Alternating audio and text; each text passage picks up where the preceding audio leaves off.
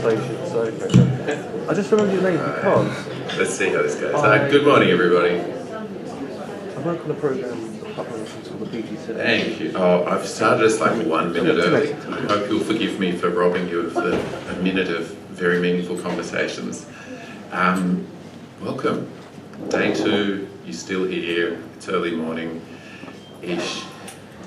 We have a bit of a symposium for you this morning. The symposium's slightly different to just a regular presentation in that we have 3 themed presentations around a thing. It's an international group of authors from the other side of the world. What would be more exciting? That was like a half joke and you didn't laugh. This is bad. This is bad. I'll do it because jokes are funnier the second time round. You know that she's got it on the comedy.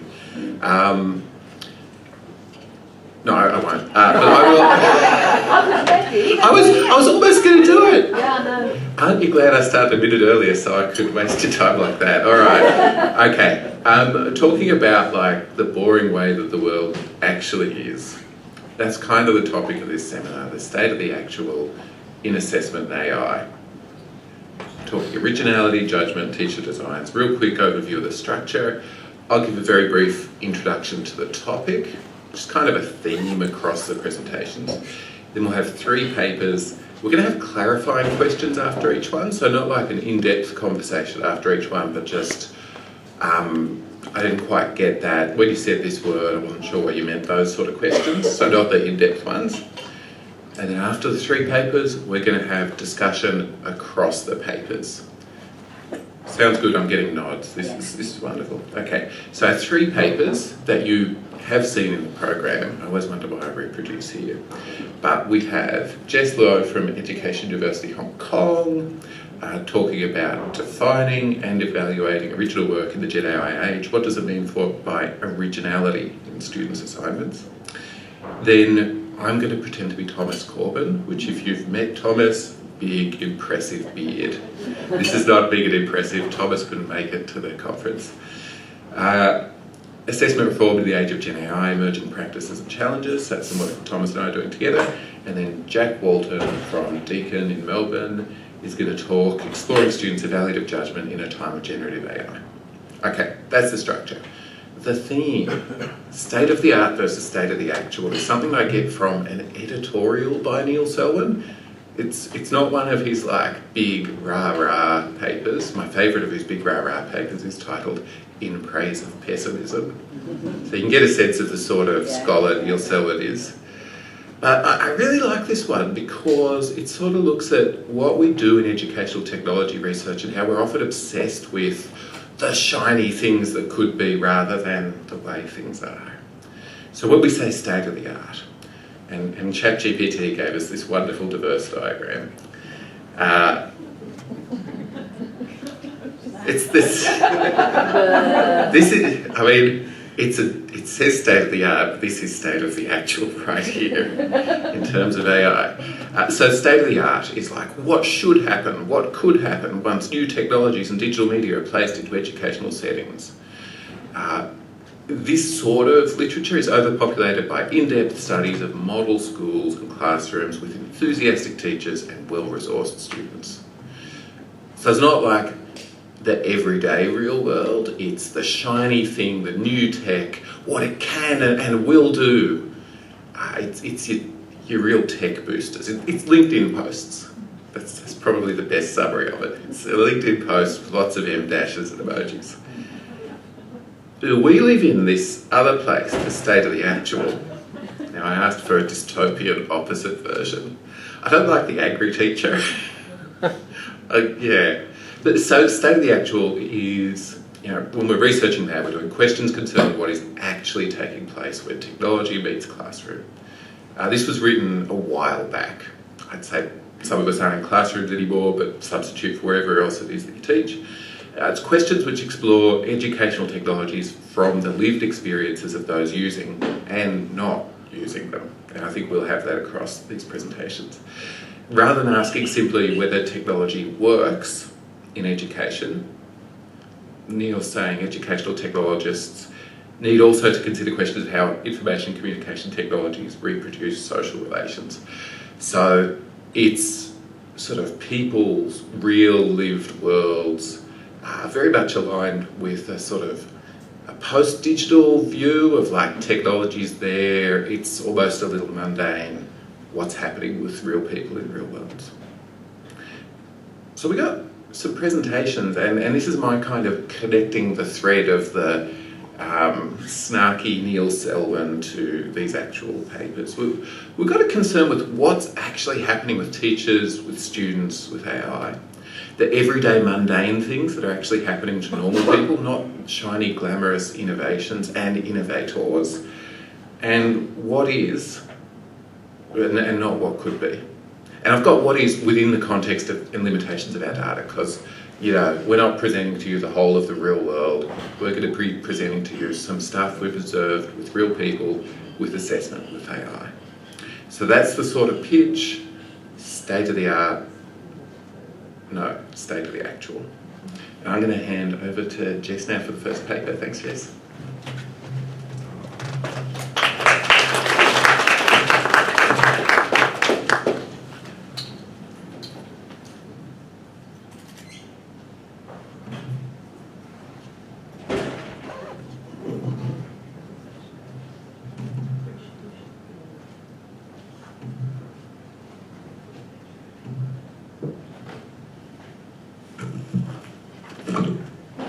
So thank you, Phil, for the lovely introduction. And hello, good morning, everyone. My name is Jess. I'm from the Education University of Hong Kong. So we've been talking about generative AI for a while. And here on the screen, we can see a snapshot of an AI use declaration form where students declare their use of AI before submitting work for assessment. In Hong Kong, this is now common practice across universities and I believe increasingly globally as well. These forms, well, they look very innocuous, but if we take a closer look at them, we would often notice a recurring emphasis for students to produce their original work or their own work. So they're telling students to distinguish, as we can see from the highlight here, to clearly distinguish your own work from the AI-assisted process.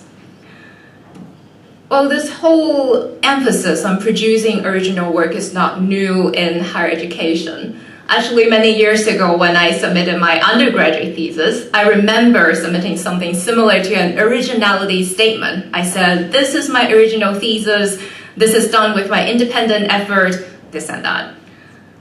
And we are all very familiar with Turnitin, right? Actually, every time it scans an essay, the report it generates is called the originality report.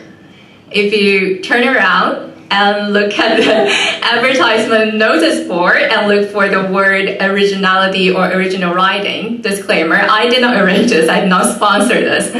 So we can see that the emphasis on originality and helping to maintain originality in students' writing is so common in our assessment discourse. However, I know there are many important reasons for these. But as generative AI becomes increasingly powerful in shaping students' work process, I couldn't help but ask, so how is original work currently framed and understood in relation to AI use? So we've been telling students, okay, you need to produce original work, you need to have original thinking, but what exactly do we mean by original work? So with this question in mind, last year I did a critical review study on the AI policies across around 20 universities worldwide. It's a very long paper, but my major finding is that in the current policy framing, AI is often viewed as a type of external assistance that's separate from the students' independent efforts and intellectual contribution. So we've observed a lot of instances where the policy implied a clear distinction between AI-generated text and original text. And the use of AI is often treated no differently from outsourcing the coursework to a third party. So the whole data, the policy data, tell us two things. One is by original work, There seems to be an implication that this refers to students' work produced by themselves without the assistance of AI or others. So this is like two things in conflict. The second is the originality of students' work is often framed as a concern of cheating or academic misconduct. Therefore, students' work without any AI involvement is often considered more original and hence more aligned with the values underpinning academic integrity. And you can see that I'm putting a big red question mark here. So is such understanding problematic, and why? And then I started to think, well, if the policy implies so, then is it really feasible for our students to clearly separate their so-called original work and the AI use? I started to think about this, and then my main argument is that the notion that students' use of AI is separate from their independent effort is predicated on a very simplistic assumption that students simply copy and paste the AI-generated content into their assignments as their own. So I had this thinking, and then I'm looking for some initial evidence. So me and my doctoral student, we did a semester-long study tracing university students' authentic dialogues with AI. And then I wanted to see under unsupervised settings, what are they actually doing with this AI? So we look at the actual dialogue record between students and AI. Honestly speaking, there are instances where they did copy and paste things into their coursework. But we also found a noticeable portion of AI use that we see very extended dialogues with AI. So when you look at the actual dialogue record, you can see that the student actually injected their thinking and judgment, their understanding of the assessment into the input in their interaction with AI. So when you look at the final output, you can't really easily draw a line between which part of this is from the student's original thinking and which one is really assisted by AI. So it's like a very convoluted space. So coming back to your question, many universities require students to clearly distinguish their original work and the AI-assisted process. So from this perspective, I think these requirements are not only very difficult to achieve, but could also be quite misleading. Because imagine this, if the student can clearly tell you, this line is AI generated and this line is written by myself, then this could be a suggestion that their use of AI might lack the very agentic, very iterative engagement with AI that characterizes more sophisticated AI use. So actually a very long time ago, before this whole hype around AI use, some scholars in the field of writing, they have already pointed out that nothing is wholly original, because we as humans, we think and write by reusing and remixing the past, adding to or remaking O+ insights and ideas, and this rise of AI only further complicates this process. Sarah was here last year, and then I really like this post-plagiarism model she proposed. Actually, in one of the 6 tenets proposed in this model, Sarah talked about hybrid human-AI writing would become the new normal in the future, meaning that a lot of the AI-generated text, it will be remixed or edited, revised by humans, making it really difficult to draw the line. So, and then I think, well, if it is not feasible to clearly distinguish, AI use and so-called original work, then is it desirable to emphasize originality as purely human work?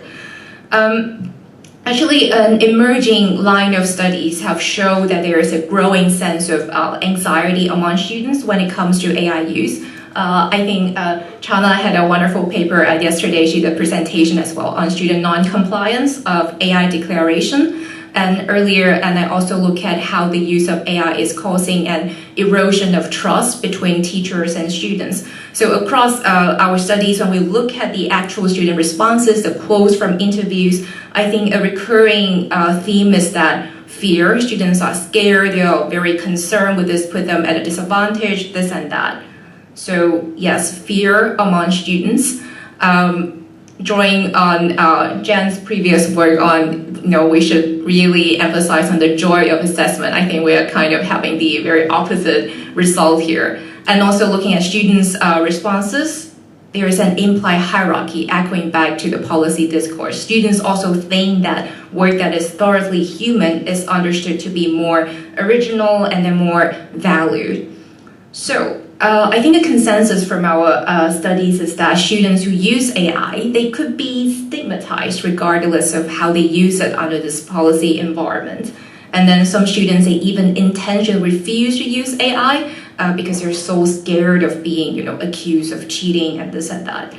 Some other students, they might end up spending more time ensuring their work is not flagged by any AI detectors as unoriginal.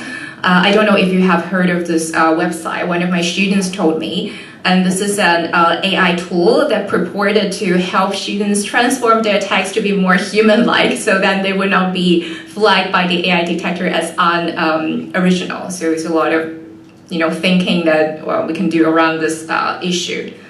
And on the teachers' side, me and my colleagues at the university, we look at university teachers' assessment experiences, and we found that a lot of, one of the findings is that the teachers, they have complained about being forced into the role of an AI police, so busy distinguishing which work is original, which one is not, rather than fulfilling their role as an educator. Well, finally, so we've identified a problem space, some pathways forward. I know I don't have enough time for that. I would just go through this very quickly. So the first thing I want to emphasize is about addressing the ingrained value orientation towards originality and AI shaming. So on the left-hand side, we can see an old man, right? He's riding in an attic. Actually, Johnson, Ilola, and Salba, many years ago, they talk about an implied hierarchy when it comes to assessing and defining original work. So the best of writers' work, when we think of it, is always associated with the image of a lone genius, slaving away in an attic on a piece of written work. And, currently some students, they, intentionally refuse to make attribution to source text because they want to pretend that this is my, from this original genius brain rather than other people's work. So I think this is still very subtly influencing how we perceive and understand originality in today's world. This is connected to a broader phenomenon called AI shaming. I love this concept proposed by Louis Jouret, and he talked about how this phenomenon concerns dismissing the validity of AI-assisted work, suggesting that using AI is deceitful, lazy, or less valuable. And more importantly, this remains a silent stigma that we know is kind of there, but we don't really explicitly talk about this. Sometimes this kind of value hierarchy is not even recognized by teachers themselves. Phil and I have a recent study looking at teachers' value judgment in grading, and we found that some teachers, although claiming to be very supportive in terms of AI use, but when you look at their actual grading decisions, they still instinctively rank their coursework without any AI involvement higher than their students, viewing it as a reflection of greater interdependence, originality, and capability. So the second pathway, I'm not going into detail. I know we have experts here. It's about reconsidering this issue from the lens of validity. So my key argument would be that the use of AI could compromise the originality of a student's work if it prevents a student from demonstrating the outcomes the assessment is designed to assess. And the final point would be, I know when we talk about originality, we are running on a very heavy, police catch punish approach. It's mainly framed as a concern of academic misconduct and cheating, and this punitive discourse really places students in the place of distrust, and then we are assuming that students are looking to cheat. So I hope that moving forward, we could use more inclusive language in our policy text. We could focus more on showcasing successful examples demonstrating originality rather than punishment and surveillance. And of course, redesigning assessment to allow for diverse pathways for us to show what it means by originality and original work. So the final quote I like from Thompson is, "We tend to hold authors to the same standards of originality and authenticity without considering the significant impact technology has on this whole creative process." And I hope this presentation today would open the floor for more discussions and dialogues on this issue. And thank you very much. That's my part, and I really thank my funders for supporting my work. Yes.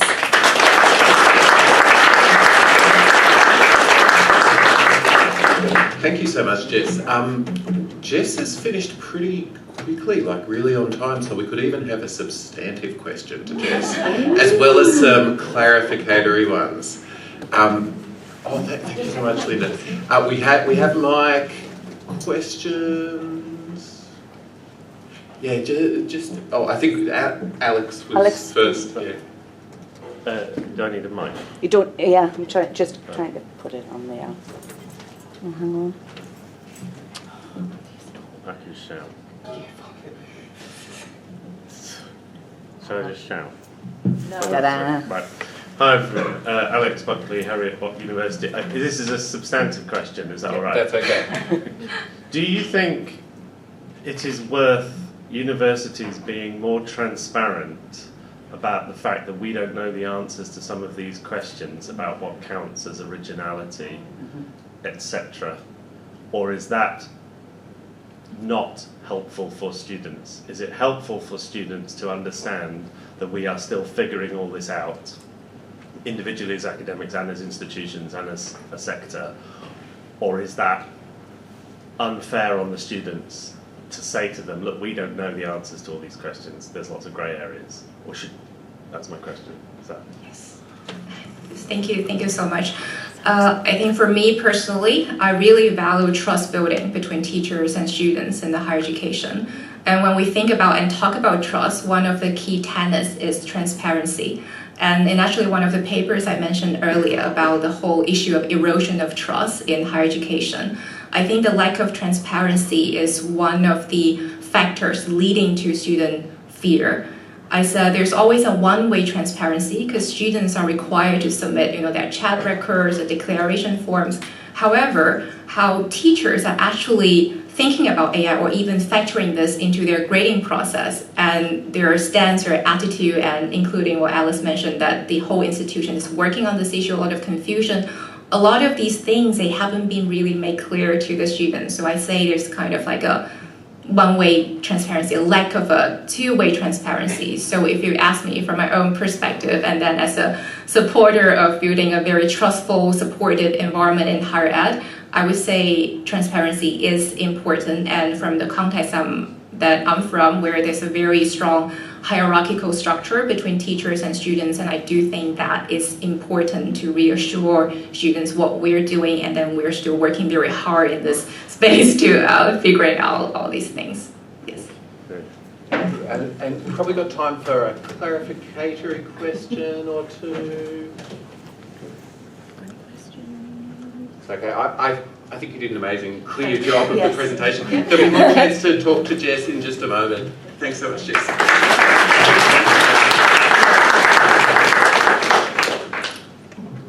All right, so imagine someone built really strong like Ed Peters built, but with a big beard and tattoos of a cicada that's named after him, like a species, and a really broad Australian accent, and you've got Thomas Corbin.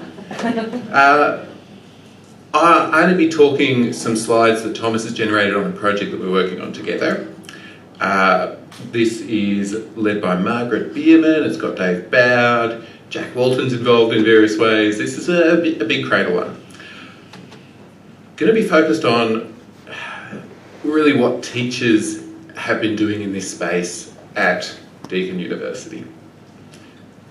Now, Thomas has framed this as what's the problem. So generative AI has caused obvious problems in the assessment space.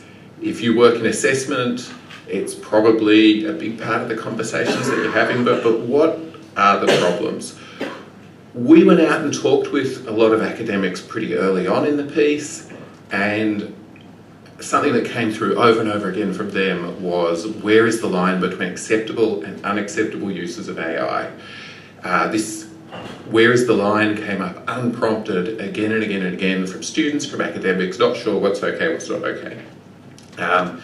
There's talk from the participants of ethical traumas this year.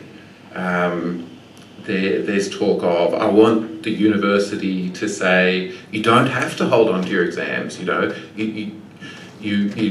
have to change, you don't have to rewrite them, you can do things, you have agency. the one at the bottom, do I really want to go back to the tertiary education systems where it's just like a bloody sweatshop? Really, I don't know. There's no end to the challenges we're facing. Some of the participants, just talked about leaving the sector because of AI. That they're done. They don't want to have to contend with this. But to get a little bit narrower, what kind of problem is it? There's a range of different framings. Is it an originality problem? Is it a what do we let people do problem? But what we're most interested in is sort of what are people doing to try to address it? So if the problem of AI and assessment is something that we're treating as a policy problem, we need clearer rules. If it's an assessment design problem, we need better assessments. If it's an academic integrity problem, maybe we need better assessment security. If it's a capacity problem, maybe we need better academic workloads. And certainly that's been really prominent in the conversations we've had. So we went out to talk to people. I'll give you a little bit of background. We've got 2 big projects on assessment and AI going in Cradle at the moment. The generative AI assessment design teacher experience one is what Thomas and I are working on, and Jack and Margaret are working on this one, more around student uses of AI and judgment, which is coming up next. For the one that Thomas and I have been working on, we interviewed 20 unit chairs. So these are like your module leaders who run modules. In Australia, modules might have 2,000 or 3,000 students in them. So this is quite a significant leadership role to run a module. So these are people who were making novel changes to assessment as a result of AI. We collected data on their assessment designs from across all our faculties, and we've been doing more intense collaboration with 8 unit chairs, trying to actually get in there and work with them on the assessment redesign work. So what have we found out? What we found, 34 new assessment tasks that people have made across those. The most common task people are doing is evaluative judgment of AI outputs. There's pros and cons to that. Obviously, Cradle, I've got an evaluative judgment tattoo somewhere that I can't show you. The ability of students to make decisions about the quality of their own work, the work of others, is something we've been banging on about for ages. Really important. Not the same thing as assessing whatever disciplinary outcome it's replaced. So, you heard me yesterday maybe here talking about validity. From a validity perspective, it's not a direct swap, and it's been implemented a lot as a direct swap.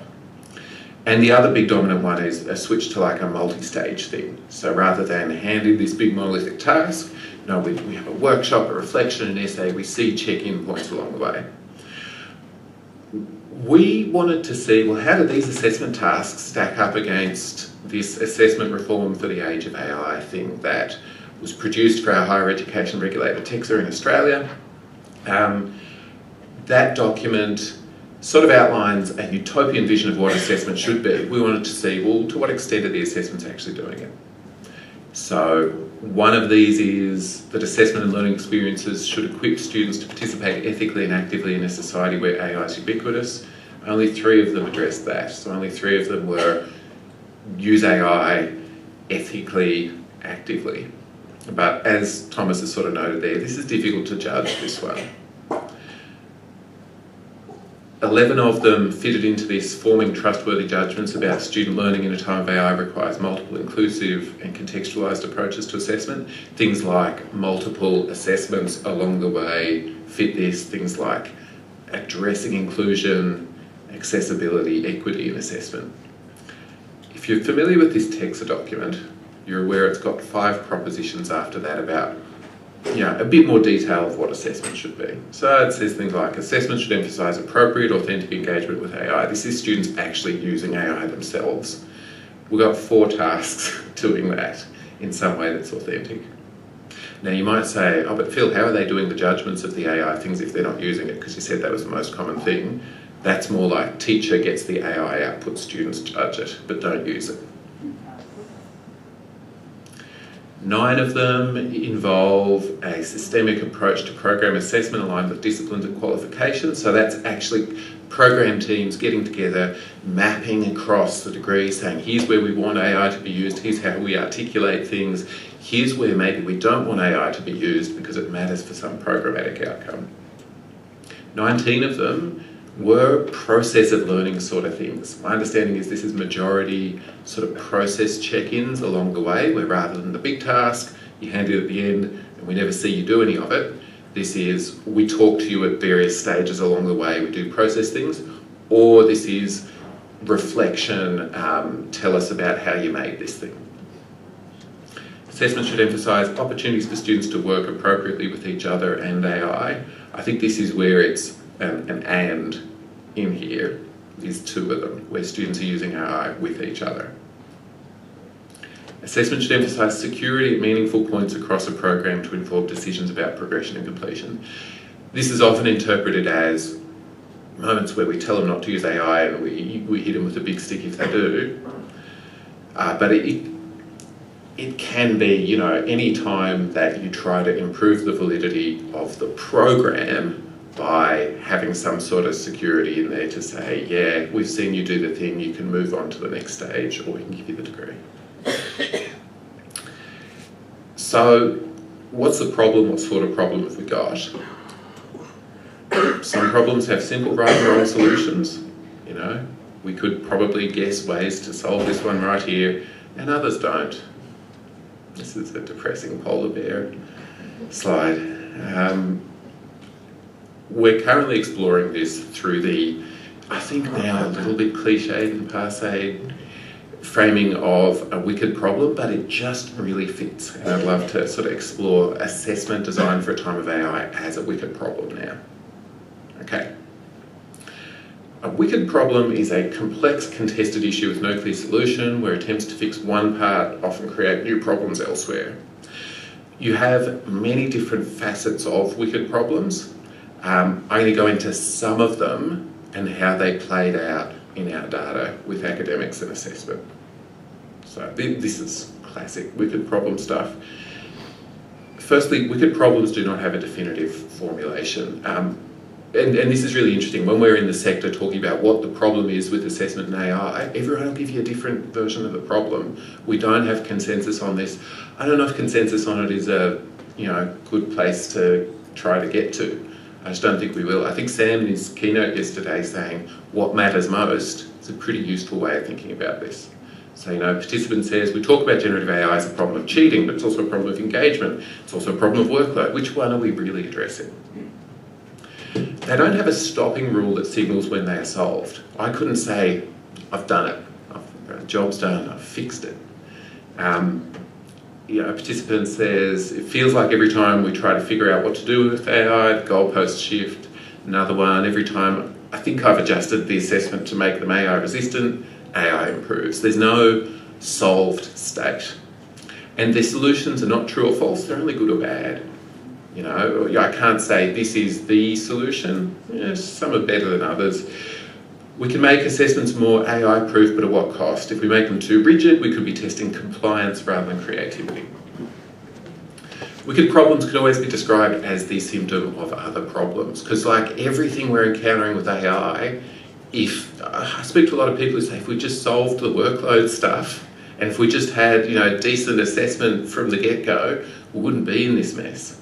So we've got a university like ours, which is based on a business model, which is online-based, where you cannot incentivise students to come in person, and all the assessments are based on tasks you ask students to do at home in their own time. This model is the most vulnerable to fraud in an age of AI. The way a wicked problem is described determines its possible solution. So if you view the problem of AI and assessment as a problem of validity, you will come to certain solutions. If you view it as a problem of cheating, you'll get there. If you view it as a problem of extractive resources and whatever, you'll get to those sort of solutions. So a participant says, I know I would still prefer exams to come back on campus because it would be the only piece of assessment that we can truly say this is their own work. That's, one particular way of viewing this. And finally, those who present solutions to these problems have no right to be wrong. And I say this as someone who, goes around and the nice little work travels, purporting to know some of the solutions to it, and I don't.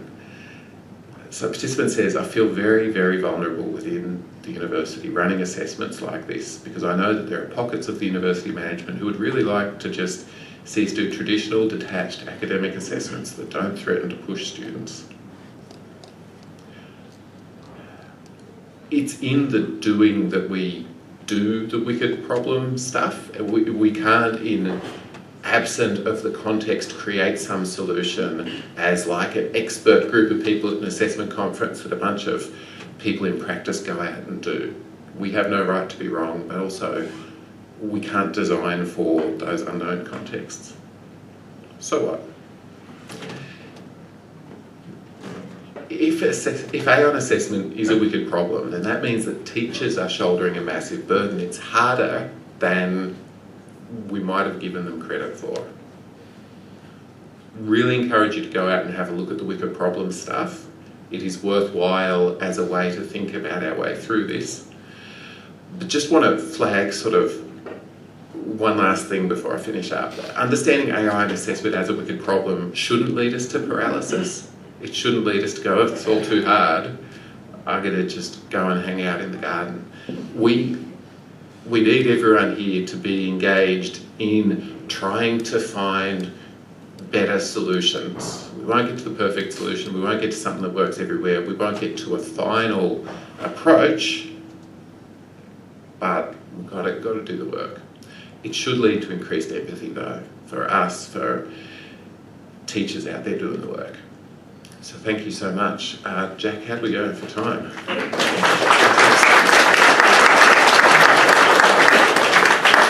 All right, so I can't do Thomas's Australian accent, but I think I've got time for an in-depth question if there is one.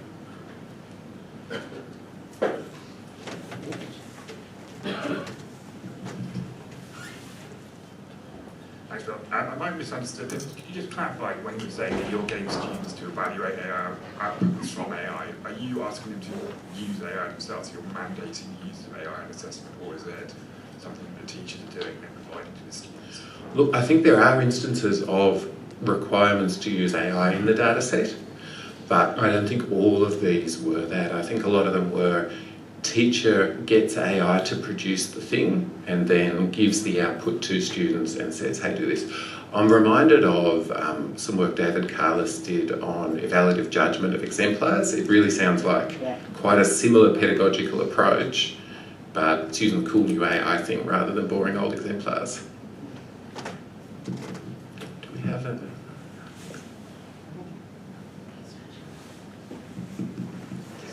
Yep. Hi. The text guidelines you were talking about, are they meant to refer to a single assessment or a whole assessment strategy? Yeah, so for that text guidance, we really push systemic approach to it. We don't use the word programmatic assessment because that was viewed as too scary. Which I understand, unless you're in a medical school with all their dollars that they have, which we aren't, you probably can't do it. In our context, that's course-wide assessment where we're just trying to find sequences and articulations across programs, and that's the sort of thing we were looking at there. We're currently working on a little bit of a how is the TEXA guidance playing out in practice and what support and models might we have, and we're looking at largely attempts at programmatic assessment. Okay, I think that's my in-depth questions. We'll have time for more chats at the end. I'd like to hand over now to Jack Walton.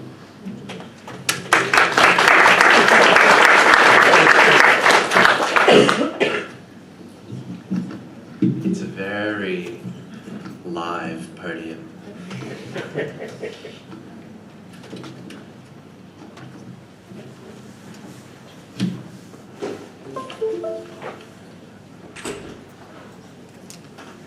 I feel like I've lost the cursor. Oh, there it is.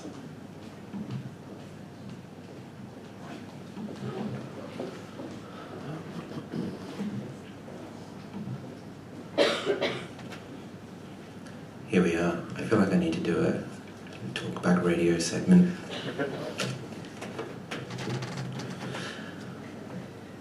I think Phil's already given you a bit of context on what I'm going to be talking to you about. My name is in the program. Not with me are Margaret, Nicole, Joe and Dave is obviously at the conference, but not with us in the room. This program of work we've been on as Cradle, I feel like it's growing like crazy. There's all of this this Gen AI kind of octopus that we've got. And it's a huge team effort. You might not get that sense from just the Phil and I standing up here talking, but there are really a lot of us coming together over this. I think that's really important for me to share, because a lot of what you're hearing across these talks will tell you about different parts of the project, but it's a really communal effort and it's communal thinking. So I just want to recognise the others who can't be with us. The bit of that I'm going to talk about is a part of our program where we're interested in how students are working with AI and specifically how they're making judgments about the ways that the technology contributes to their work as they use it to help them with assessment tasks. What you're going to see here is not quite published. It's very on the way, so we're hoping to have that out soon. A quick bit of context for you. If you're following the literature on AI, you'll know that there's a lot of stuff out there about how students might be using it. A lot of decontextualized self-report, and that makes a lot of sense given where we are relative to how long the technology's been around, how much time we've had to do research about it. And I think that stuff is really valuable. It helps us to ideate around this question of AI in higher education in useful, thought-provoking ways. For this project though, we really wanted to avoid cataloguing ways that students use AI in microscopic, atomistic kinds of ways. We're really interested in the bigger story, the patterns of use.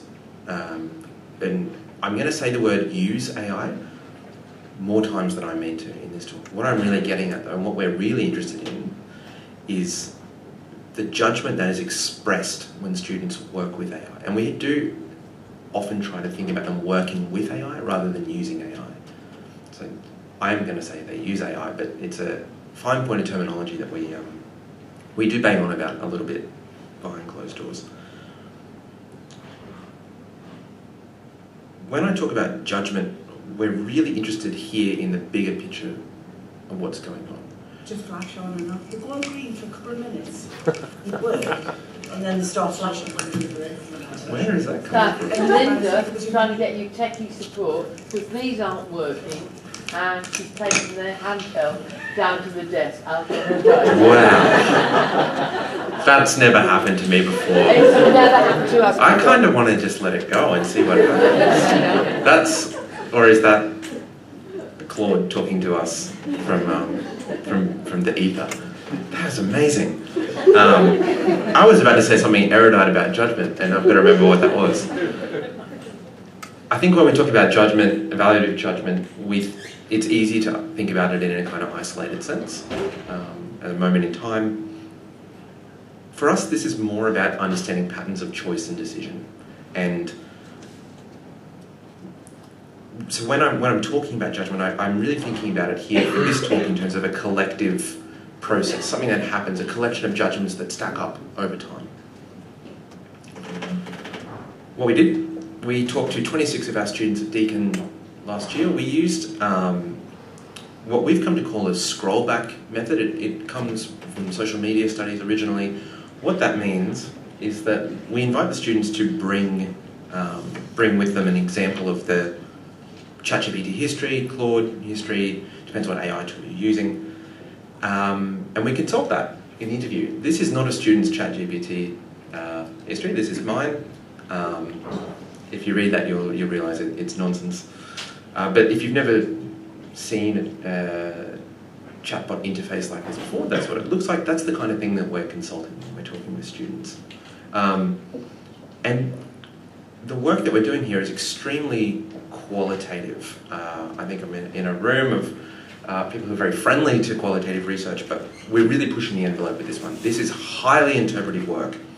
And the reason that I say that is that as we went through this process, interviewing students and starting to make sense of what they said to us, we realised that we really couldn't separate the stories that came from the students from our own perspectives about what's going on. So we're researchers, but all of us have history as educators as well.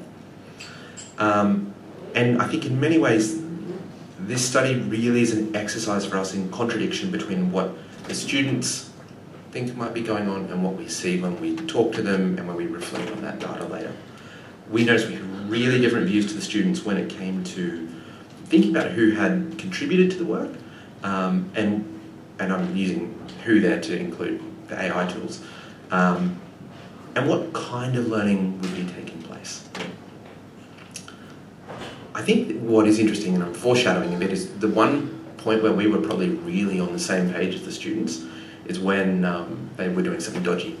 That was the point in the interviews where, you know, a number of students said, "Oh, quizzes, yeah, great. Copy and paste it in, copy and paste it out.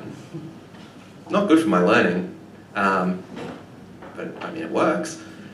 And that was, you know, for me, probably the point where we as researcher educators were really in sync with the students in terms of what was being traded off as I went through this. So I'm going to run through these, what I've called here, emerging patterns of use. Again, we're thinking holistically about the students, the ways the students are making judgments. I'm going to show you some quotes. It's the best I can do kind of with the scope of what we got here. I want you to sort of imagine these as reflective of wider narratives about the ways that students are working with AI. And I think probably the most common pattern we saw was students treating AI tools as kind of devices for knowledge production. And what was interesting is we saw that they tended to use it either for declarative or procedural knowledge, so we're kind of glossing that as the what is type knowledge, what is this thing, and how to type knowledge, how do I do a certain thing. What was really curious is that these didn't seem to come together. We didn't see a lot of examples where the students we talked to would move between these ways of engaging with AI around knowledge. Just to give you a quick sense of what this looks like, the what is type knowledge, so this student, Lynn, was trying to understand a conceptual diagram from their coursework that they needed to reproduce a different version of in their assignment. So they had this extended engagement with ChatGPT where they were asking about, you know, what's going on, what is the concept of this diagram, and then how do I understand the little bits, iteratively kind of clarifying, what do the arrows mean? That's what we mean by the kind of what is knowledge. Whoops, one too far. The how-to type, I love this example from James. James was talking about setting up RStudio on a new MacBook Pro, and I'm a musician. I don't really get R. I don't know if there are any R people in the room. What was so cool about this, James was really consulting ChatGPT as a kind of a textbook, kind of a guide, and it was a really different way of engaging with the technology. James went on a very long, the extent of this ChatGPT interaction was amazing. It was like tens of thousands of words, and James would sift through that and find what was needed to figure out how to set up this software environment that he needed to use for his assessment. And what I think that also shows us is that you don't just use ChatGPT for assessment. You use it for a little bit of an assessment or some part of it. They kind of tessellate together in different ways. So that's the kind of the knowledge bit. The second pattern of use that I think we saw, pattern of working with, was what we have been thinking about in terms of reliance. No, not reliance, limitations. My brain's ahead of me. I think it's interesting to think about bumping into limits as a pattern of engagement. But this was something that was very common in what we saw from the students. And what was probably most interesting about this was the ways in which students would build theories, build strategies and concepts of what the technology could do through kind of walking into these walls or into these blind alleys. And I don't know if any of you had this experience, but it is really interesting if you spend some time working with ChatGPT, with Claude, whichever one you like. It's not always apparent where those barriers sit. Sometimes it's like a little glass wall that you kind of bump into and you go, oh, there's something there, there's something there. Students went on very different journeys in this respect. And in encountering those limits to what the technology could do, what we noticed is that they often built self-theory around that.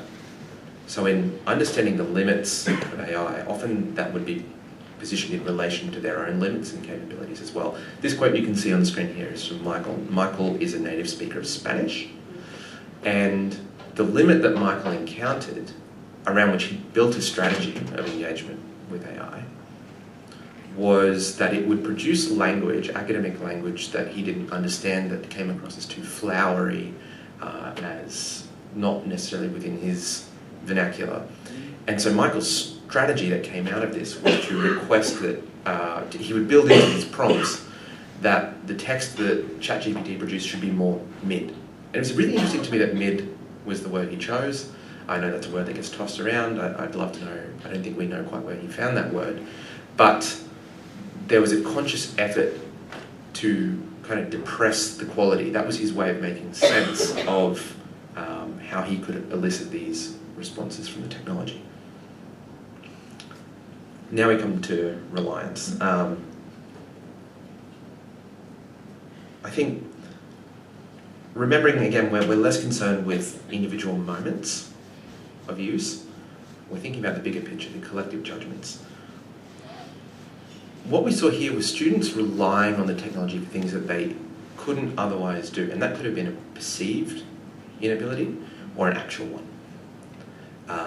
And this again, I think, is consistent with some of the other research that's coming out that we're doing. This quote from Lillian here is a good one. Lillian perceived herself to be really bad at writing. There was a perception that it wasn't something she was good at, it was always a stumbling block. And again, similar to the last pattern that I showed you, what we found is that when students constructed narratives of reliance, they also constructed narratives about themselves. The last three categories here, which I'm going to whip through, I think this is where we really felt ourselves being drawn into the story, so you'll see that they really reflect some of our perspective in how we make sense of what the students are saying. Adopting ideas with low levels of criticality, that's very critical. It was interesting that we saw a number of accounts from students that we perceived to be extremely uncritical, but what was maybe most interesting about this is that the students replaced criticality with other things. Tess, whose quote you can see here on the screen, for Tess, novelty was really important. If ChatGPT produced something that Tess felt she would not have come up with, that legitimized it as something that would be of value in the way that she constructed assessment. I love this one. It feels so harsh from us. Misjudgments about contribution. There were a number of points where we looked at what the students did and how they talked about it, and where we thought we disagree with you about what's going on here. And that's a really interesting thing, talking about the state of the actual. Whose actual are we actually talking about? We saw a number of claims from students. You can see Lillian's quote has already been up here, but I've highlighted that yellow bit, that resembles something like, I generated the text, put it in my assignment, changed it a little bit, it's now my work. Or it's my work enough. Sometimes when you're looking at that material, and this is why the scroll back method is really useful, and you kind of go, I don't know if you did change the thing. Because you can see it there, but it's not necessarily matching the narrative that's coming out. And again, this is an interesting thing about, there's power dynamic there, there's all sorts of interesting stuff going on there about why that narrative might be happening, but it's something that we did see. And the last one, I think this is the cut and dry one, we call it submitting work in the assignment without judgment. What we really mean is copy and paste. And students were really, some of them were really blunt about this. A common line of argument there is, well, all my peers are doing it, surely I would do it too. And it's open book. It's probably not good for my learning, that's what Samantha acknowledged in this interview, but why wouldn't I do it? I love this one from Rashid. Rashid just said, yeah, I think this counts as cheating. Life got in front of me, I just chucked in the questions, fully trusted, 85%, it was great. I think, just to close, I'm 3 seconds over, I think we have to be really careful about what we make of this. The key question for us is whose story, how do we interpret that story? Contradiction is the theme of this particular piece of work. We have got to engage with this question of interpretation and reconciling different stories about what's actually happening here. It would be irresponsible of us, I think, as educators, not to bring our perspective. It's not as simple as saying, well, this is a constructivist moment, your truth is the truth. Now, I'm not suggesting we're necessarily doing that, but I think it's easy to devalue our own perspective sometimes, particularly when, given what Phil has just been talking about, the wicked problems, some of the fears that come out around what will come down upon us as educators. So this is something I'll leave you with, something that we're pondering. Looking forward to the questions. Thank you.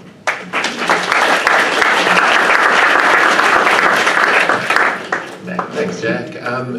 Any quick clarificatory question to Jack before we jump onto the bigger discussion? No? Awesome. Jessica, you can come up as well. So, questions, thoughts about the papers in general, about a particular one? Yeah.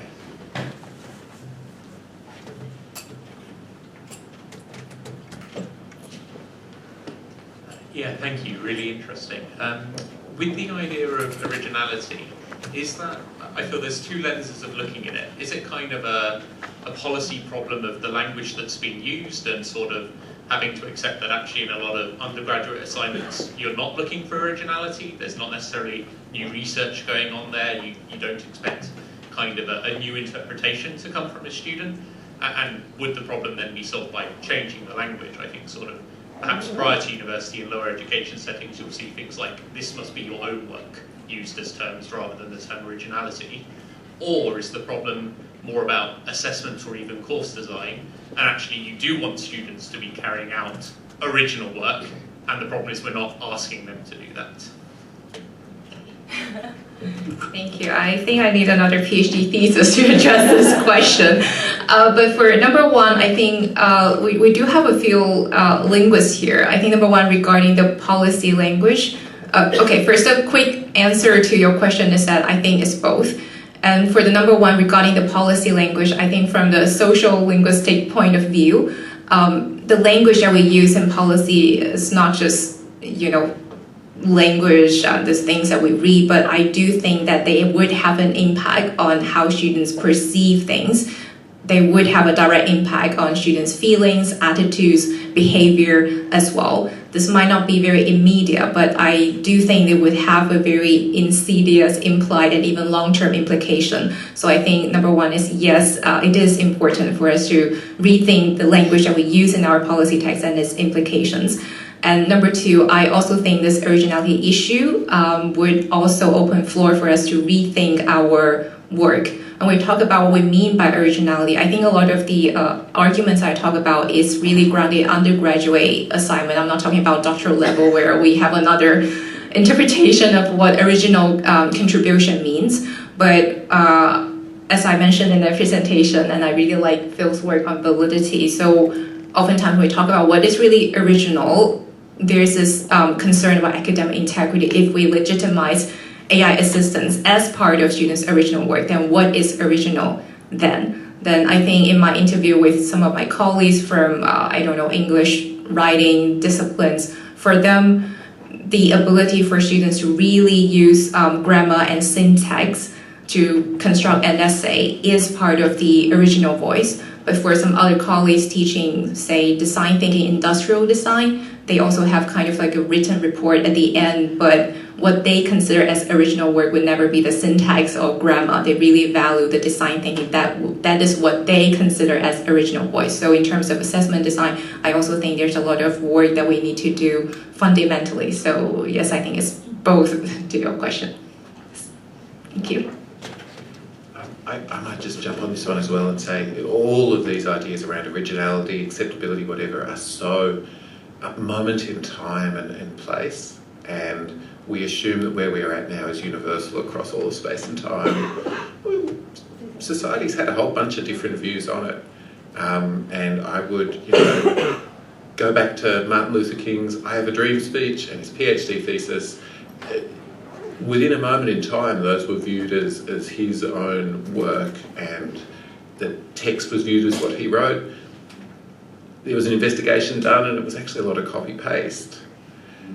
But the University of Chicago said within the time and place that work was done, it adhered to the standards of the day, so it's actually quite okay. These standards change over time. Yeah, and I hope we're going to see a shift with originality in AI. Love the talks. Kind of a question in two parts. First, especially in terms of the AI shaming, and then things like the perception on learning impact and that side of things. Do you think there'd be any particular benefit in having explicit connections drawn, mostly for staff, between students, AIs now, and what they would have done back in the day? So, for instance, there was one of the last quotes that came up was that, yeah, maybe using the AI during the assessment was not great for learning, but then is cramming for an exam 3 days beforehand any better? And the AI shaming and sort of that side of things. And this was the second part then is, as we all kind of try to address this, any advice for those of us with the whole no right to be wrong bit, rather than just kind of, whether it be in the addressing the AI or if we come up with inclusive authentic assessments, I think that's a really big point that I know a lot of colleagues are struggling with at the moment. Easy question. Can I say something and you say something? Yeah. Yeah. I mean, the first thing I'm going to say is I feel like all signs point to validity. It's good job. Yeah. The bit that you said, I think you said connecting the dots. Did you use those words or something close to that? I'll plagiarize them. I think I agree with you that is something that we do need. Part of the research that we haven't reported here pushes what I was showing you to a much deeper kind of ethnographic place, following just a few individuals in a much more extensive period of time. One of the things we were able to do there was to talk to educators and to students in the same unit. What I think you might be called a module is for us a unit. And what we noticed is that they had extraordinarily different experiences of what the technology is, what it does, and how they would use it. And the conclusion, this is the soft conclusion that I'm drawing about that at the moment, is that one of the real problems we have is knowing one another. We have a lot of online delivery at our university, and we've been doing that for a long time. Deakin, I think, is one of the original distance learning institutions. We're well set up for it. We still have problems with knowing each other, and with, if Thomas was here, he could talk to you about recognition, recognizing one another in this context. And there's something there. It's not just about knowing how we use the technology. It's also understanding who we are and what story we attach to it. To your point, is some of the other stories that we hear are, I will use ChatGPT to help me write my essay so that I can spend more time with my kids in the afternoon, or because I have to work 40 hours a week while doing my assessment, or because I have it could be a number of our students had disabilities that they had to manage. There are a lot of really good reasons to do things that might challenge the value of the engagement for learning. I think it's sharing story as much as it's sharing approach. I'm hogging the mic, so I'm going to give it to Phil. Yeah, just real briefly, in response to your last bit of the question, like what can we actually do? If I give you two things, one of them is don't set rules that like everyone knows are just silly rules, like you better not use AI in your assessment. Yeah, we'll know. Don't do that. And go to the talk is cheap structural discursive paper for the long form version of the finger wag. So that's number one. Number two, if you can get a little bit of money, tiny bit of money, coffee vouchers, program teams, sit together, talk about what assessment looks like across the program. I've been researching like how academics do assessment change for like most of my academic career, and people in a conference at a podium are actually not that influential. It's what the person in the office next door does. It's like real local level leadership. Get people together, have chats, seems to be, it's what's working at our place. Thanks. Any others? Great. I really enjoyed these 3 talks. And all of them just make me reflect on a core point, which is, of course, we are doing our job and we are conducting a discourse within the sphere of learning, teaching, and assessment. But shouldn't we reconnect to the main question on whether AI is capable to be original, to address and to frame the discussion that we're having now? In my opinion, it's very dangerous to refer to AI as something like a stochastic parrot. That is still a sort of shame, I don't want to engage with that. AI can do much more than that. So is harnessing originality being original? This is you, Andres. Thank you. Another PhD topic. Well, I think, as I mentioned, I think a lot really depends on how we define originality. I think this is a term that is so commonly used in our assessment discourse and our policy, student handbook, and even in this conference today, but it's also a very impoverished concept that we don't really know what it exactly mean. So I think regarding to your question, I think number one thing is we need to have more discussion and then more contextualized understanding of what do we mean by originality. And regarding the capability for AI to produce original work, as I mentioned, actually, if we look at the way that we humans produce or generate work, there are some scholars in the writing field, and actually a very long time ago, they have written that we as humans, we reuse and remix a lot of, the things from the past. Sometimes we see something, we read something, we listen to a lecture at a symposium, a conference, and it's somehow in my brain. And then the other day when I returned to Hong Kong, and then when I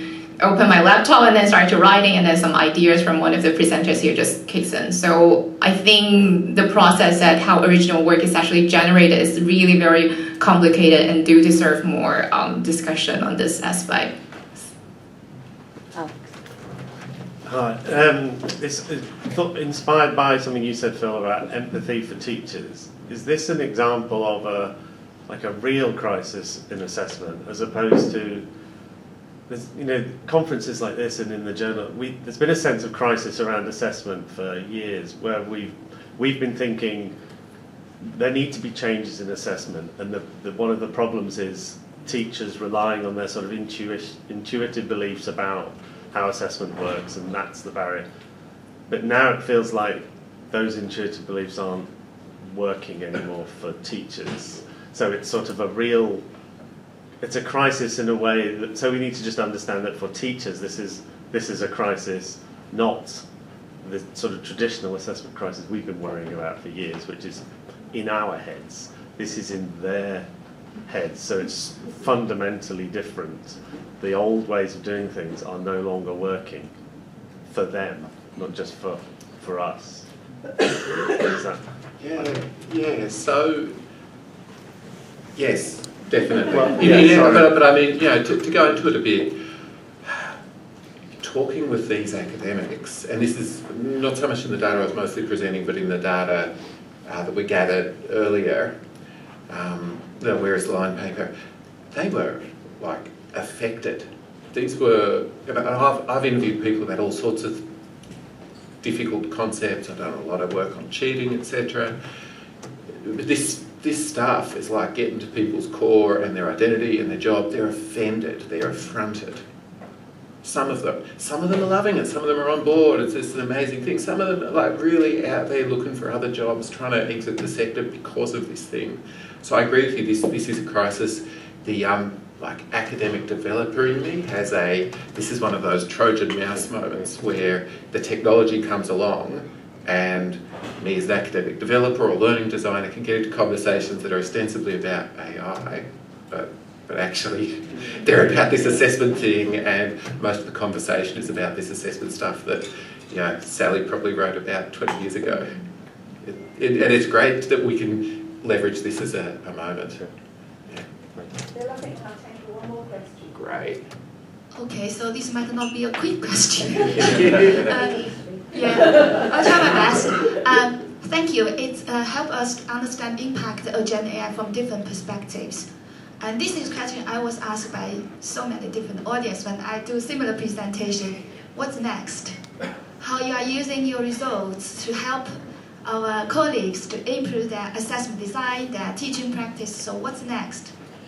It's an easy one for us. Maybe we could each give like a concise response. I'm okay to go first to give you a moment to think.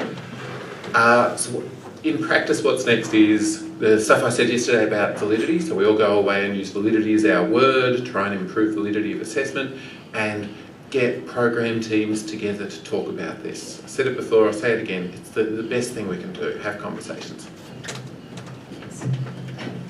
I think in direct relation to my presentation, I think the first thing is to really re-examine the declaration form that we issue to our students and then the language that we use in our policies. As we said, these are not innocuous. These languages, they do have an impact on student attitude, their behavior, and the way that they use AI. So a re-examination of the language in use and the forms, yes. I'm a bit biased. This is the third assessment talk I've given this week. And every talk, I think I've concluded with the idea that for me, it's about stories. So its design is really important. Phil and I could have a really fun discussion about his talk, his cheat paper, I think.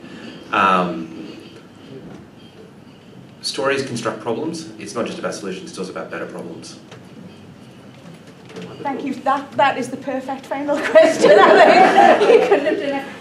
Honestly, that was absolutely fantastic. Thank you, Jack, Jess, and Phil. Thank you.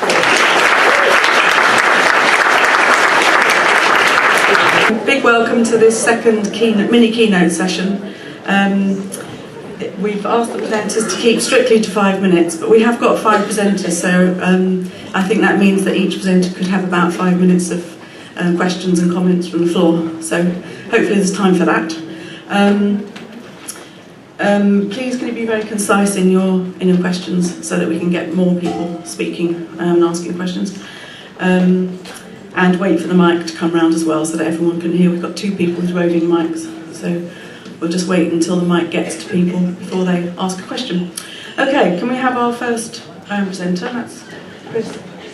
Chris, you just need to use the forward. Yeah. Thank you.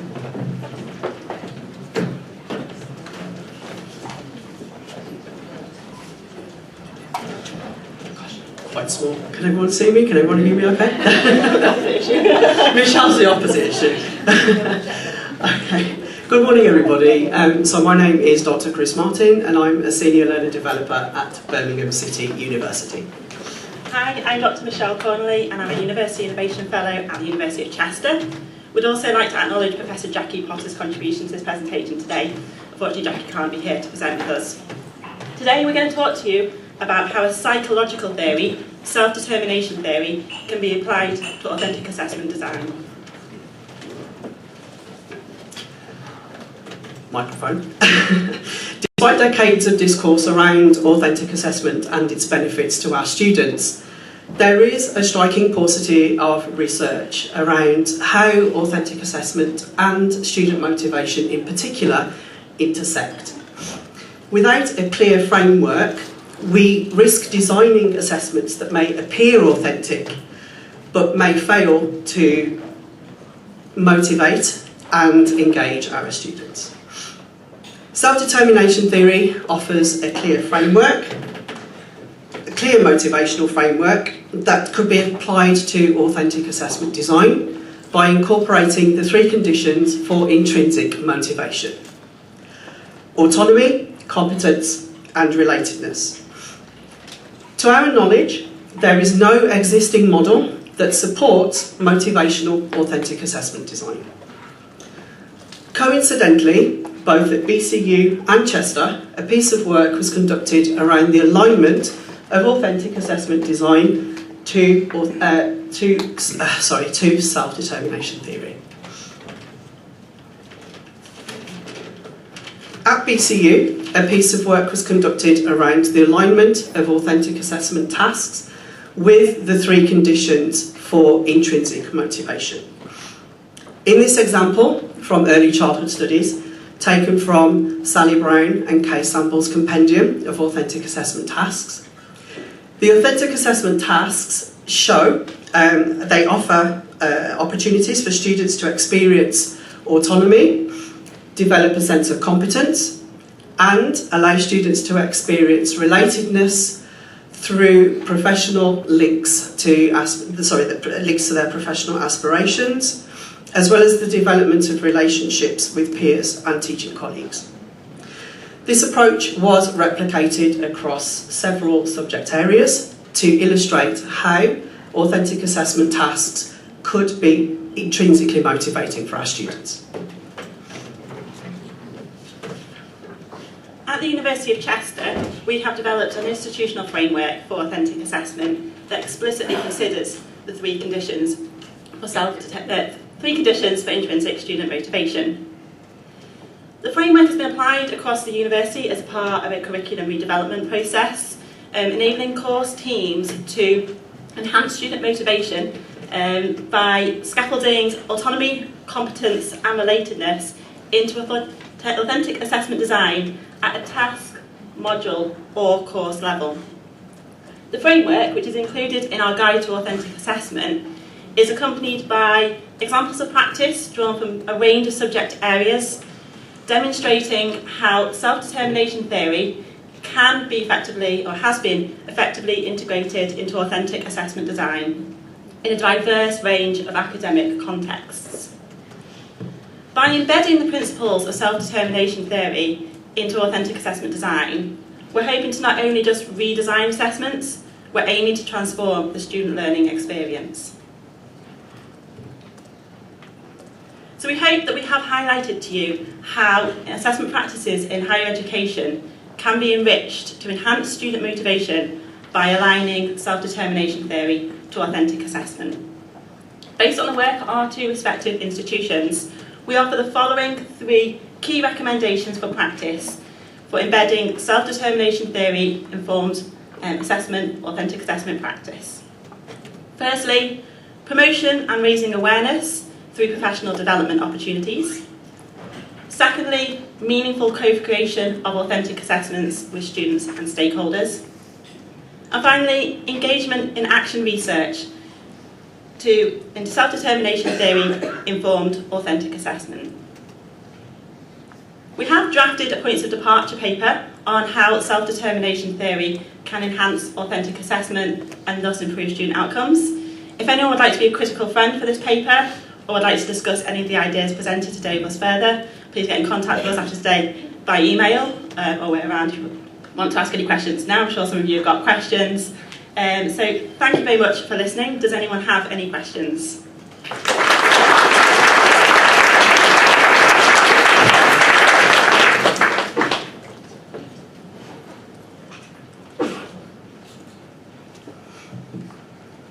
I've got a question. So it's done everyone into silence. On your example from Sally Brown, yes. You know, you put as autonomy, I think it was choice of observational methods and creative design and portfolio. Surely theoretical framework that they bring to observing practice would be more challenging and it's more related to the knowledge rather than the process. So I'm just challenging that. What do you think about that? Isn't it you need a level of challenge, critical thinking or something in this? Yeah, so the autonomy comes from giving students the opportunity to choose the outcome of the assessment. So by giving them the opportunity to choose what the output looks like, it actually provides students with that autonomy. What students tend to do is gravitate towards something that is going to give them a greater sense of competence. So by giving them a choice as to what the outcome will look like for the particular assessment, that is hugely motivating for students, and that's where the autonomy comes from.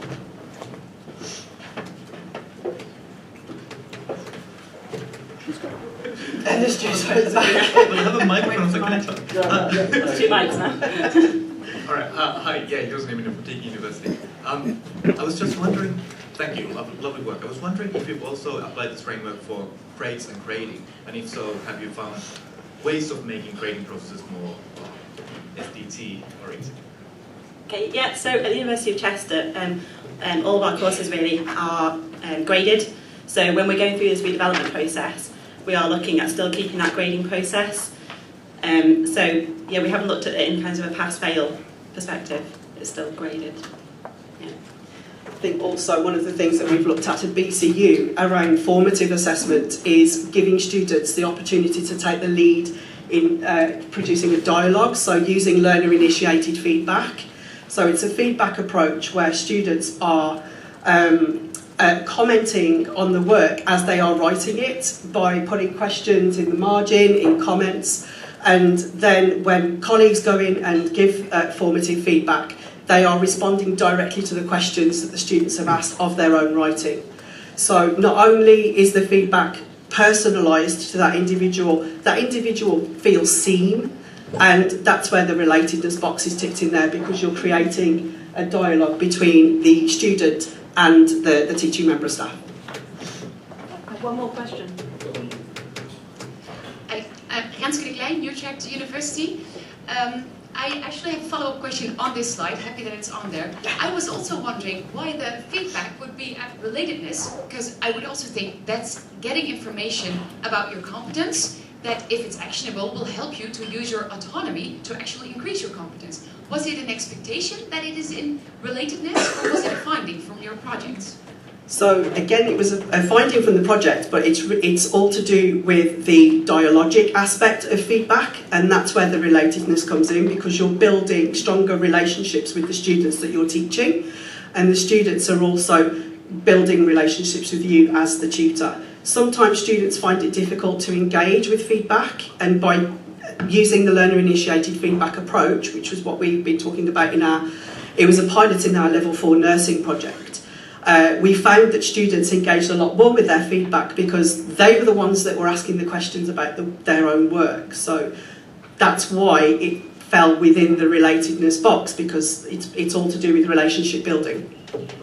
I think you've got to remember as well that you need all three of these for intrinsic motivation. So although when you're looking at it, you're breaking it down, you actually need to look at all three, and it can overlap a bit. Thank you very much. Thank you.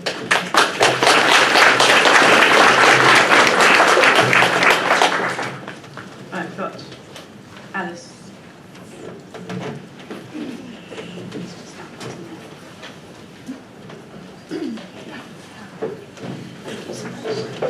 Hi everyone, my name is Alice. My colleague Mark's over there, the paparazzo over there, and that's my colleague Amanda over here. So we would like to talk to you a little bit about authentic assessment actually in its practical application. So that worked out quite well.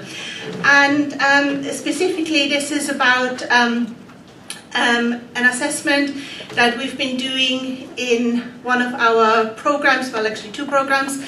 It's a tourism focused programs, and it focuses on how we can utilize crises as a learning opportunity as well. So I'm going to talk you through the idea, implementation and the outcome. So you can see what the actual assessment is on the screen. But basically the idea comes out of the fact that tourism is a very sort of crisis prone industry. I mean, who remembers, in the 2010s when nobody could fly in Europe because a little volcano, decided to erupt.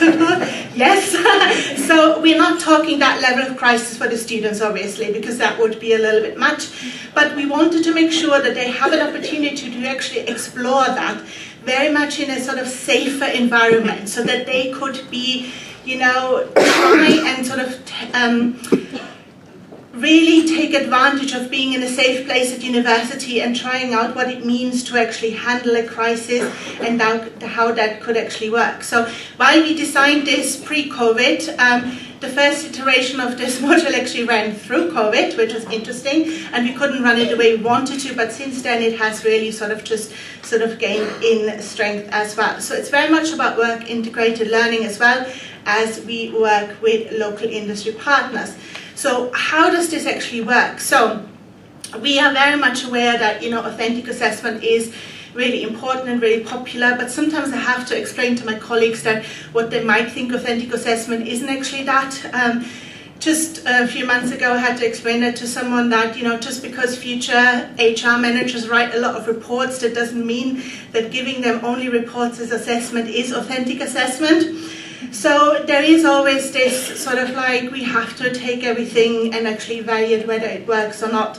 But this is very much meant like the students have to deal with a crisis. They come in the morning, they are briefed, they get a crisis.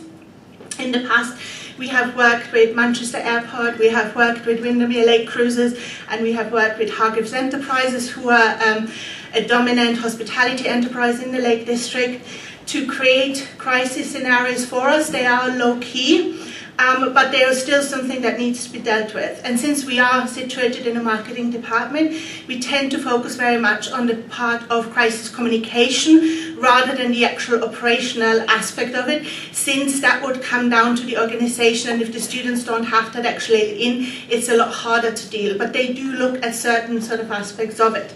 Students get prepared for that, they have case studies, they work on mocks before that, but they literally come in on a day, they are briefed, they have 3 to 4 hours to work on this, and then they present it in the form of a presentation. They do this in a group of 4 or 5, and they literally just, sort of present their answer there and then afterwards they have an individual piece of assessment that focuses on reflection of how that actually went, because the day goes by pretty fast.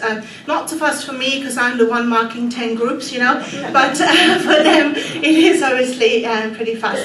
So the outcome, sorry for the pun there, but I couldn't help myself, no crisis in sight.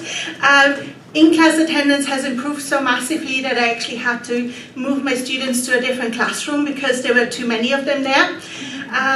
There's no unexcused non-submissions. This is something that we do not have in any other module in our department. So no student that we don't know why they're not there has missed this assessment. It's an 100% pass rate. The satisfaction is very high. I don't want to tell you the number because I think it's skewed, because like if you have 5 happy students answering that doesn't give you like a very sort of good insight, but I know that from sort of the informal feedback I get that the students are really happy, and we get so much positive feedback from the students, plus also from the industry partners that we work with, and we do feedback what the students have done, and then also from potential employers, because a lot of the students are actually asked nowadays, like, have you actually worked on a crisis? So this might be more sort of tourism specific, but it is definitely an important aspect. And I mean, look at the students, all smiley faces all around. So thank you so much. That was a very sort of brief into this, but happy to take any questions if anyone got any.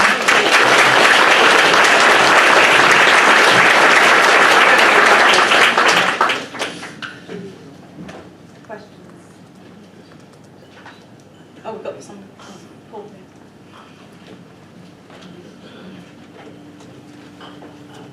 Thank you for that.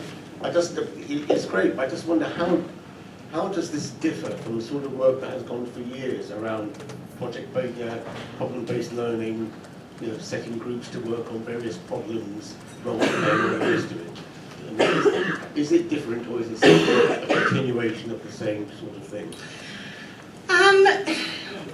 I think that in the field that I work in, it is a little bit different. I think it's different in the sense that we do work with a live industry partner, and the students do not know what the crisis is.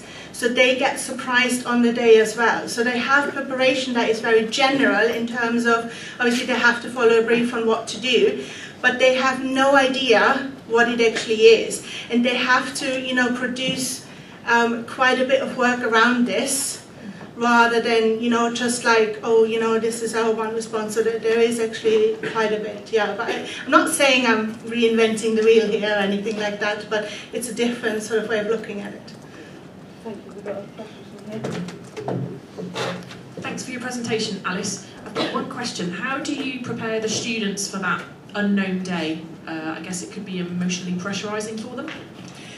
Yeah, so we do a lot of sort of case studies that look at any kind of crisis that have happened, and then I usually utilize the crisis from the previous years, because we switch up the industry partners every year, and they get to do an actual mock. So they do that almost like on the day, but they get a bit more time, and they do get feedback on that.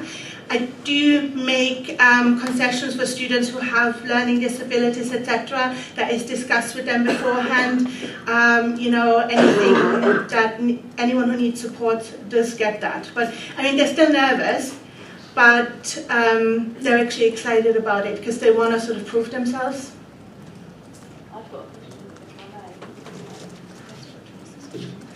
It's just picking up from what Paul was saying. I was just wondering whether something you could do would be to disturb the group dynamics.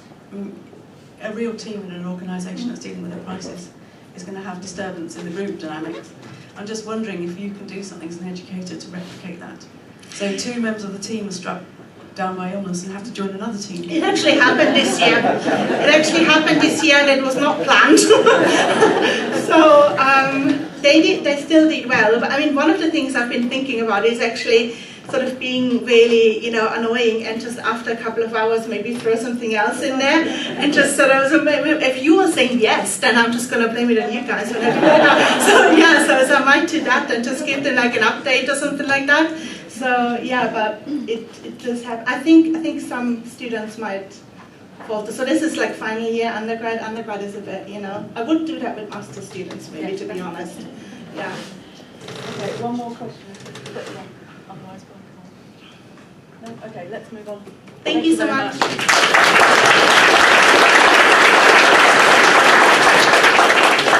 Errol and Kimberly.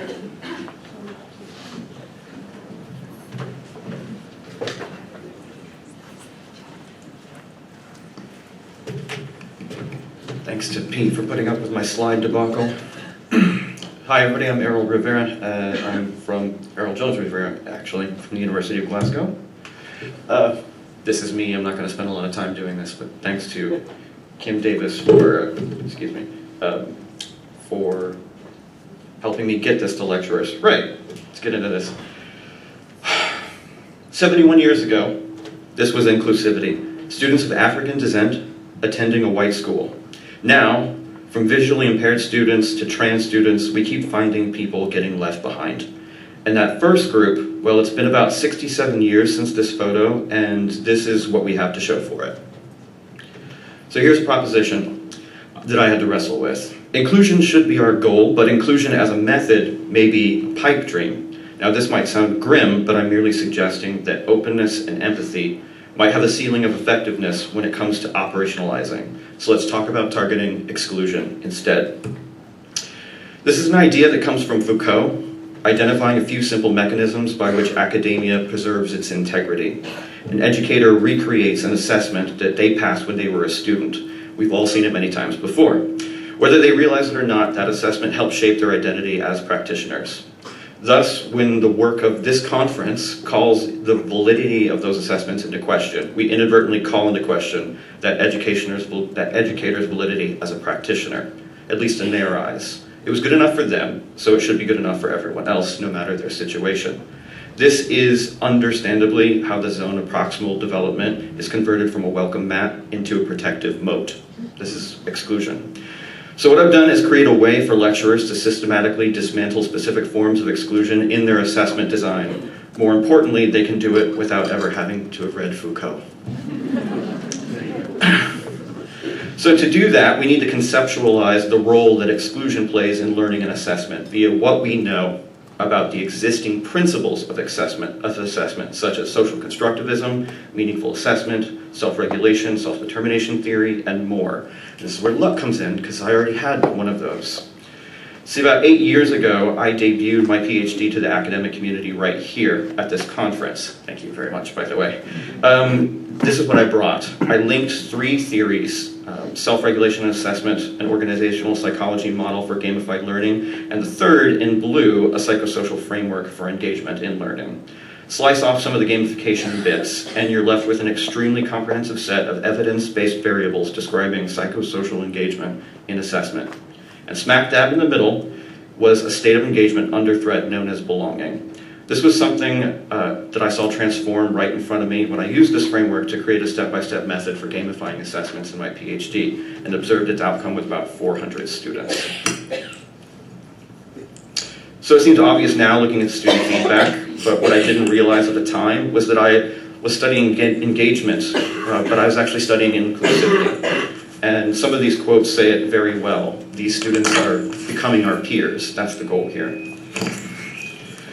This is a refined version of the framework from that last slide, and it's the basis of the inclusive constructive alignment assessment design method.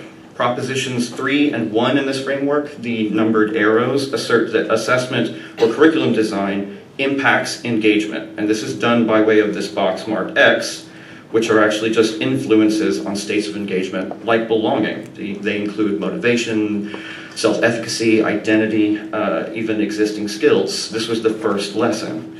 The second was that the effectiveness of your constructive alignment, that double red line, is ultimately determined by the student's engagement, including their sense of belonging.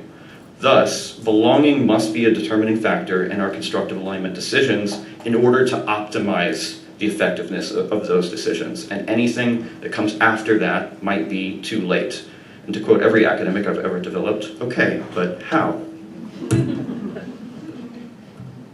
So, they start by answering an inventory of questions about the current assessment. This inventory consolidates the work of dozens of assessment researchers, some of whom are in this room, thanks again. They use that to reflect on the current ILOs to understand why they're challenging. We then have them imagine all of the things that you couldn't do in life without that ILO. And then they reconceptualize that ILO in all 3 domains of Bloom's taxonomy, not just the cognitive, but the affective and psychomotor as well, while narrowing down the appropriate verb category. This data then gets used in a kind of Mad Libs game where all the appropriate verbs in their chosen categories from all 3 domains are waiting for the educator to choose the best one that represents the applications they imagined. And voila, your educator has just rewritten their ILO to have increased clarity of real-world relevance and less assumptive language in all 3 domains of learning. They then combine all of this reflection to make an educated guess as to which current influence to engagement is most vulnerable and how.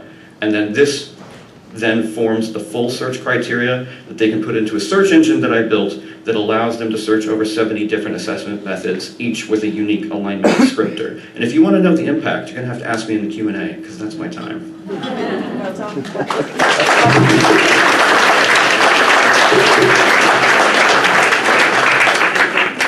Okay. Questions?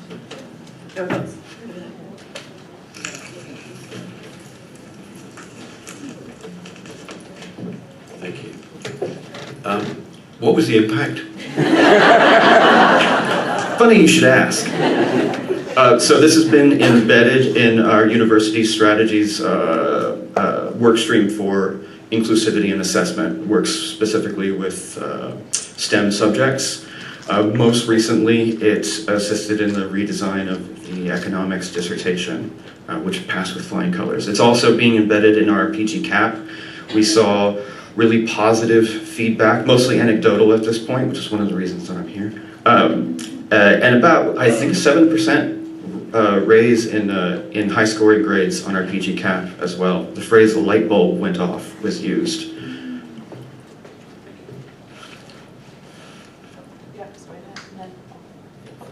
Hi, sorry, I can't see you behind this pillar. Jane Pearson from King's College London. I'm just wondering why you chose Bloom's taxonomy. I'm just thinking something like Fink's taxonomy might have been a little bit more useful in terms of some of the dimensions of learning that you're potentially thinking about. It's a really good question. So that was largely done because that was what was used when I did the gamification experiment. So I used Bloom's expanded taxonomy, which we should all be familiar with, and I had a really large evidence base of assessment methods and the ILO language that they align to. And also because, well, I mean, it still kind of works. Hi there, Chris from BCU. You made reference to the ethnicity degree awarding gap earlier. I was just wondering if you'd seen any marked impact with any improvements in the ethnicity degree awarding gap. Okay, so this is the reason that I'm here, is because this is new. We're in the process of, like it's been embedded in the PG CAP. We're disseminating it to staff through strategic initiatives, and we're also making it available. It's available to staff right now. But this is the main reason I'm here, because there are a couple of intuitive leaps that I had to make with this theory in order to operationalize it into a method that anybody can use. We don't want our lecturers to have educational developers in the room next to them all the time. If I put myself out of work, then I've done my job. But the problem is that, like I said, we've had to make those intuitive leaps. Without those being better defined, that theory being better refined, we can't do a meaningful study. Anything we make up would just be guesswork.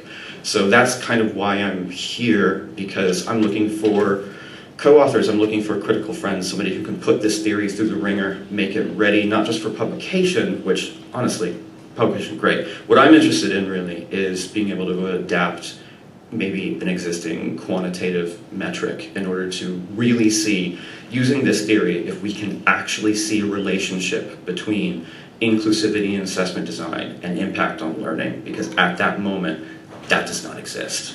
The closest we're probably going to get is maybe something like this, or really the incredible work that you and your team are doing. Right, any more questions? No? Okay, thank you very much. Thanks.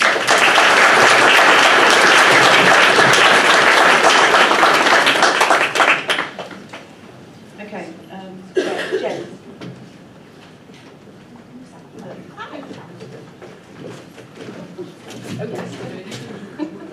Sorry, I thought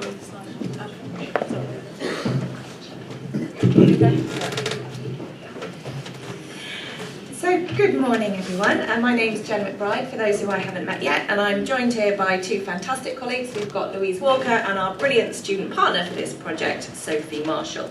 So we've come from just 10 minutes walk down the road here today at the University of Manchester, and we'd like to talk to you about some work that we've been doing in this space around students' active self-feedback across disciplines. So I don't need to tell attendees at AHE that typically when we think about assessment and feedback in higher education, we might imagine a student who is completing an assessment who then receives feedback, usually but not always, from a teacher on that assessment, and then what we really hope happens is that the student engages with that feedback, they reflect on it, and then they use it to boost their learning. But we also know that this last step in the process here isn't always what we would hope it would be. So there are many reasons for that. It might be that the student is more interested in the mark than in the feedback. Perhaps the feedback just doesn't come at the right time to be really helpful and actionable by the student. Again, it will be familiar to many colleagues in the room, but one way that you can really boost this internal process from the student is to make that internal process explicit and to empower students to write their own feedback by comparing their work to a comparator. So we've been running a cross-university project which started in February 2024 to show how you can use active self-feedback in a range of diverse disciplines. And so here's our tree. We appreciate them. There's a couple of typos here which we spotted. That's Gen AI for you. But you can see the range of subjects. This is across all three faculties and the range of activities. So I should stress that we're all practitioners and everybody involved in this project was a practitioner, but we've had consultancy from David Nichols, who's really been helpful in looking at the effectiveness. So we've been running workshops which academics have attended where they've looked at the theory of active self-feedback. And most of this has been based on David Nichols' work, in particular his paper on the power of internal feedback 2021, and also our colleague Jenny Rose's implementation of this theory in Manchester Business School. So in active self-feedback, students do something and then they compare their work with something else. And then they make their internal feedback, this natural internal feedback that develops, explicit, usually by writing it down. So colleagues have designed their own activities, they've chosen their own comparators and designed their own questions. And they've had peer support from us and each other throughout the project. So the case studies will be available and we'll provide a link later for more details about the project. And our work will be part of the University of Manchester's assessment toolkit and also part of the staff development programmes. Now, one of the reasons for the success of our project is we've worked with our excellent student partner, Sophie, so I'm going to pass over to Sophie. Yeah, so after completing a summer internship in the maths department, which included active self-feedback with Louise, I joined the project this year as a part-time student partner while doing my masters, and all the way through I've just contributed a student perspective, and I'm going to continue to do that by creating a student resource for how to implement active self-feedback more independently. So if you'd like to have a chat with me about student partnership afterwards, talk to me. So we've shown how active self-feedback can be made to work in a diverse range of disciplines. And students generating their personalised feedback, and not only does this help students, but it saves a lot of academic time. So it helps students to understand the assessment criteria, and it develops their confidence, their independence and their critical thinking. So as well as looking at how this works in situ and across disciplines, so my natural home is as a psychologist. I'm a cognitive psychologist, and so my perhaps overtrained inclination in this space is to tease out what the causal elements of this process are for its success. So alongside the work with the case studies and across disciplines, we've also been conducting some controlled experiments to try and look at some of the differences that are apparent in the case studies. And it was really clear that the comparator that our colleagues was using was very different. We wondered about whether this was important and how. So we gave an edited version of a published journal paper to 109 undergraduate participants, and we asked them to please write an abstract for that edited version of a journal paper before giving them a comparator to compare their work to. We had the students write feedback for themselves and then revise their abstract, so we could give the abstract before and after this process a mark and compare the difference.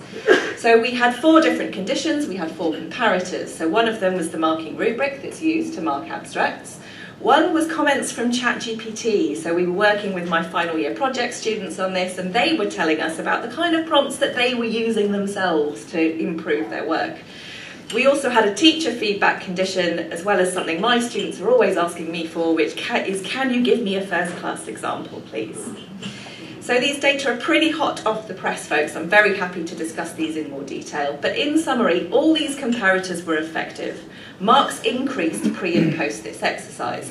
But the teacher feedback condition was reliably better than the other comparators that we used. So we're out of time, but here's a summary of lessons learned, and we also have some references, and if you want to come talk to us afterwards, brilliant. We've got a link there to the project details, and the case studies will appear in due time. So thank you for listening. Any questions?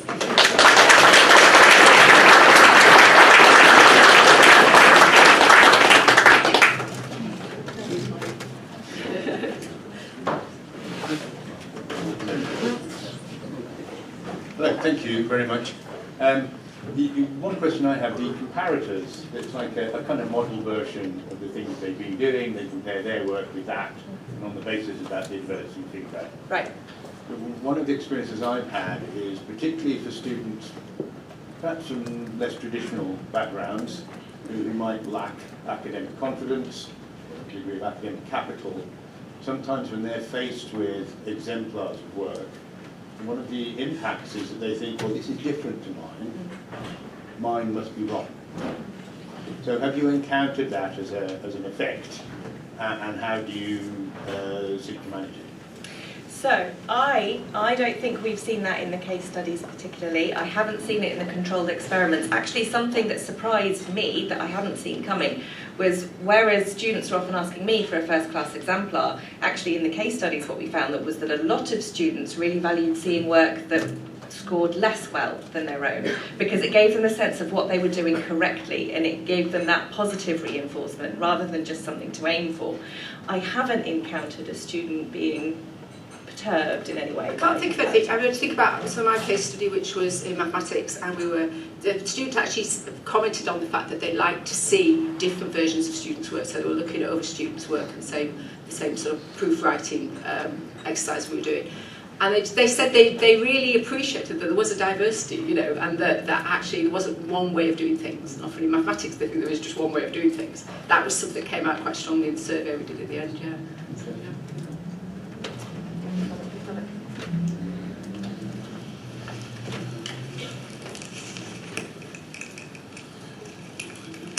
Hi, I was Shane Sheehan from University of Edinburgh. I was just wondering about the ChatGPT comments. So, you know, you could just dump the students work in and ask for comments, or you could very highly tailor the prompt for the actual. So what did you guys do? Yeah, just what you did. Okay, I'll take this one. So what did we do? So this was our first attempt at doing this. We're going to follow up on this work, so I'd love to have a chat afterwards actually about what might be effective. So what I did was, because we were working with my final, because I'm a psychologist, we supervise undergraduate dissertations in the final year. So we asked the students, my project students, you're using ChatGPT, what do you ask it?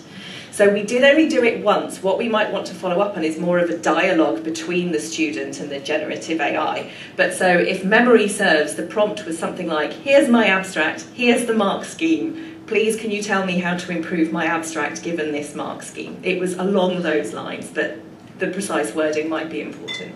Does that answer the question? Brilliant, thanks. Hi, hello, Connie Pritchard from Cardiff University. I'm querying the teacher feedback. Was that the same teacher or a different teacher who then gave the mark at the end?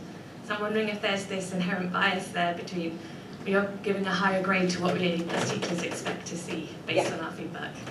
Yeah, it could have been, so in the controlled experiment. So yes, it was the teacher who was providing the feedback who also did the marking, but it was done blindly. So the teacher, and there are 109 participants who each wrote 2 abstracts. So I was doing it, I couldn't tell you which one was in which condition, and we were blind to which condition they were in. So yes, it could be that the teacher was giving feedback given they knew what they wanted the mark to be, but actually that's the real world in the way that we typically give feedback. So yes, I'm not sure it was a problem.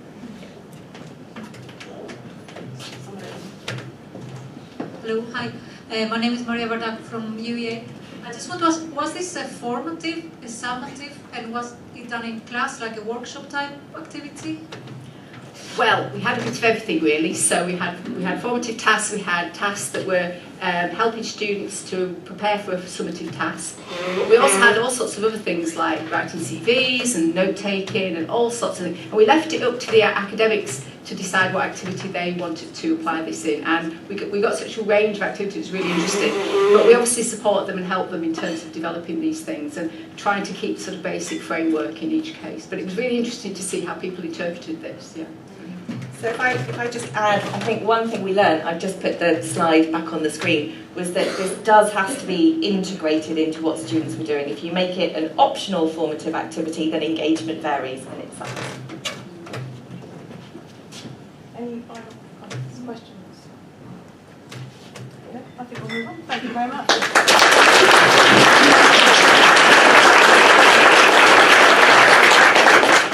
Right, Phil.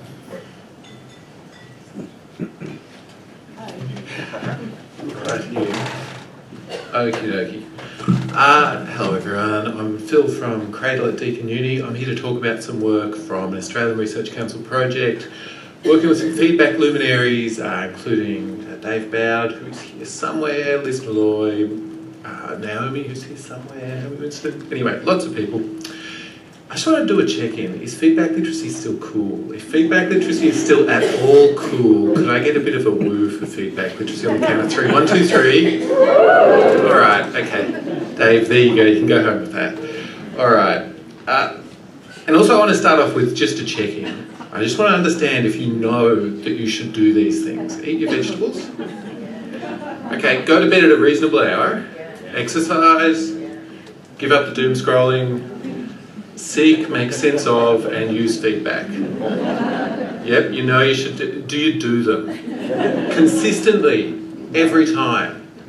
No, we don't. And I think it's really funny that we know about that first set of things that we ourselves don't do. You should see me with the phone and all the wasted hours. And then we think we can tell students to do some stuff in feedback. And this is a fundamental of this project that we have, where we're trying to do behaviour change with feedback literacy. And I've got in the title of the slide, sorry, this mic is so hot. I learned that word off Jack, he's like a music guy. It's not behaviourism. This is more closely associated with self-determination theory, which we learned about in the first session here. This is about supporting people's agentic change. Because I want to put to you that feedback literacy's goal should be behaviour change, not just learning about feedback. If you have a feedback literacy module where you get people in and you tell them, feedback's great, it's good for your learning, here's what people do when they're good at feedback, go away and do it, that's probably not going to be that effective, because we kind of have this thing. I know the Underpants Gnome South Park meme is like from the 1990s, but it probably has zero resonance here. But it's like phase 1, feedback literacy. Phase 3, students do better with feedback. And phase 2, so we draw from the behaviour change literature. This is the literature that is used for the other stuff, for the doom scrolling, for the exercise, for all those other things. The COM-B model is capability, opportunity, motivation leads to behaviour. We're not putting people in Skinner boxes, we're not whipping them, we're not giving them sugar pills. Don't come at Phil saying he's a dirty behaviourist. We're supporting people's agentic change towards behaviour that they want to do. So, if our behaviour seeks out exemplars as a way to make sense of standards at work, and that's taken from the Malloy-Bowd-Henderson feedback literacy paper, and that behaviour is one that was drawn from practice of something people actually do, then perhaps the capability there might be knowledge of how exemplars are useful, why to use them, how to ask for them. The opportunity, so we need to develop the capability. The opportunity might be that students are explicitly allowed to look at each other's work. Imagine that. Yeah, no, I've seen academics say any talk with anyone about the content of this class is plagiarism.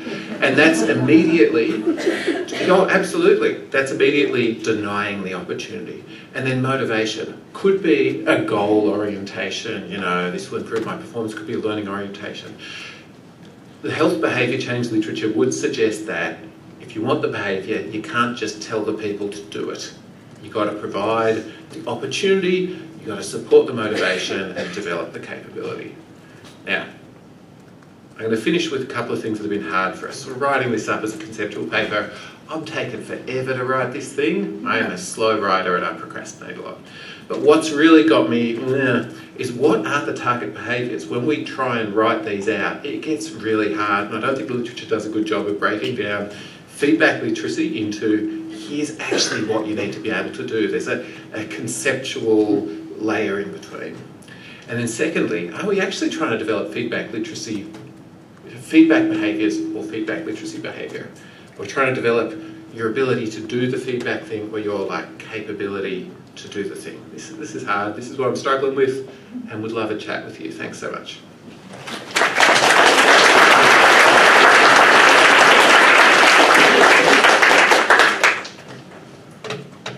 Questions?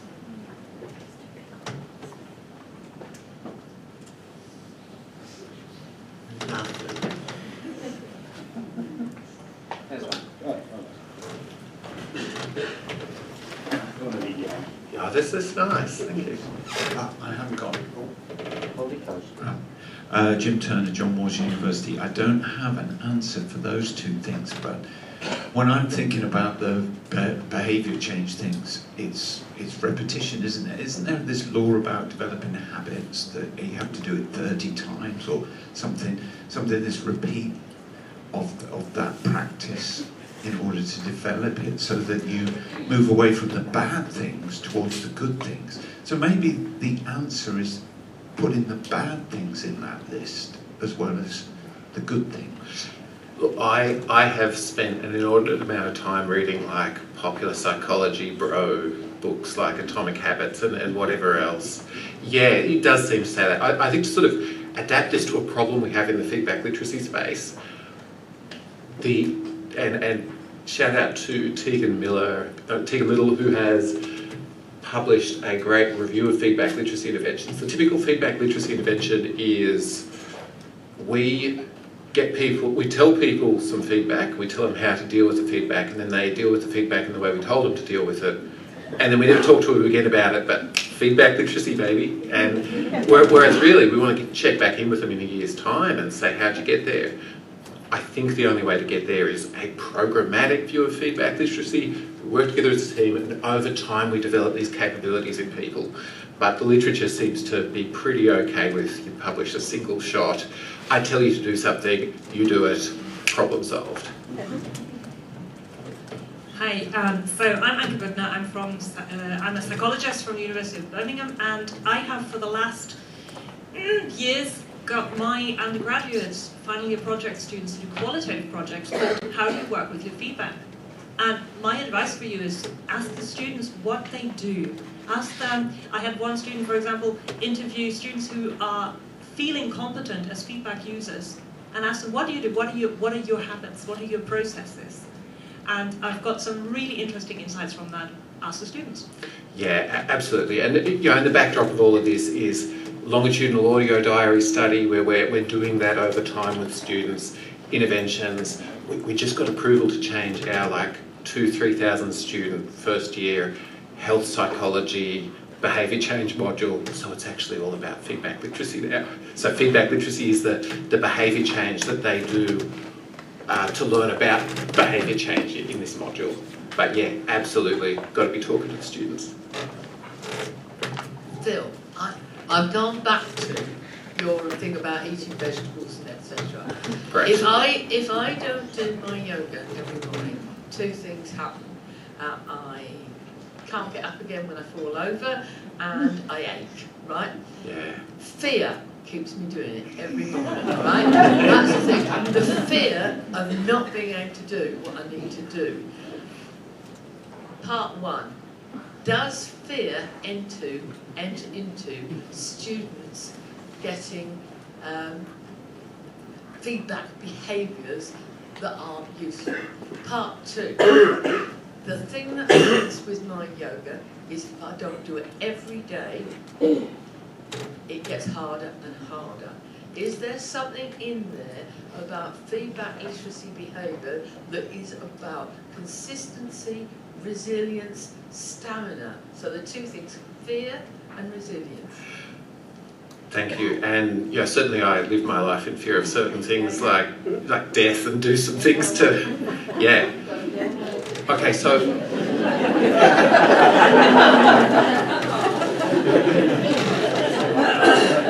that's agreeable, Sally. Okay. So in the backdrop of all of this is the behaviour change taxonomy, which has 97 behaviour change techniques, and we are currently doing a coding of all of the feedback literacy interventions we can find and seeing which behaviour change techniques are used.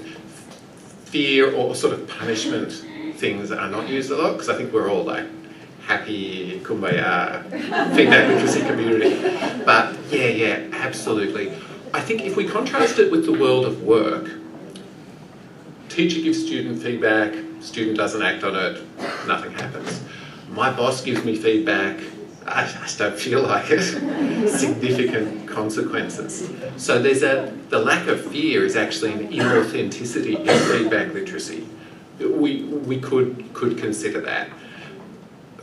Was resilience the other? Consistency, doing it all the time, not stuck in punishment. Yeah, absolutely. And I totally agree with you there. We do need that kind of habit formation. When I get feedback, I do this. We have a MOOC out there on FutureLearn called Seeking Feedback, and it's all about this stuff. And in it, one of the things that we try and develop people in is when, then intentions. So when I get this sort of comment, or when I get feedback from the teacher or whatever else, then I do this, and really trying to make reasonable, repeatable sort of things there. So really agree with you. But one over there, somewhere over there. Amazing work, by the way.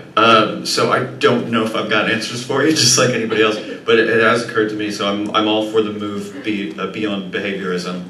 But maybe one of the reasons that it might be hard to image what target behaviors are is because one of the things that limits behaviorism is this sort of primacy of the antecedent of motivation, and looking at other antecedents to behaviors as well as affect and cognition, like self-efficacy, for example, or identity. In the literature that underpins that might help you narrow down the number of behaviors or the types of behaviors that might be appropriate and really move beyond behaviorism.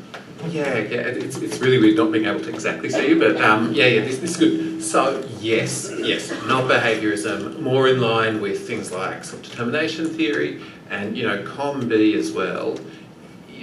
Your behaviour is just one thing, the motivation is just one thing, but the capability and opportunity are definitely there. And within this, I think we can accommodate identity formation, I think we can accommodate support and students' own agency in the process. So yeah, thank you. I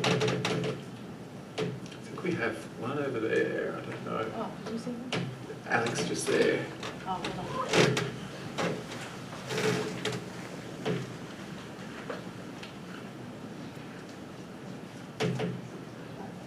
Thank you, Alex Buckley, Harriet Watt University. I hope this isn't too tangential, but how does grades fit into this? I was thinking about you talk yesterday about how students feel about grades. Is there an element where grades are motivating students to do something that they want to do anyway, which is learning? So how did the COM-B approach, can we think of, I mean, I know it's a terrible thing to say in this conference, is it worth thinking about grades as part of the way that we're influencing behaviours of things students want to do anyway, but they need some motivation, some fear? Yeah, okay, so agree with you, like sketchy territory here at this conference, talking about grades in a positive way.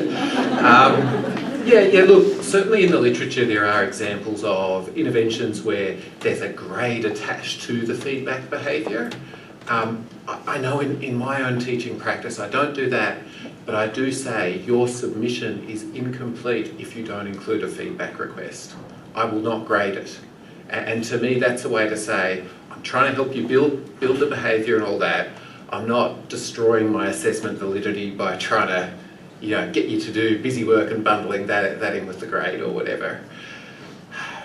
I think we also need to consider grades within that SDT framework, self-determination theory. We had the positive end of it before about the autonomy, competence, relatedness. Another bit of self-determination theory is about intrinsic, extrinsic motivation. Extrinsic motivation, like grades, in the context of self-determination theory is not good for intrinsic motivation. If we want this stuff to be a lifelong process, we talk about feedback literacy like it's a assessment in higher ed thing. It's not, it's a life thing.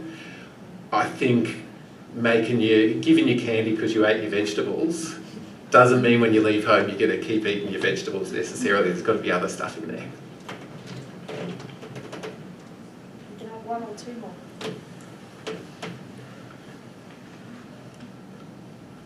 I think just building on that not all extrinsic motivation is bad. I was thinking that. SDT says that, right? If you've got a question for any of the contributors, because in a way, Phil, you've got more time than the others. I do, I've got heaps. Or you want a joke or a freestyle rap, we can just do that. Oh, we got Catherine.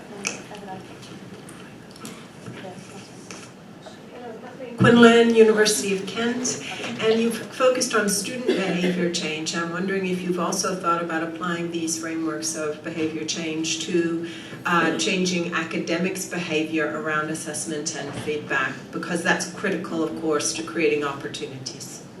Yeah, and you know there is literature around sort of the interplay between teacher and student, feedback literacy. I think is that a David Carlos, Naomi Winston paper? That one? Yeah, I'm getting a nod. I think if we look at our current crises that we face in assessment for academics, you know, I framed it as a wicked problem earlier, we could view it under this framing. You know, I think particularly sometimes it's viewed as a capability problem. Academics don't know what to do, and if only they had these great insights that we as people in this conference know. And then you talk to them and they're like, well, you know, there's no workload, which is opportunity there. If I don't have the ability to do it, there's no workload. And also, if I just get another 3 Q1 publications, I'll get promoted. And you don't actually care about this thing, which, you know, links into motivation. So yeah, really useful in that context. I think we're going to have to, sorry, we're going to have to come. Thanks so very much to everyone. Good morning again. I'm Adam Fowler, I'm chairing this. I'm from the University of Salford, just up the road.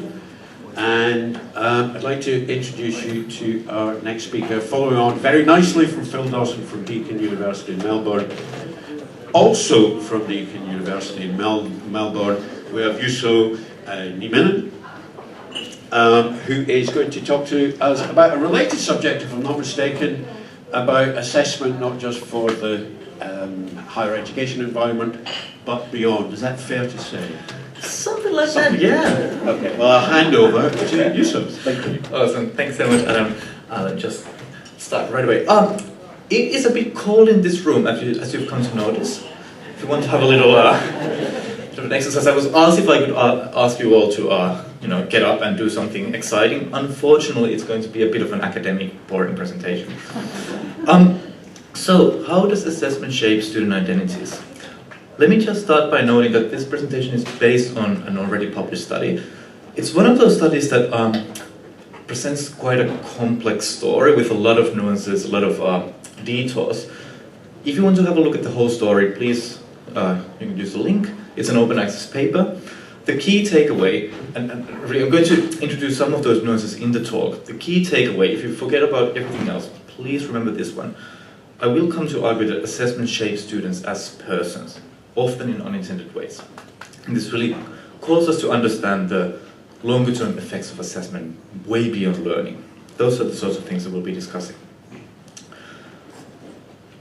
But what are we talking about here exactly? Assessment and student identities. Well, that sounds a bit strange perhaps, because so commonly when we talk about assessment, feedback, grades, we focus on student learning. We focus on designing practices that would nicely capture student learning, perhaps even promote student learning even further.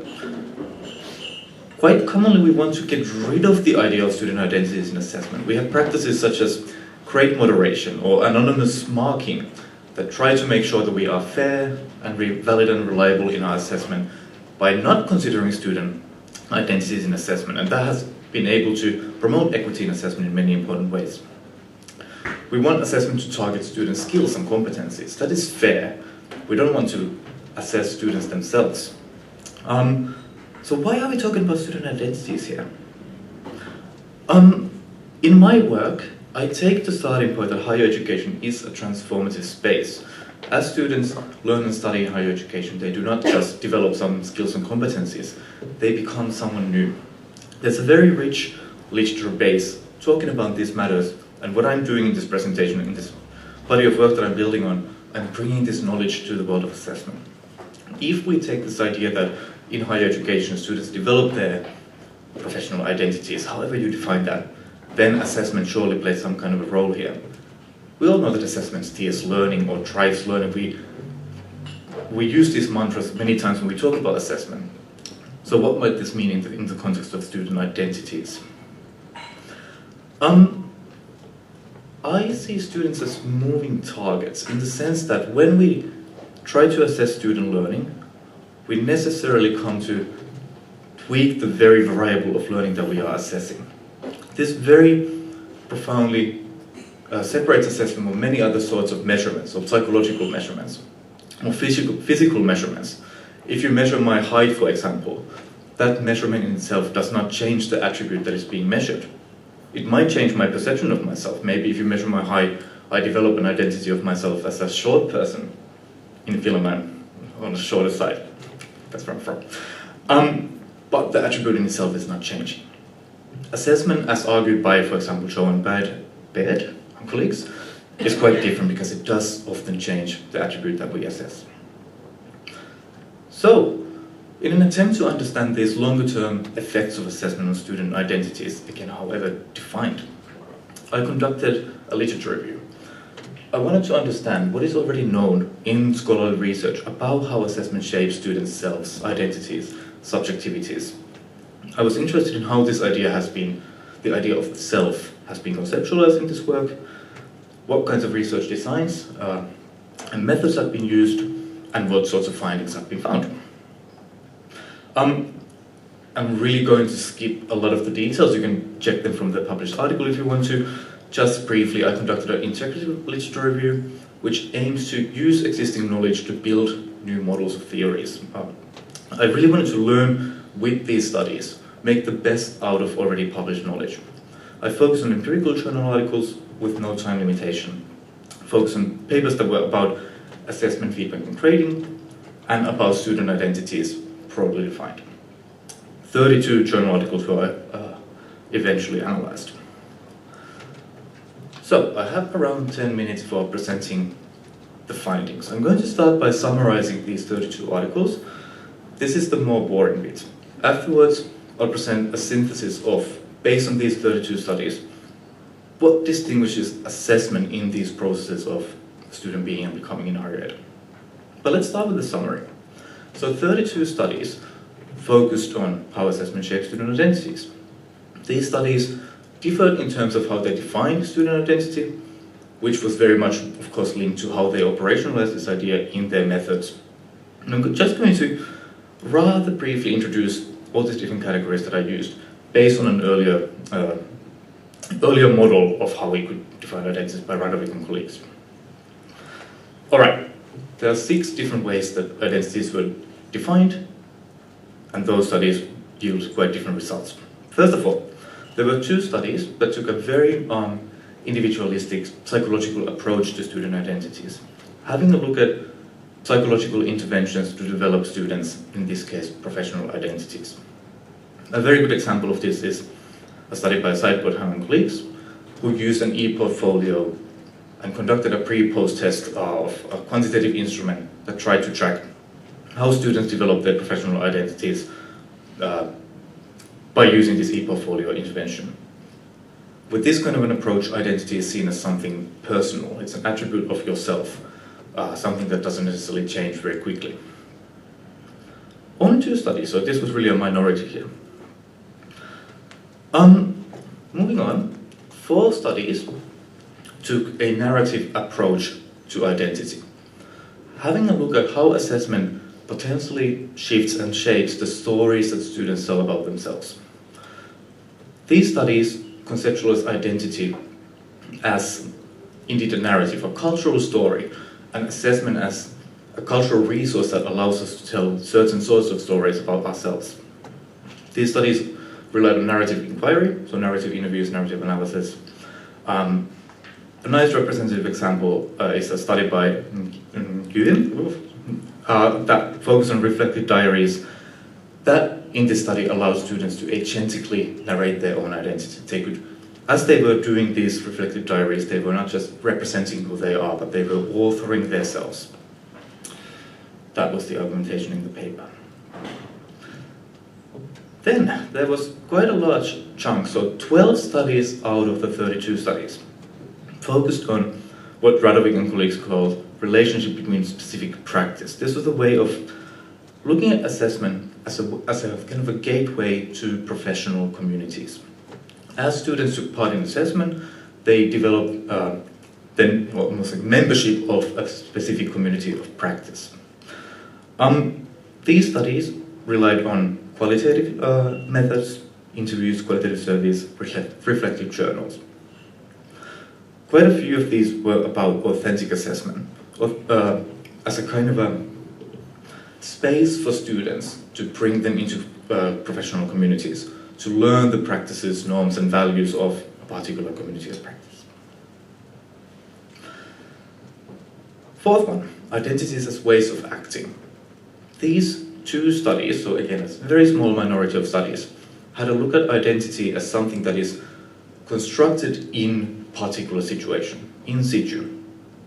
I think it's quite notable that only 2 studies had a look at identities as something that is really constructed right now, in this moment, and these studies use observations and video studies. For example, in one study, the authors had a look at peer feedback as a situation where students need to develop their understanding of their self in relation to others. Not in an abstract sense, but really in that interaction, in every single sentence that was said, somehow positioned the students as particular types of students, again, in relation to others. Next one, identities as afforded or constrained by local practices. This was a set of very pragmatic case studies. The earlier studies that I briefly presented, they often relied on quite theoretical approaches to student identities.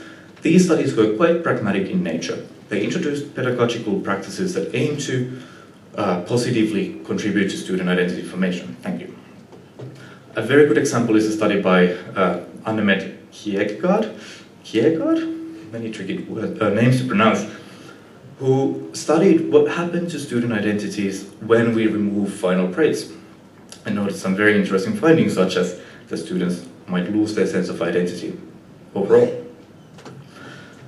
And finally, there was a set of 4 critical studies drawing on post-structural ideas, having a look at subject formation, power, discourse, these sorts of ideas. A nice representation. The representative example of this was a study by Sutton and Gill, who had a look at how assessment constructs a competitive, individualistic student subject, taking part of this discourse of students as customers. Okay, a bit fragmented. Let me just summarize the summary. 32 studies were identified and they conceptualized student identity in quite different ways. I was surprised to see this kind of plurality of definitions and approaches. Most of these approaches, however, had a look at student identity as something retrospective, and only 2 studies focused on student identity formation in situ. There was really a lack of longitudinal design, which I find quite remarkable when we talk about something like identity. Most studies were quite pragmatic and grounded. I do have to note that only 2 of these studies were hardcore psychological interventions, so really pragmatic case studies. I think this is a very nice starting point for these sorts of studies, but a lot can be done to make the research methods a bit more rigorous in the future. Now, let me use the following time to present a few glimpses of, again, a bit of a complex research paper. The paper, if you have a look at it, it represents a model. Right now, do not have a look at the details of the model. There's a lot going on here. But just to know that based on these studies, I did not only summarize them, I synthesized them in the sense of how does assessment, rather than any other element in higher education, develop student identities. A couple of ideas, because I do not have the time to go through all of this information. First of all, what is specific to assessment is the powerful knowledge that it provides to students. I do not want to be overly deterministic in this particular study. I'm not saying that assessment defines who students are. Rather, assessment provides quite powerful, almost like building blocks that students may or may not use as they develop their sense of the self. Assessment, and maybe grades in particular, numerical indicators, have quite a bit of cultural legitimacy in terms of what students do with that information. And I think that gives quite a bit of power to assessment in these processes of identity formation that we need to be aware of. There is a bit of an issue with agency. Students can quite rarely have their say over why assessment is conducted, how, when. Assessment is most commonly designed and implemented by educators. And I do think there's a very important ethical aspect here. Who shapes whom? Who has the power to define someone else's process of being and becoming? This is something that we've discussed in great detail with my lovely colleague Lily Yang. One element, and maybe this is where I'll leave it for now, one element that I think we as researchers could notify a bit better in future research is this aspect of socialization or acculturation. By taking part in assessment practices, students might take some information, some values, norms with them that they might use as they construct their sense of the self. When you think about this kind of a situation, this strange situation that you can find from higher education institutions from all around the world, students sitting in rows, filling an exam paper, what sorts of values does this situation denote? Perhaps resilience, grit, silence, all these values surround student identity formation, and these studies provided quite nice examples of that. Now let me just wrap up with a couple of big questions for the future. So this study aims to open this research agenda to understand the longer term effects of assessment. It provides a bit of a nuanced bit of a complex understanding of what has already been done, and maybe my key summary of the literature out there is that it is indeed quite pluralistic, rather than just providing a one-dimensional picture of what's going on. Based on all of that, a couple of bigger questions. First of all, how could we as educators design assessment that supports students to take a bit more agency over who they are becoming in higher education? And how could we do this in assessment in particular? Rather than assessment being a kind of a mechanism through which we define who students are becoming. How could we design assessment that prevents the detrimental effects on student well-being and identities? And finally, from a research point of view, how could we grasp these messy, complex and longitudinal effects of student identity formation better than perhaps only based on some individual interviews? Thank you.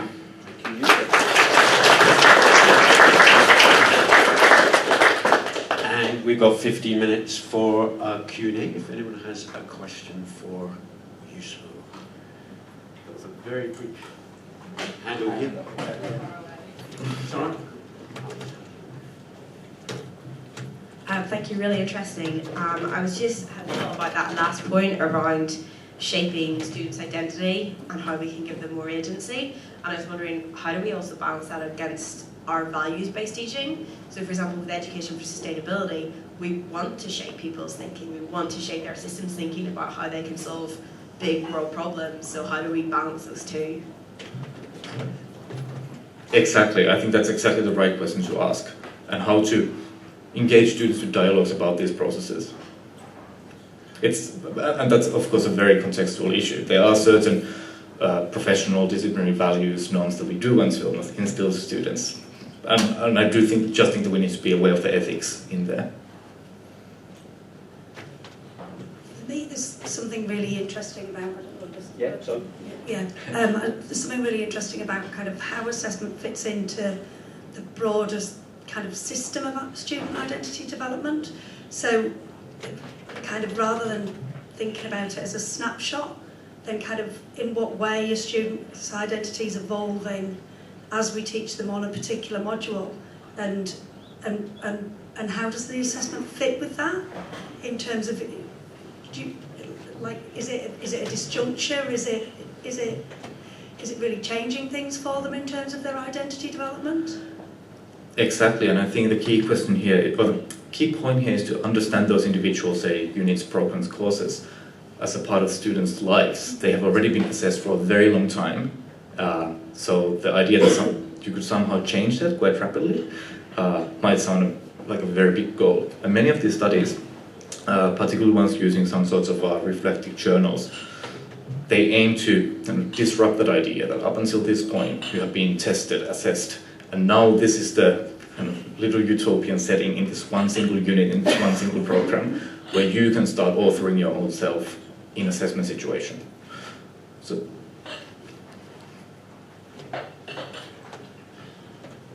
Hi, thanks for that. In the literature review, I'm guessing most of the methodologies of the actual assessments were around that more sort of portfolio things. Nobody was looking for exams or anything to do with that. Or was it anybody particularly, I was interested in group work, whether anybody was looking at group work and identity in those studies? Your point about exams is very interesting. Actually, no, exams did not play a huge role here, which is interesting because you can certainly find a lot of conceptual critiques about exams playing a role here, but they did not really represent a huge chunk of this empirical body of work. So that's actually a very interesting topic for future research that I did not notice in the paper. Oh, I should have given the presentation before the paper. And your other point was about group work. That was showcased in the studies about peer feedback. That, if I remember correctly, the Seng and Huang study was particularly about peer feedback in a group work situation. And their study was really about these in situ moments when students have a dialogue with their peers. How do they position each other? And I think their study had a particular element of international students and linguistic resources as a part of that identity formation. Not a huge topic either.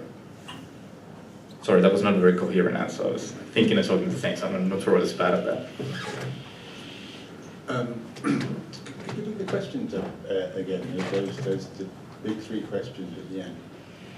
I've got 2 points really, but perhaps I'll just do the one. It relates to the first in particular, how we design assessment that supports student agency. We're very used to the concepts of Vygotsky and constructivism, using zones of proximal development, broadly trying to rough tune learning based on existing knowledge. But I'm reminded of a paper I read that posited the idea of proximal identity development. That approaches that allow students to draw upon funds of existing identity they're bringing with them into the learning space as a basis for engaging with their learning is a potentially very powerful tool in promoting identity formation. I wonder if you had any thoughts about that? Or? Yeah, that idea of students bringing their whole self with them to higher education, using those resources and experiences, histories that they carry with them in their studies.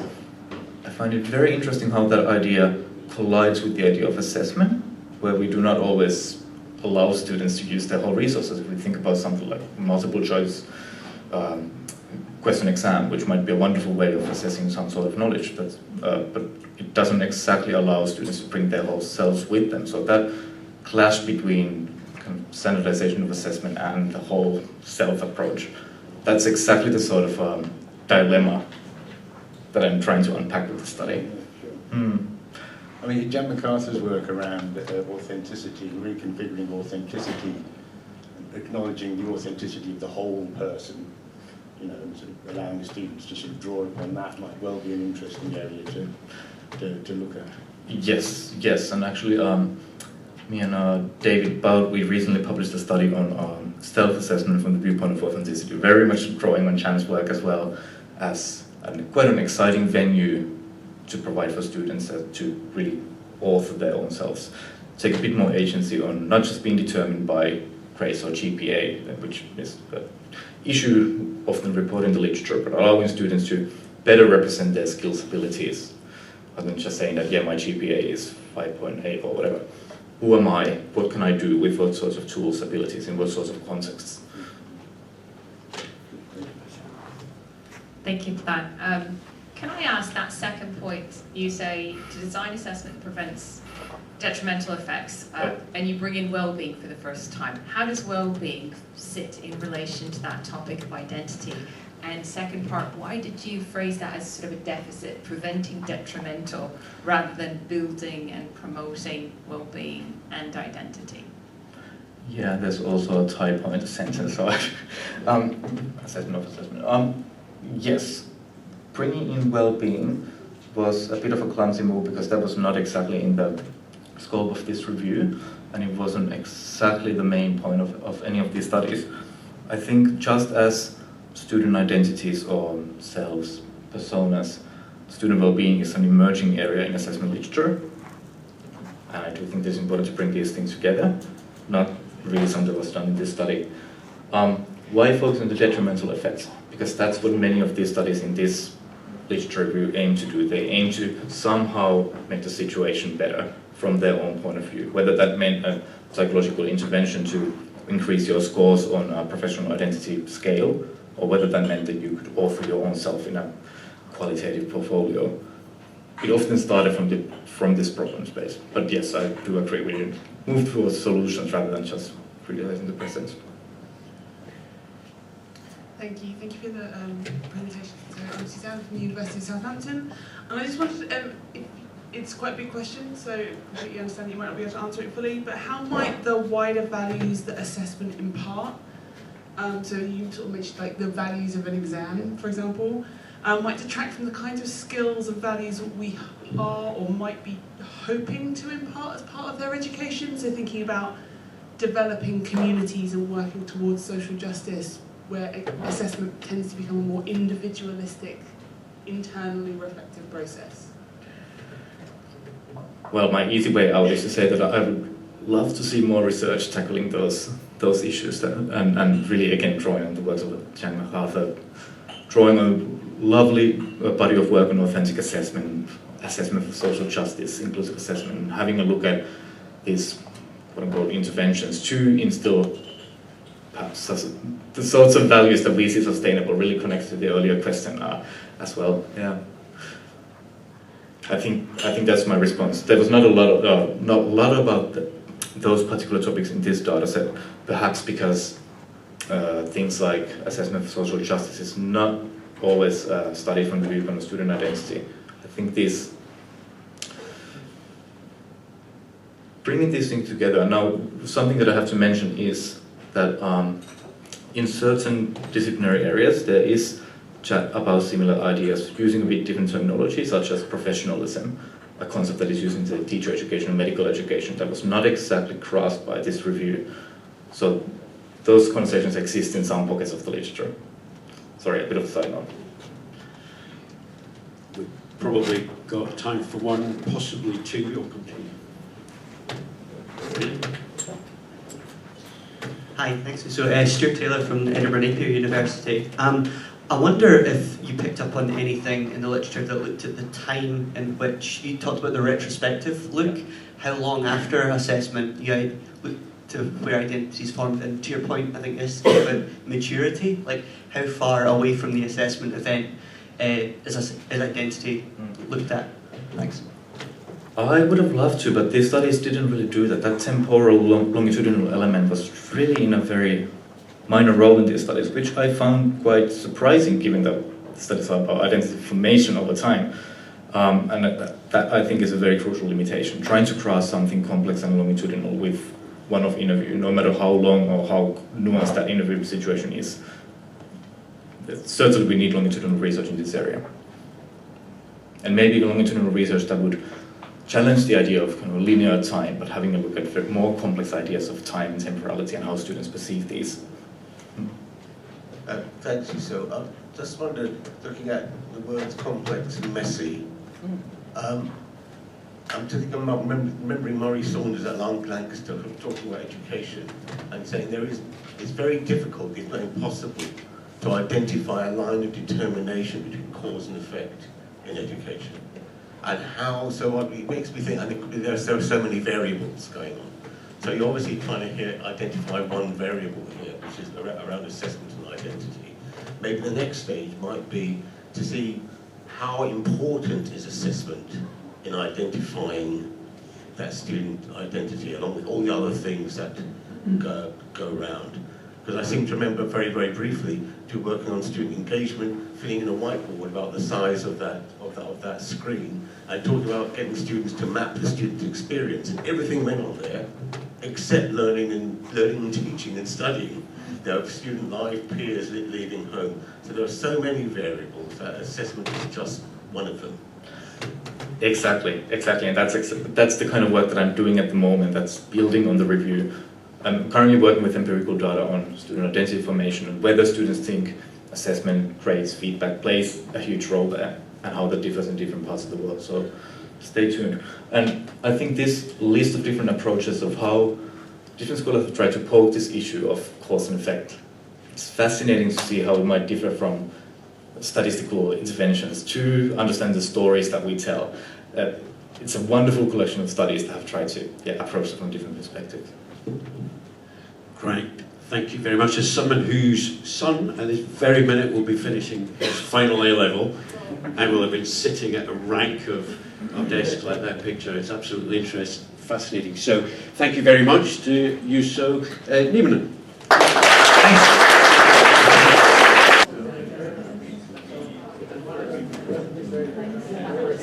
Okay, welcome everybody. Thank you very much for coming. I know it's very close to lunchtime. Our chair is not here, so we've been left to our own devices. So we'll try to be good. Ed Pitt standing in to try and keep us under control. I'm Emma Medland from the University of Surrey, and I'm presenting today with James Wood from the University of Bangor and Naomi Winston, and David Carlis is in Hong Kong currently, so won't be here today. But we'll be looking at thinking about moving towards greater conceptual clarity in relation to feedback terms. So, I don't need to talk to you, I don't think, about feedback being central to learning, but its potential often being unrealised. I think we talk about that a lot in this conference. I think inconsistent understanding and application of feedback terms, it's our contention, may exacerbate this issue. So feedback terms such as uptake, engagement, impact are often used interchangeably or are not potentially clearly defined. And we think that this creates barriers to effective research, practice, intervention studies, for example. So in order to address this, we are using Podsakoff and colleagues' article, where they argue that there are lots of poorly defined concepts that can undermine cumulative knowledge building, and they argue for greater rigour and precision in concept definitions. So what they've done is developed a practical guide with 4 steps to go through to create greater conceptual clarity. The first is about identifying potential attributes. So this is about doing a bit of a literature review, seeing what's out there in terms of definitions and understandings, and consulting experts in that process. The second step is about organising attributes by theme. So here we're looking at identifying which attributes are necessary and sufficient for each particular concept. Thirdly, developing a preliminary definition. So here we're looking at clearly describing and defining what concepts represent, who and what they apply to and describe, and the fundamental attributes for that particular concept and how they differ from other concepts. And then finally, refining the definition. So again, going back to peers and experts to help in the refining of a definition. So today in this presentation, we are hoping to take you through those 4 stages in relation to feedback uptake. As an example, we're going to be asking for your help later in that 4th step of refining the definition. So heads up, you don't get to just sit there. I'll be asking you stuff before lunch, and then we're going to introduce you to a tentative conceptual model that we've developed. Okay. So, the concept of feedback uptake. We think it's commonly used, but there are often some unspoken assumptions that we see coming through in the definitions in the literature. So, for example, it assumes that students act on feedback quickly, that they automatically agree with the feedback that they receive, and that feedback leads to visible action. But what we are arguing is that we feel that this ignores the more thoughtful, perhaps delayed responses where perhaps the feedback receiver questions or even rejects the feedback that they receive, which we would argue could possibly reflect a deeper engagement than just automatically accepting it and doing it without really thinking a great deal about why I'm acting on this feedback, I'm uptaking this feedback. So if we think about this from a practice perspective, some examples, there might be a student who keeps an aspect of their writing, despite being told in the feedback to remove it, not because they're ignoring the feedback, but potentially because they feel that it fulfills some important purpose. Another feedback receiver might revise the text without understanding why. So this, we would argue, represents the illusion of uptake. Or another example might be that a student delays action intentionally, and they are storing that feedback perhaps for future application. So perhaps the landing place comes later on, which could be in the next assignment, it could be in the next module, it could be years in advance, but it's not immediate. So to begin problematising that concept of feedback uptake, we'd like you to consider some of these questions. So how do our definitions shape what we see, what we value, and what we measure? So there's that link to practice. Who gets to decide what counts as feedback uptake? When is doing nothing a form of uptake. Can uptake happen without change, without agreement? And is uptake an action, a process, and or a mindset? So there's a couple of things to think about in terms of this particular concept. So thinking about Podzakov's first couple of stages, after searching the literature around feedback uptake, we identified 5 key elements that you see in this table. The first element was engagement and interpretation, or how students make sense of feedback. The second element focuses on purposeful use or response, which can involve delayed action, selective application, or even rejection, but also involves things like comparison and synthesis and thinking about how you use that, what work you do in that space. The third element is about the cognitive and affective mediation. I think there was lots around the highly influential nature of affect, of motivation, confidence, belief and goals, and the sense of agency of the feedback receiver. The fourth element we found was revisions and improvement efforts.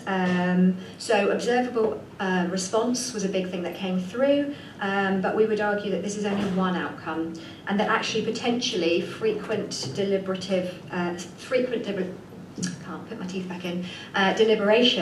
is perhaps more important than observable impact. And then the fifth element being contextual influence. So here the relational factors were coming through as important. So the trust and the confidence that a feedback receiver has in the source, in the mode, in the giver, whether that's peers, tutors, whether it's generative AI. So those are the key elements we found coming through within the literature. That third step in the Podskov paper, here we began to develop a preliminary definition that James will introduce in just a moment. And so in order to do this, we looked at the boundaries, the overlaps, and the potential distinctions. So in terms of the boundaries, what feedback includes, feedback uptake includes, we argue that it's more than just acting on feedback. So it might include things like deliberating, reflecting, perhaps questioning and rejection. And it can, I think it should be a conscious choice, that there can be a conscious choice not to act on that feedback as well, but doing that in a thoughtful way. In terms, also that was shaped by the non-cognitive and those context-specific, context-sensitive areas. In terms of overlaps, I think that what feedback uptake shares its focus on is feedback engagement, self-regulation, feedback literacy. These were all overlapping with that idea of feedback uptake. But that the emphasis should be on student active role, and therefore revision is a common outcome, but only one outcome of that broader reflexive process. And then in terms of distinctions, that uptake doesn't necessarily mean automatic implementation. It can include disagreement, it can include rejection, that uptake doesn't necessarily mean retention or deep learning. It can happen at a superficial level, and that uptake doesn't mean passive compliance. It should reflect agency, and therefore meaningful feedback uptake reflects that student agency and intention as a sort of key distinction of the term. And now I'm going to pass over to James, who's going to introduce you to the preliminary definition. Thank you. So where does this lead us? So this, as Emma mentioned, is the preliminary stage of coming up with an initial definition, and we hope in this session we get a chance to talk about where we can go next with this. So what we have so far is that feedback uptake is a learner-driven, deliberative process of engaging with, interpreting, and responding to feedback. It may involve revising work, planning future actions, questioning, but also triangulating, so finding out from different sources if you can trust your source. And also calibrating, which is where we work on understanding where we are in terms of evaluative judgment by having conversations with our teachers, having conversations with our peers. And the outcome of that might be choosing not to act. And this is especially important in the age of AI, where we can't always be sure that the information we're getting is accurate. But perhaps we never could be sure that the information we were getting is completely accurate. So uptake is shaped by learners' motivation, by their emotions, by relationships with their teachers, with their peers, with technology, their beliefs and goals, and the context in which feedback is received. So this is what we have so far, and we invite you to contribute. What do you think of this? So, an activity. So what we'd like you to do is to read the definition, which is on the right, and on the Padlet, which you can link to the QR code, or with the written version on the bottom. Give us your gut reaction. Is it clear? Is it useful? Is it overly complex? Is it not complex enough? Do you agree with it? Do you disagree with it? And what do you think the implications might be if we adopt this new view of feedback uptake, where in the past it was quite straightforward, now it's a bit more complicated? And then after we've done that, let's have a pair discussion, and then a pair or small group discussion, and then a group shout out at the end. Okay, so for about 10 minutes, let's start with individual reflection, and feel free to jot something down.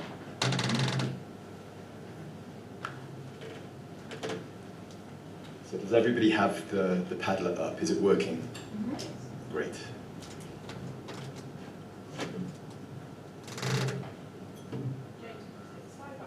Yes.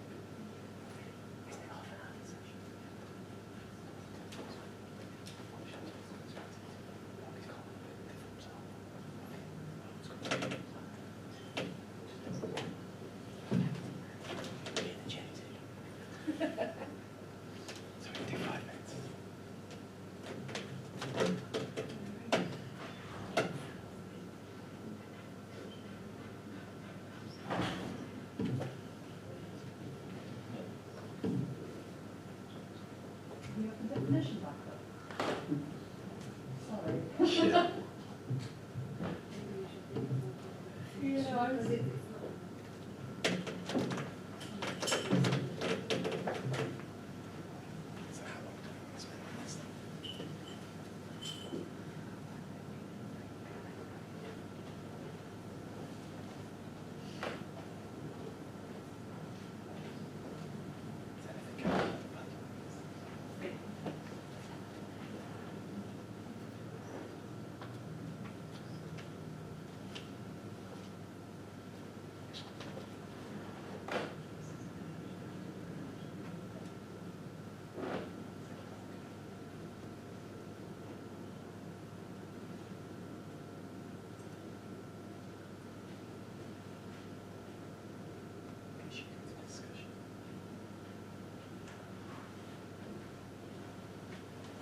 Okay, so if we have your initial reactions, let's go into some small groups. So we have a little bit less than 10 minutes on this, so let's move into the discussion. So working in a pair or a group of three, what are your gut reactions and what are your implications?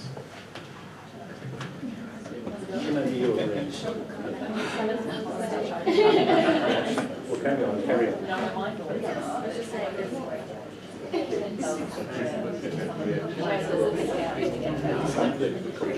That's right. Yes, I'll put it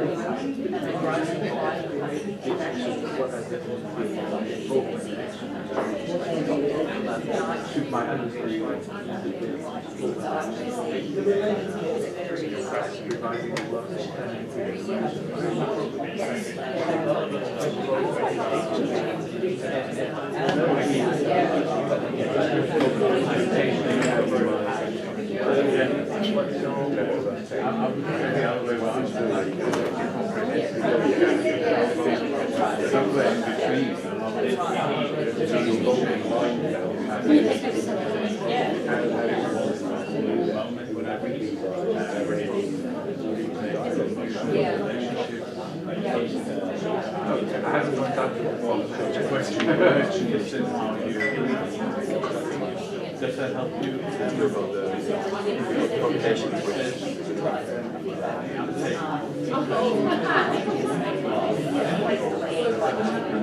Actually, I guess the first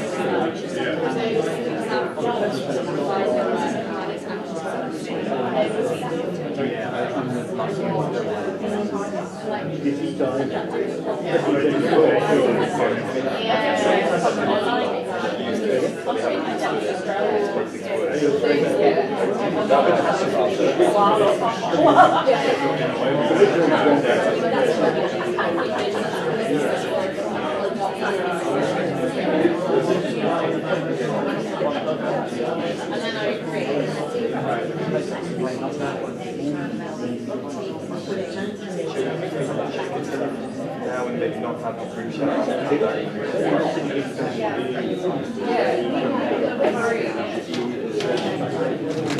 Okay guys, lots of really useful stuff on the Padlet, but let's talk about that at the end in the Q&A.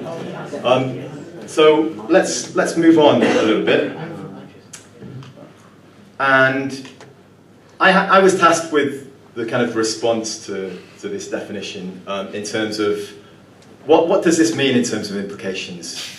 And I actually came up with about 5 slides of possible implications, but I thought, well, that will not fit with this session at all. So instead of giving you 5 slides of what I think it implies, if we change our definition of uptake, I'm going to ask you questions instead. So the first one is about valuing deeper engagement in the feedback process. So in what ways can we redesign assessment to better recognize when students are thoughtfully engaging with feedback?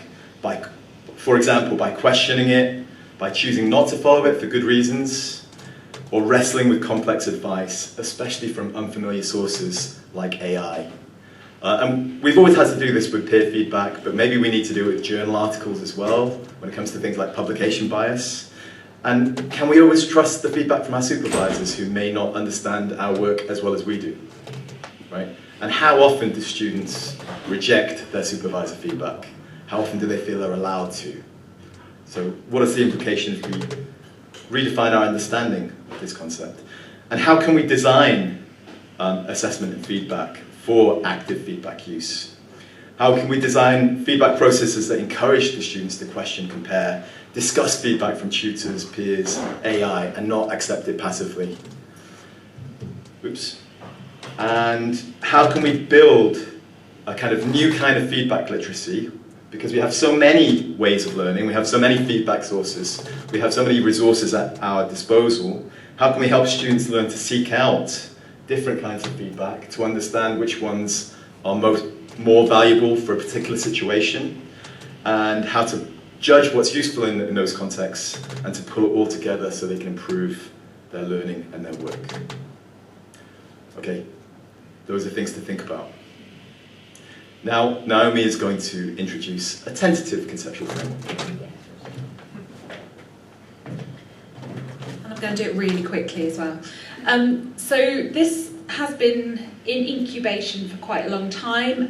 Emma and I teach a master's level module on assessment and feedback with amazing students, and so for us teaching is often learning. And our original thinking about this came about from our teaching and working with our students on this module. This was then further developed in Barcelona last year with James and David, and then has been going through various iterations over the last year. I'll be really quick in explaining what we're trying to get here. We're trying to think about what is commonly thought about as uptake or engagement with feedback that actually might not be engagement, but perhaps more importantly, what we might never see in behaviour or something that we can observe that has actually been really thought through and taken up and influenced people in ways that we might not see or that we might not see immediately. So we're conceptualising the processing of feedback in a cognitive sense somewhere on a continuum between deep and surface. We can pay lip service to feedback, and I'm sure this is something many of us do in the peer review process, where we will say, okay, yeah, we'll just do that, without really understanding what that feedback might mean for us in the future. So we have this distinction between deep and surface processing, and then we have the observable action and inaction, what we might see coming out of a feedback process. And when we put these two things together, we then get differences in terms of the impact. So our first category here is if someone engages with the feedback, processes it in a really deep way, and then takes some action, that's thoughtful action. What they've done is based on really thinking through the feedback and engaging with it in a deep way from a cognitive perspective. But just as importantly, we could have somebody who on a cognitive level engages really deeply with feedback information, but chooses not to act. And we think that is a really important element of feedback uptake that is not yet been strongly conceptualised, which we're calling thoughtful inaction. The reasoned deliberation that leads to an agentic choice not to act. Then when we have the surface level of processing, somebody who just maybe skims the feedback, does everything that feedback tells them to do. In many measures of feedback engagement and feedback impact, we would say that that feedback has had an amazing impact because they've changed their work. They've done all the things that the feedback advised them to do. But we would conceptualise this as thoughtless action. It's action that's come from a very formulaic approach to engaging with that information. And then the surface processing with no action, what we would conceptualise as thoughtless inaction. So we're still playing around with this and we're still working with it. We're also working with the ideas that affect and emotion as well as the context are influencing all of these different elements. But it's that realising that behaviour doesn't tell us the whole story. We can misinterpret behaviour in terms of what it tells us about processing and engagement. So I think we'll leave it there. There is another Padlet, so if anybody wants to provide any thoughts or feedback on this work in progress, that would be very welcome as well. But otherwise, we'll have a chat and, yeah, any questions.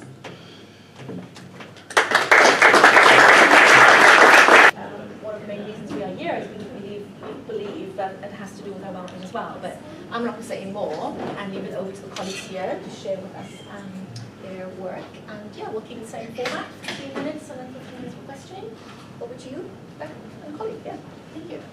Thank you. I'm Rebecca Roshan. I'm an Associate Professor in Education at Buckinghamshire University. I teach postgraduate education. I have been an academic developer in my career, but now I'm pure education, teaching teachers, teaching.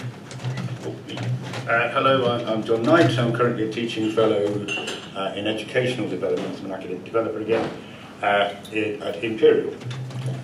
So we're going to be sharing some information today which is related to a MedTech Super Connector project that we have done with other colleagues.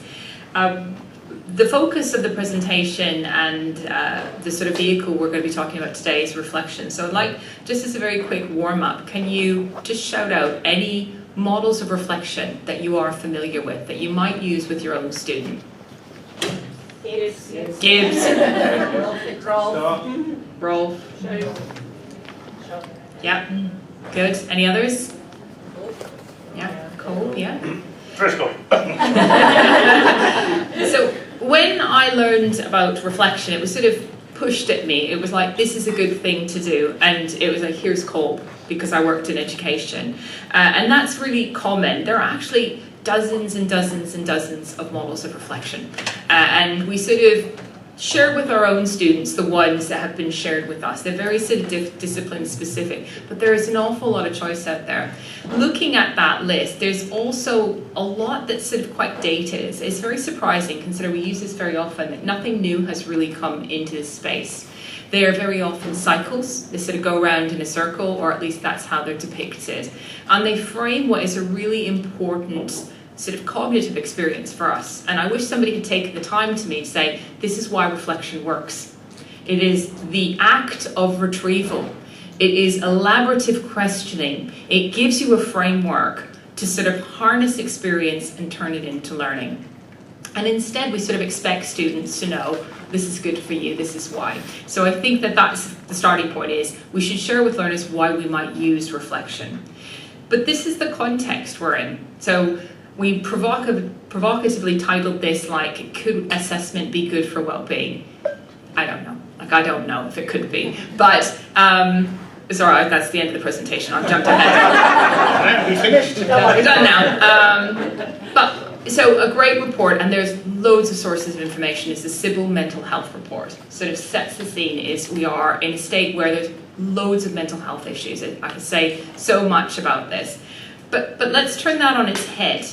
Well-being is good for learners and learning. Well-being is good for learning, both for the duration of studies, but also for professional lives. And for that reason, many professional frameworks have now hardwired in that word, well-being. Certainly, if you are acquainted with healthcare professionals, you will see that word, because they see it as a prerequisite for being effective in your job. So where are we dealing with well-being in our curriculum? And we are all incredibly busy, and one of the things we know is we can't give people extra stuff to do, more stuff to do for well-being, because then you don't do it, you just feel bad about it, and that's bad for your well-being. So reflection is something that we are already using. It is a natural vehicle where we can talk, we can use it to harness and support well-being. So, before I hand over, this is my favorite definition of reflection. Anything by Harvey is amazing. And I'll just point to a couple of things. Reflection is a really unique space because it brings together the cognitive, the emotional, the somatic, and it invites learners to share all of those things in that space. And the other thing I really love about this definition, although there are several things, is that it's not saying, now you change. Because it recognizes that part of reflection is to better understand through retrieval and elaborative questioning, reflection in and of itself is effective as a tool for learning. You don't have to change anything. You've learned. So there's some key challenges I think we'd all acknowledge in relation to using a reflection as part of assessment practices. McFarlane and Gourlay's work, I think, is particularly relevant in that reflection as it's often used in terms of students reflecting on critical incidents, learning from them, and then taking things forward. It can be seen as having a very strongly sort of normative and controlling effect. They use the phrase of the performative mea culpa. You know, I was lost, but now I am found. I transgressed, but I have learned from my mistakes and I will do it properly going forward. Not unrelated to that is we can have a tendency to sort of get students to submit their reflections, their raw reflections, as part of assessed work.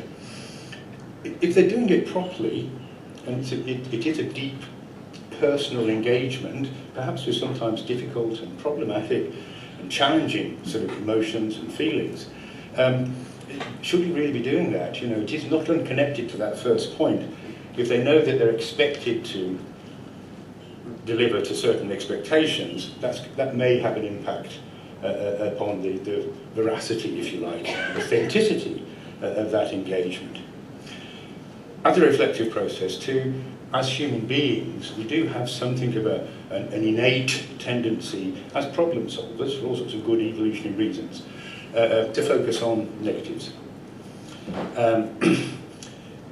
This provides us with certain opportunities.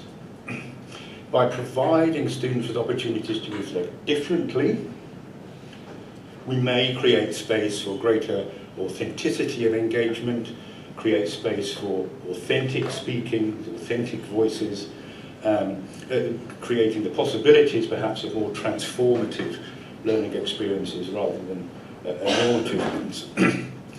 And equally, by doing so, we may too create a space in which the student feels more comfortable in bringing their whole selves to the assessment process. Again, drawing on some of Jan MacArthur's work around the authenticity of the whole student, the student as a whole person. And ultimately, by sort of piggybacking on an existing process that students do anyway, professionals do anyway, we may have opportunities to embed these opportunities for embedding the possibility of engaging with self-care and well-being as part of an existing process. So that was our starting point. How could we use reflection? We co-developed with some students a model, and of course, being helplessly addicted to acronyms, we called it something, and we called it SELF. Because most often when we ask is, when you did a reflection last, who was it for? A course lead, a module, a portfolio, a this, a that. Actually, reflection should be about oneself. So we direct people to start with a positive. That's based on some very strong positive psychological principles. So that's the direction. Now, we often tell students, you don't have to reflect on a mistake, but actually embedding it was our purpose here. And then another key difference is that we wanted to hardwire it into professional or personal values. So an explicit request to engage with those things. You will see it is not a cycle like the others. And we wanted to sort of see, well, how would it perform in a real life situation with students? So this is a study we ran a couple of years ago. We've just come back to the data and looked at it slightly differently though. So we have quite a number of healthcare professions at Buckinghamshire University. Our first year midwifery students were off in their very first placement. And they came back and they had a day where they were reflecting on placement, and we asked the course leads, we went through ethics, we said, okay, could they produce 2 reflections, one using our model and one using the Kolb, which they were already familiar with? They said, yeah, no problem. So that was our sort of part of our study design. We did focus groups too, but we wanted to compare how students engaged with these written reflections. So they each produced 2 reflections. There were 44 in the cohort, I think, and about 32 agreed, or no, 37 agreed, yes, you can analyse our written reflections, but only 32 were usable, and that's just because some were incomplete in different ways. And we sort of waved a magic wand over that data, and we didn't use thematic analysis, we used something called contextual text coding, which is a hybrid deductive inductive approach, which I love. We had 2 separate researchers looking at the data and following the steps that are explicit in CTC. I strongly recommend you look at the paper that's on the reference list.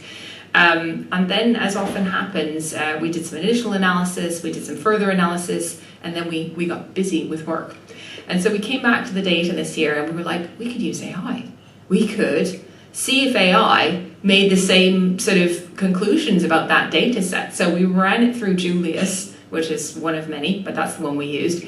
And then we identified those common themes that came out of both our own analysis and the analysis from Julius. That was really interesting because using AI, one of the things we said was identify the themes. That was one of the prompts after we cleaned the data. And then we said, give us some illustrative examples.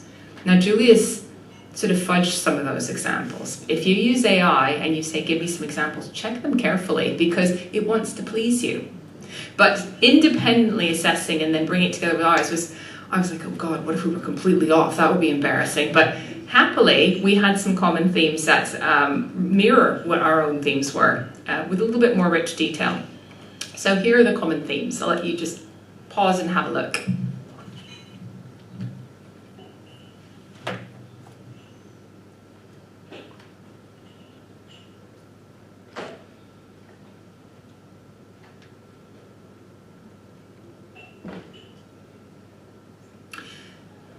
So there were more, but as a sort of top level analysis, what came through, as you can imagine, midwives, student midwives, out in placement, for the very first time there was a lot of emotion.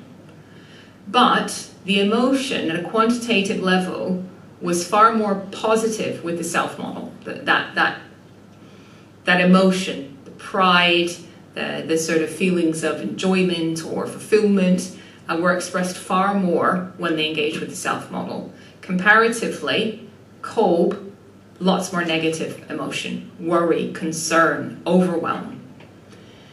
Professional competency. Now, if you remember the F in frame, frame in terms of professional competency, because there was the explicit direction, students engaged with that far more, those professional competencies that are set out in the midwifery standards. They were engaging with those explicitly and gravitated more towards those values within the competencies.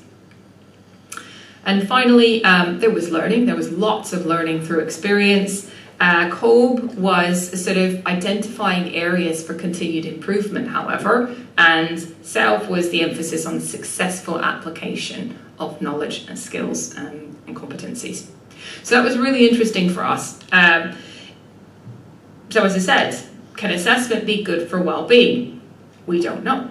But what we could consider is that when you give students specific prompts within a model of reflection, that really guides how they engage with different parts of the model. And so what we think is that using the positive prompt, which was our starting point, engages students with positive thinking. That happened. It's a small group, but we'd like to see more of this. And there is a really strong evidence base to say that if you spend time thinking about positive things in a positive headspace, happiness interventions, the work of Seligman, 3 good things, it makes you feel better. And also there's sort of in practice evidence that those interventions can be used within professional environments. Similarly, using values-based prompts promotes engagement with values. And we know that when students or professionals connect with professional values, that's part of flourishing, isn't it? When your values align. And so more talk of values would seem desirable also. So we would also suggest that if you are grading these raw reflections where the model is used before it becomes a more distilled piece of writing, you encourage students to synthesize it rather than grade those raw reflections. You give me a mark for it, I will tell you what you want me to say. That is what I'm going to give you.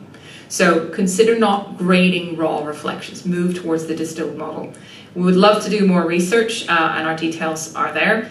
But we leave you with a provocation, which is, how are you actively considering how you can embed well-being as part, learning, teaching, and assessment? Because increasingly, as I say, and I don't think it's going to be just the healthcare and the education professions where we see well-being as part of professional competencies, we're going to be starting to see it elsewhere. How can we support well-being? And that's moving away from the deficit model. We need to support students with mental health problems. Absolutely. This is different. You can reflect positively all you want. If you've got a mental health problem, positive reflection is not an antidote to, chronic understaffing.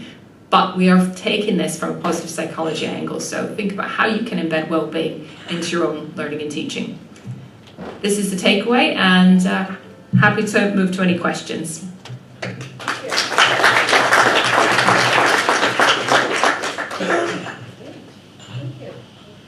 Comments or questions? We've got one over there. Okay. Do you want to use your teacher voice? Yeah. Just more of a quick curiosity or clarification.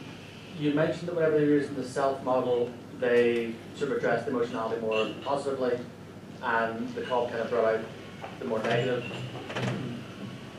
Whenever they were using the self model, did it draw out positive emotions, or did you see particular evidence of them addressing their negative emotions positively? So there was evidence of them overcoming challenge. So they might say, I was worried, I didn't know what to do, and then talk about what they did, and then there would be more positive emotion. So that the evidence would suggest if you don't give students a starting point, they will gravitate towards the negative, that whole problem-based Bowmaster, that bad is stronger than good stuff. So our findings align with literature. There was a key example in the data set where the student felt quite bewildered and overwhelmed. She was supporting a woman through labour and just provided comfort, literally held her hand, I think, and this was a source of great fulfilment to her afterwards on reflection, because she felt she'd done something that had made a difference in a very challenging context that might otherwise have been viewed quite negatively if she hadn't had that prompt to look for what was good in it. Yes, I think it could be a really powerful addition to the narrative around it, in that, it didn't sort of just bring out, you mentioned their pride, but that it helped them address the negative emotions that will come up in a positive way. It is a really nice addition to see from it. Yeah, I mean, you mentioned that idea that one of the things that came out of that was that focus on things that I did well. You know, the application of, actually, I learned that and I did it, and that was a good thing as well. So. Just to say though, in the focus groups, we didn't talk about that data set. We did get some comments from students about reflection in general. And one of the things they said about the positive model of reflection is just that that wouldn't always feel like the right model to use. Sometimes things go really badly wrong, and actually that would feel a little bit like out of step. So we're not saying always use this model. I think the takeaway is give choice and promote choice rather than reaching for those models that we're always very comfortable with.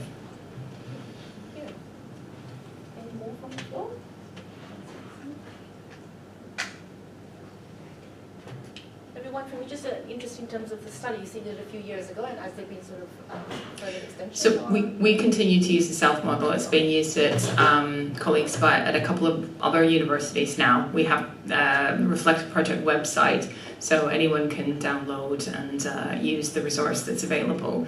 When you think about, because at first we had to consider very carefully, can we use this within our own learning and teaching? We came up with it. We will publish, and it's just, we are still using it. But when you think of what is the purpose of a reflective model, would we disadvantage our students in suggesting the use of a different model that isn't published?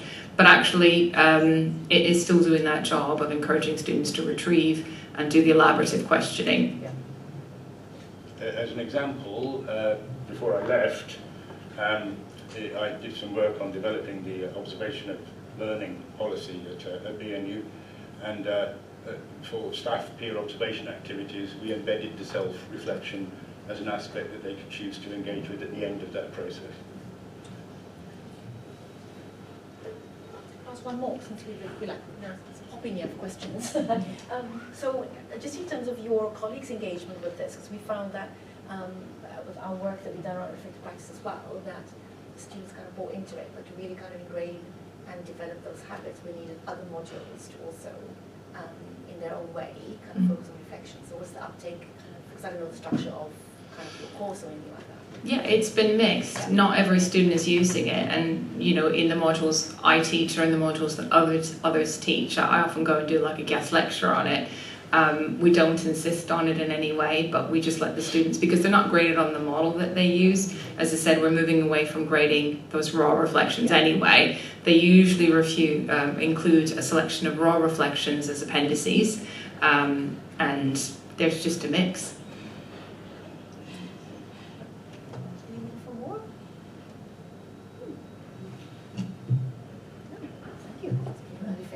Already finished. Time to get to the next session. I don't know if there are any more nuggets maybe you want to share. I saw earlier on you had a bit of a video.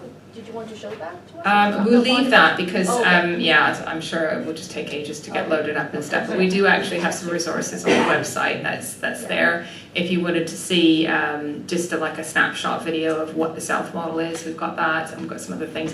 We have a little bit of tech so that students can capture raw reflections on their phone and then use that to inform a more distilled thing. That's part of a bigger project though. Thank you. Thank you.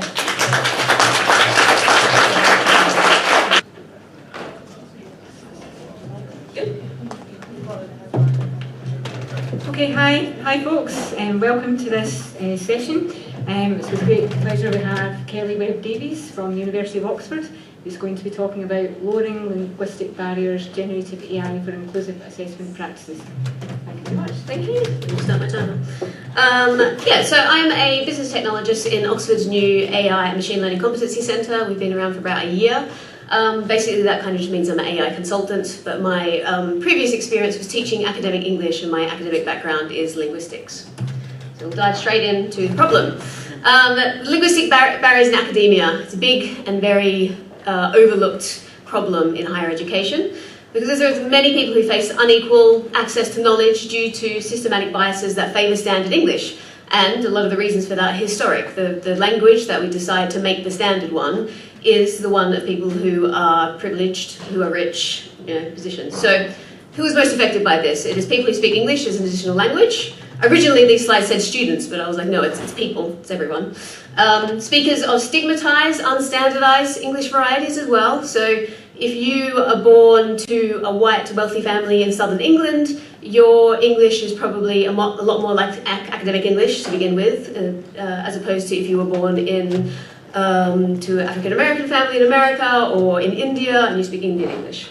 And also people who are neurodivergent. This is also an issue for people like that as well. So the result has been called a number of different things: a linguistic glass ceiling, a tax, because as a tax you have to spend extra time to learn this version of English to be able to access academic spaces, or a psychological paywall as well. And academic English is nobody's native language, so we don't bring up children speaking academic English, although that would be hilarious, a 3-year-old speaking like a professor. And the research shows that, people have looked into this, that the greater your linguistic distance from academic English, and that's not just in terms of your English variety, but people who are Dutch speakers are more likely to get published than French speakers, than Japanese speakers. The closer your language is to English, the more likely you'll be published. And also just reading papers is more difficult, writing them, attending conferences like this is also more difficult. So I want you to look at this piece of writing here, which is from an academic journal, and I want you to look at it and think, can academic writing look like this and still be academic? I show this in a lot of my workshops. It's by an author called Vishwana Shanti Young, and it's African American English. And I always get a range of reactions to it. The first time I ever showed it, people laughed at it, and I didn't expect giggles, and I found that a little bit disturbing. But I quite like this, for me, is a little bit harder to read than academic English, but it tells me a lot about the writer, this person, like where they're from, who they are. Also, maybe not everything should be directed to make my life easier. I'm a white woman who's quite wealthy. Maybe I should struggle a bit to understand other people, and I should put some work in myself. So this is more about, look at the function of this. Is it an academic function? Yeah, this person is being critical, they're making an argument. The form of it is not what we would expect from academic English. And with AI, this linguistic discrimination continues, but in other forms. So here we've got an example I saw on LinkedIn quite recently of someone saying, this is like AI slop, this kind of AI shaming I've been hearing people talking about during this conference. And they pointed out all these mistakes in this writing. And I looked at this and I thought, generative AI doesn't make those mistakes. Generative AI writes standard English really well. So this to me is someone who's a second language English writer who has written this, or maybe they've used machine translation, but this is not generative AI, but this person's assumed it is. And this one, I'm going to read this one out because it's a bit small, I think. So this is someone I saw on Twitter a year or so ago who got a response to an email. So they say, this is not an email I ever expected to receive or send. And the email they got was, the AI design of your email is clever, but significantly lacks warmth. Would it be possible to be contacted by a human being moving forward instead of AI? Many thanks. And they respond, it's not an AI, I'm just autistic. See you next Friday. So people are looking for AI in writing, but people aren't very good at linguistic analysis, and there's a lot of linguistic discrimination involved. And similarly, black teens are more likely to have schoolwork incorrectly flagged as being created by generative AI. Because we look at people, there's this ratio-linguistic enregisterment. We expect people to language in a certain way depending on what they look like. And if they don't match what we expect, then we get suspicious about what they're doing. So, generative AI, how does that come into it? I think this gives us a good solution to this problem if we approach it the right way. It excels at preserving meaning while adjusting form. I have a colleague, Dominic Lukash, who calls it a universal semantic translator, and that's one of its strengths. It's, you can translate across languages with it, you can translate across language varieties, so from informal English to academic English. You can even transfer spoken English to written English. You can transform, so I use it for alt text on images. You can take the meaning of an image and get it described in language, so it can transform across modes as well. So it can serve as linguistic accessibility technology, allowing marginalised groups to express their ideas in socially prestige forms. Because in my ideal world, we would just accept linguistic diversity, but we don't live in that world. And so, while there's this technology that can be used to disrupt the status quo a little bit, I think maybe that's the way we should be using it. And I always see, most of the university guidance I come across is you should be using AI for your ideas, so you're brainstorming, but the writing must be your own. And to me, this is an authorship problem. It's not AI. This is not where AI should be. I think this is the wrong way around. The ideas, the argumentation, the synthesis, all of that is the human, creative, the intellectual work. That's where we want the human to be. If someone gets those ideas together and they use AI to help them express it in a socially accepted way, I just don't really care about that. I think that's fine. That's allowing them access into an area where they have a barrier. And I always hear this phrase as well, like writing is thinking, that's why it's so important. But writing isn't always thinking. It's technology. It always has been technology, from writing when it was invented. It's a representation of language. And a lot of people face writing barriers, like people with dyslexia as well, or physical differences as well. But everyone has language. So speaking, signing is language. Speaking and signing is thinking. There's this tradition of oral knowledge transferal in Indigenous Australian communities, in Nyungar, in Western Australia, and all of that is oral. There's no written form. That is how culturally they work. They pass knowledge down through millennia in this form, and it's all.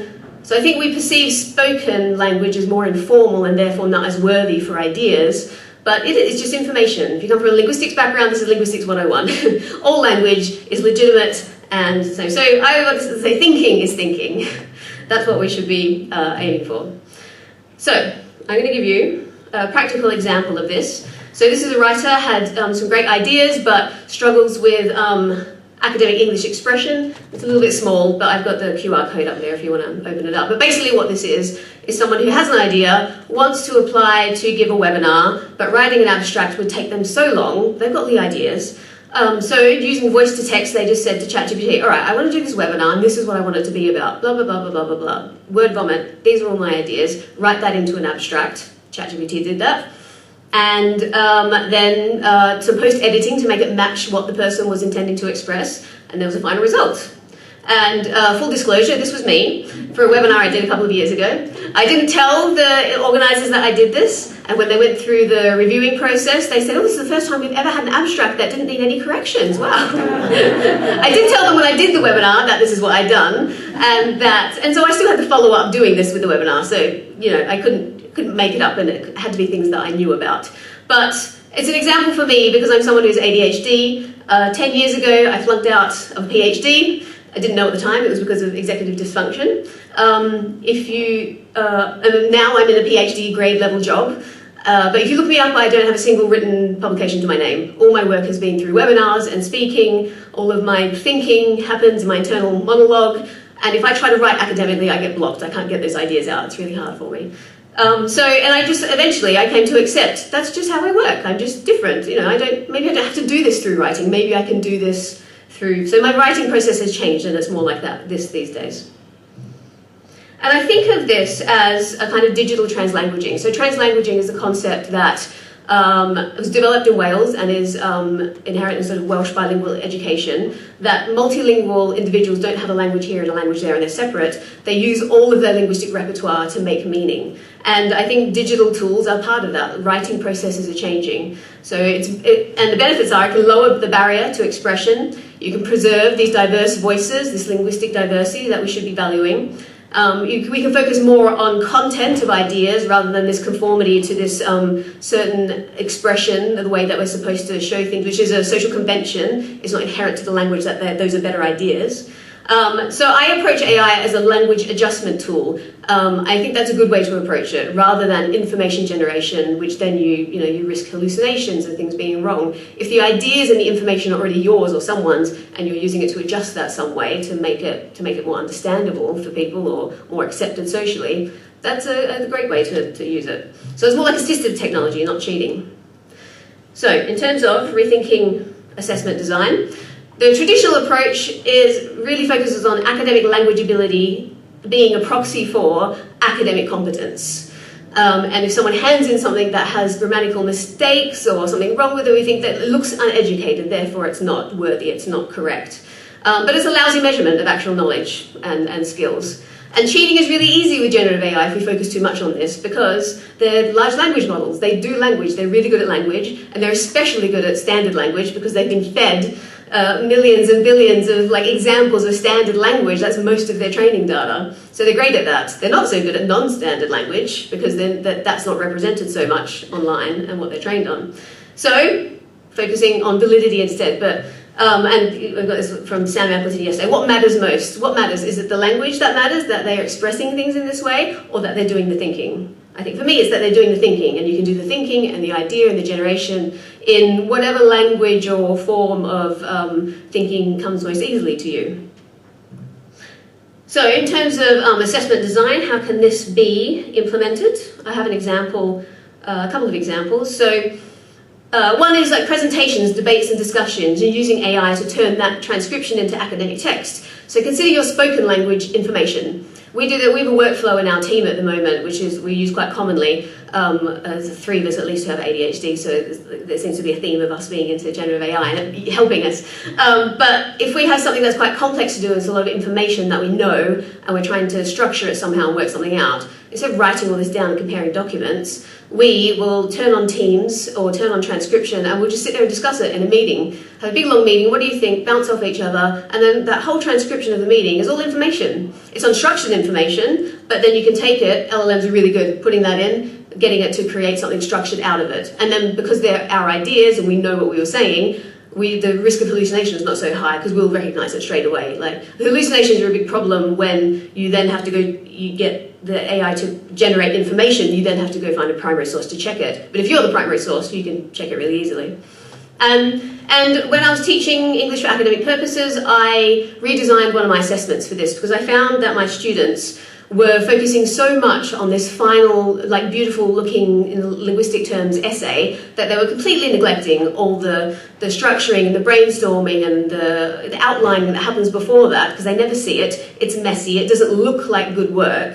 And so eventually I said, okay, no essay, you're not allowed to write any sentences, what I want you to do is just write an essay outline. And bullet points, no sentences allowed. So I put them in exam conditions, gave them an unseen question on a topic we've been talking about, and then handwritten answer to that essay question with a couple of sources to integrate. So that's kind of low stakes, because I'm not going to mark that, it's just to get their ideas out, which are digitally unassisted, it's their own intellectual work.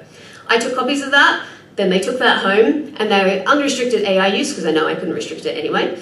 To edit it, they had to add some more readings into it, and then they also had to submit that final version along with a reflection on their AI use, like how did you use it, what prompts did you use, did anything go wrong, how did you make sure it was your work. And it worked really well. So the validity was, I wanted to focus more on their critical skills, their argumentation. They had to focus on that. If they hadn't engaged in that in the class, they did really badly on this assessment, despite the AI usage. It was amazing for our academic misconduct load, because the previous term when it was essays, 50%, huge load to go through to see if people had used AI, and we couldn't really prove that they had anyway, so it was useless. The only way they could use AI unfairly in this was in the writing the reflection questions, which some of them did, but then that was built into the rubric because the answers were really surface level. Like the reflection questions should show me how they got from that in-class version to the final version, but it didn't cover that if they used AI to answer those questions. So, in terms of institutions, I think there needs to be a recognition that linguistic diversity is an asset with our students, which I don't see so much. We say we want diversity in our higher education, we very often don't want linguistic diversity. Implementing structural changes towards that, this should be part of decolonising the curriculum. Language is a big colonisation issue. Show students we value their ideas and identities by accepting more linguistic diversity. So students don't feel confident about their ideas if they're not expressing them in this socially accepted, academic, formal way, because they have been taught that they're not good ideas. But if we can encourage them to do that, I just want to hear your ideas, like communicate them with me, I don't care how, do that. And developing AI-integrated assessment practices by identifying where it could be best implemented. So I thought, academic English writing was always the highest priority. When ChatGPT came out, I thought that drops to the bottom. Because speaking and listening still needs to be spontaneous, for now, until the technology improves just a little bit. Reading is still really important, because you need to read the output and assess it and evaluate whether it's expressing what you're trying to express. You still need post-editing skills to use it in this way, so it's not like you don't need to know academic writing at all, just the process has changed and the skills you need are a little bit different. So linguistic accessibility should be a fundamental consideration when you're considering assessment redesign. And the goal, I think, is to empower the diverse learners. I always think of all the people that academia has missed out on just because they had a barrier to writing. I know a lot of people. I have colleagues who are dyslexic and have ADHD. Generative AI is really helping them. And they have amazing ideas. And probably 10 years ago, they would not have been able to get access into academia. But now they can. And that is everything. I do have a little Q&A accessibility request on there. So one question at a time and concise explanations for my ADHD, because I will listen to the first thing you say, think of an answer, and I'll ignore everything else, and I'll probably interrupt you. Thank you very much for a great presentation. Do we have questions on the floor?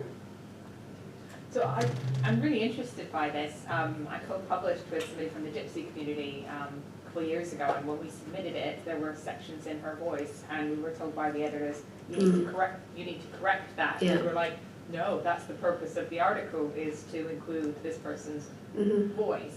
But I'm wondering, do you think that there's a tension between getting people to use AI to sort of have an accepted language and at the same time kind of wanting to promote that? Absolutely. So the reason I call it language adjustment and not correction is because of that, exactly. And yes, definitely, this just perpetuates standard language. But, so my ideal world is one where we accept variation not only in speech, we're more accepting of variation in speech than we are writing. I think we could be that accepting of variation in writing. Spelling conventions are a fairly recent phenomenon. But we don't live in that world. And so while we live in a world where people are judged on their language a lot, and that's one of the reasons, even like I'm a linguist, I know I should be able to, linguistic diversity should be fine, I should be able to write how I want. I know I can't, because I've had people like judge me for the way that I express language, like people think you're too blunt or something like that. So you know you have to conform, and that's what I mean. So at the moment, while there is this status quo, and we can disrupt it a bit and give people... So the way I conceptualize this, I really struggled teaching academic English, because I was teaching students the thing that I was kind of trying to fight against the same. So the metaphor how I thought about this was, academia is this building. It's a building that people are trying to get into, but it's locked. So some people have the key fits, they can get in quite easily. Other people don't have the key, they have to cut their keys to be able to get into the building. I was helping them, I was teaching them to cut these keys to get into the building, but I was like teaching the game, but calling out the game while I was doing it. Generative AI is an automatic key cutting machine, can help them get in a lot quicker. Excuse me, do we have a radio mic? There's questions that are value. May or may not be working. I can rephrase the questions if that might help. we need to. One working. I don't know if this is working We'll either. leave it to you. Yeah, that's fine. Right. Do we have other questions? Yes. Yeah, really exciting work. Can you tell us a little bit more about how institutions can work to move towards more linguistic diversity? What other areas could we work on? So how to move towards linguistic diversity in institutions? I think multimodal is a really good way to do this. So one of the things I was doing with students was allowing them to speak more. So like I said, when that writing dropped to the bottom of the priorities, I'm like, well, my students actually need more speaking practice, so we can put that in now. That's a benefit. I can take time when we're really busy. when we take that cognitive load of something they don't necessarily need, where can we put it back in? For me, it was speaking. You can do all the academic practice through speaking, so I can get them to argue, come up with thesis statements. I would get them to, academic reading circles are really good, so you give them different journal articles, then bring them together to compare them. And I said to them, when you're comparing them, refer explicitly to who wrote it. So David Crystal said in the thing I wrote, blah, blah, blah, blah, blah. And I said, what are you doing when you do that? And they're like, oh, citation. I'm like, yeah. So it gives a purpose for the citation, not it's a fancy thing in brackets I need to put there to make it look academic. It has a function, like you're doing it for a reason.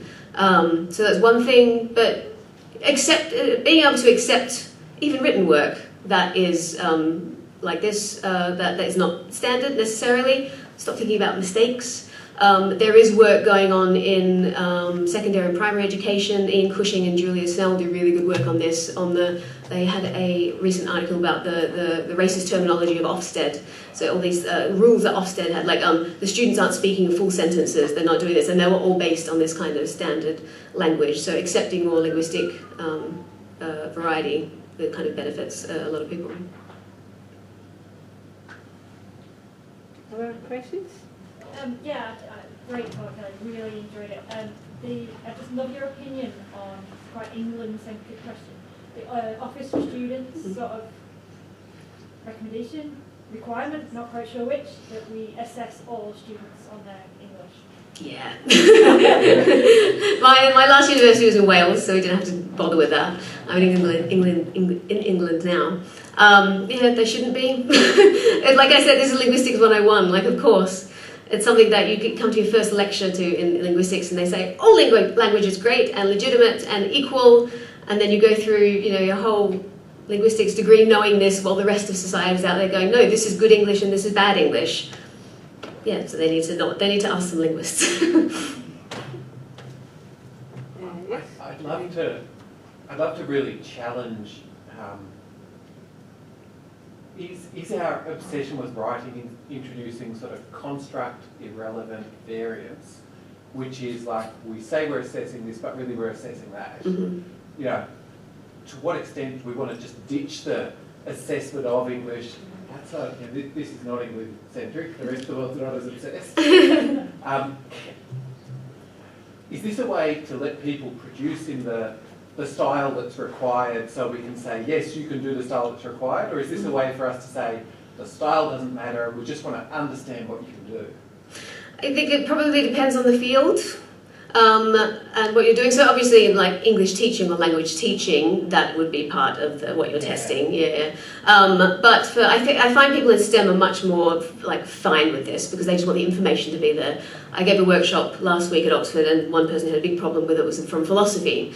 Saying no, but the way that you express your arguments, you said those are your arguments. And I was like, well, I know someone so people are often more transparent with me about their AI use than other people, and I know a lot of academics who are using it who don't admit to using it. Hey, I use it all the time. I've seen someone over the last 2 months write a 100,000 word philosophical framework. This is a person with dyslexia and ADHD, all kind of in a iteration with ChatGPT. So this person has this framework, they've had it for years, not being able to write it.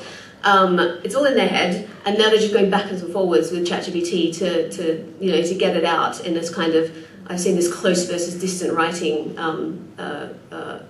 thing recently. So this is like distant writing, but all the ideas I know are this person's. I've seen them go through this process. So I think there are just other ways to do it. There are other writing processes. We can't say this is how you're supposed to write, this is the process because it's the right one anymore. It's not. It might be right for you, it's not for everyone. So it's a little bit about choice, it's about experimentation, finding what works and what is important. Yeah, I think there was a question at the back. Yeah, it was very intriguing how you have focused on idea creation as more important than the forums or how you communicate them. Mm-hmm. And given that, do you think after the introduction of Gen AI that it's less important to teach learners as writers? Yeah, kind of. Basically, like I said, you still need the skills. The skills have changed a bit. I think of it like, I think the really important thing is you need to give students something to say. Because one thing I struggled with academic English and teaching it was if you're just getting students to do language for the sake of doing language, it's not very motivating. Of course you want to use a machine that can just do it. But if they've got something to say and they want to communicate it, this communicative approach to language teaching, they're much more motivated to learn to do it. So writing academic from scratch is like pure production with no digital assistance is less important, because I think maybe in exams it's important, but if you finish university, how often are you going to have an exam? I thought to myself, authentic assessment, are my students going to go off into the world and work? Will they always have access to these digital writing tools? Yeah, of course they will. So, that's what they will be using.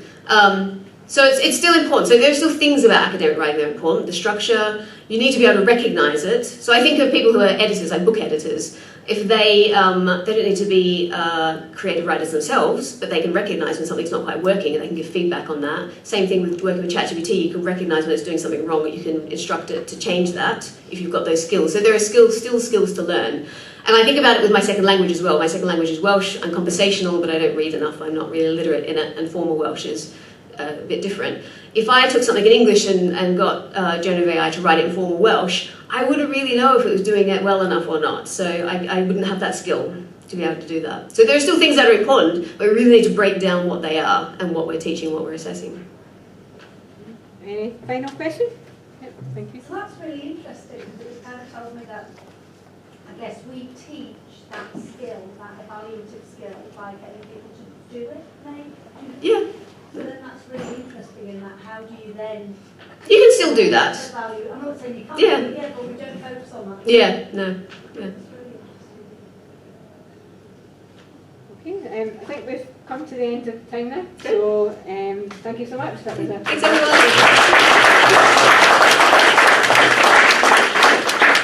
everyone. So announcements, we're going to have our keynote, our final keynote, and some wrapping up and reflection comments, and then little reception is going to be available at the restaurant at the end of the event, so please go and grab a muffin. There's going to be some refreshment available, so don't miss out. Excellent. It's my great pleasure introducing our second and final keynote by Associate Professor Alex Buckley. He's an associate professor in the learning and teaching at Heriot-Watt University, and he keeps busy there. He's the institutional lead for strategic enhancement of assessment and feedback, and he's also the program director for the PG Cert in teaching and learning. At Scottish level, Alex is the convener of the Education Development Assessment Special Interest Group. And I met Alex around 15 years ago when he was actually directing the survey team at HEA, now Advanced HE, designing the development of the UK engagement survey, and that was really good fun. So Alex is, as a background, is a philosopher, he's an expert in philosophy of mind and language, and his research is focused on fundamental and conceptual questions around assessment. And if you've been around the conference in the room where Alex is, you might have noticed that he asked all the right questions. So it's light as a feather and sharp as a knife. So it's a great pleasure introducing Alex. The floor is yours.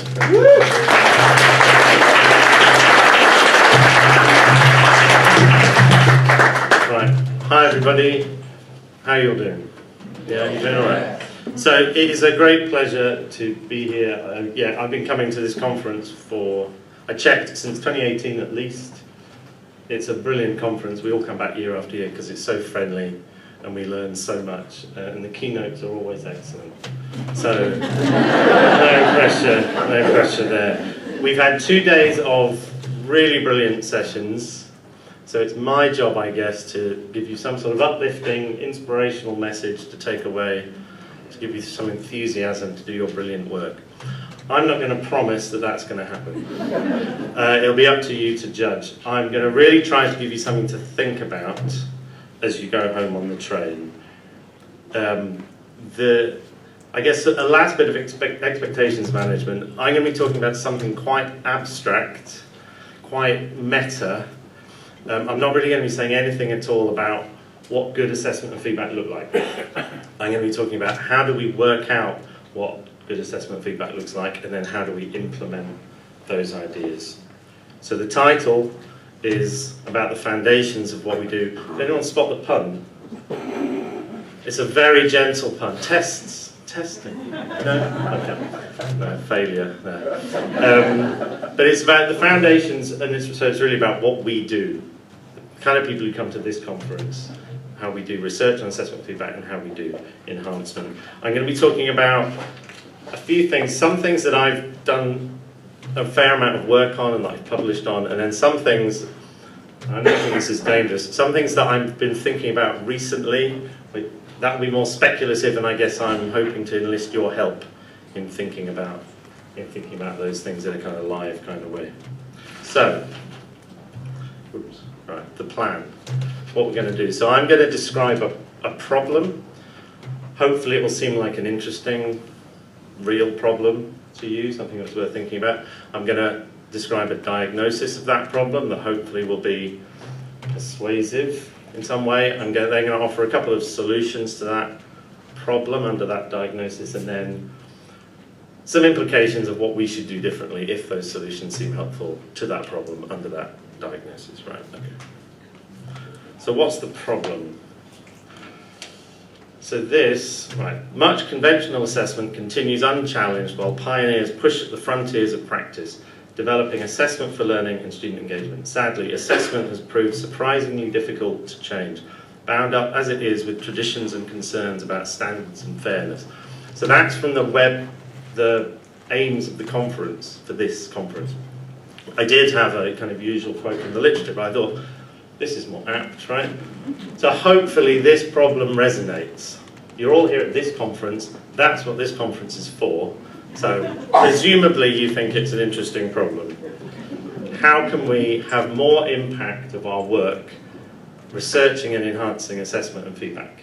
Because the impact has not been as great as we would like. How could we have more impact? So, diagnosis of the problem. So if we do have some kind of issue with our work not having the impact that we would like, what is it worth thinking about?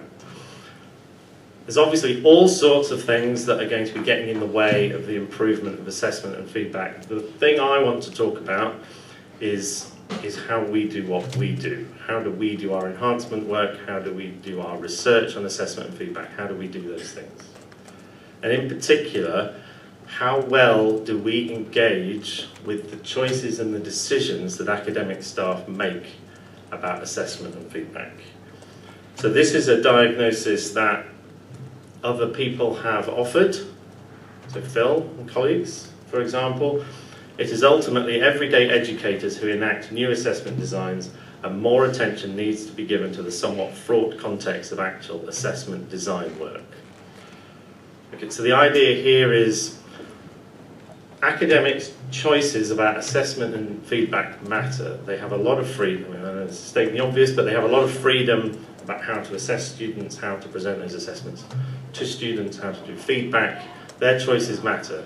So if we're going to have impact on assessment and feedback, impacting those choices is kind of key.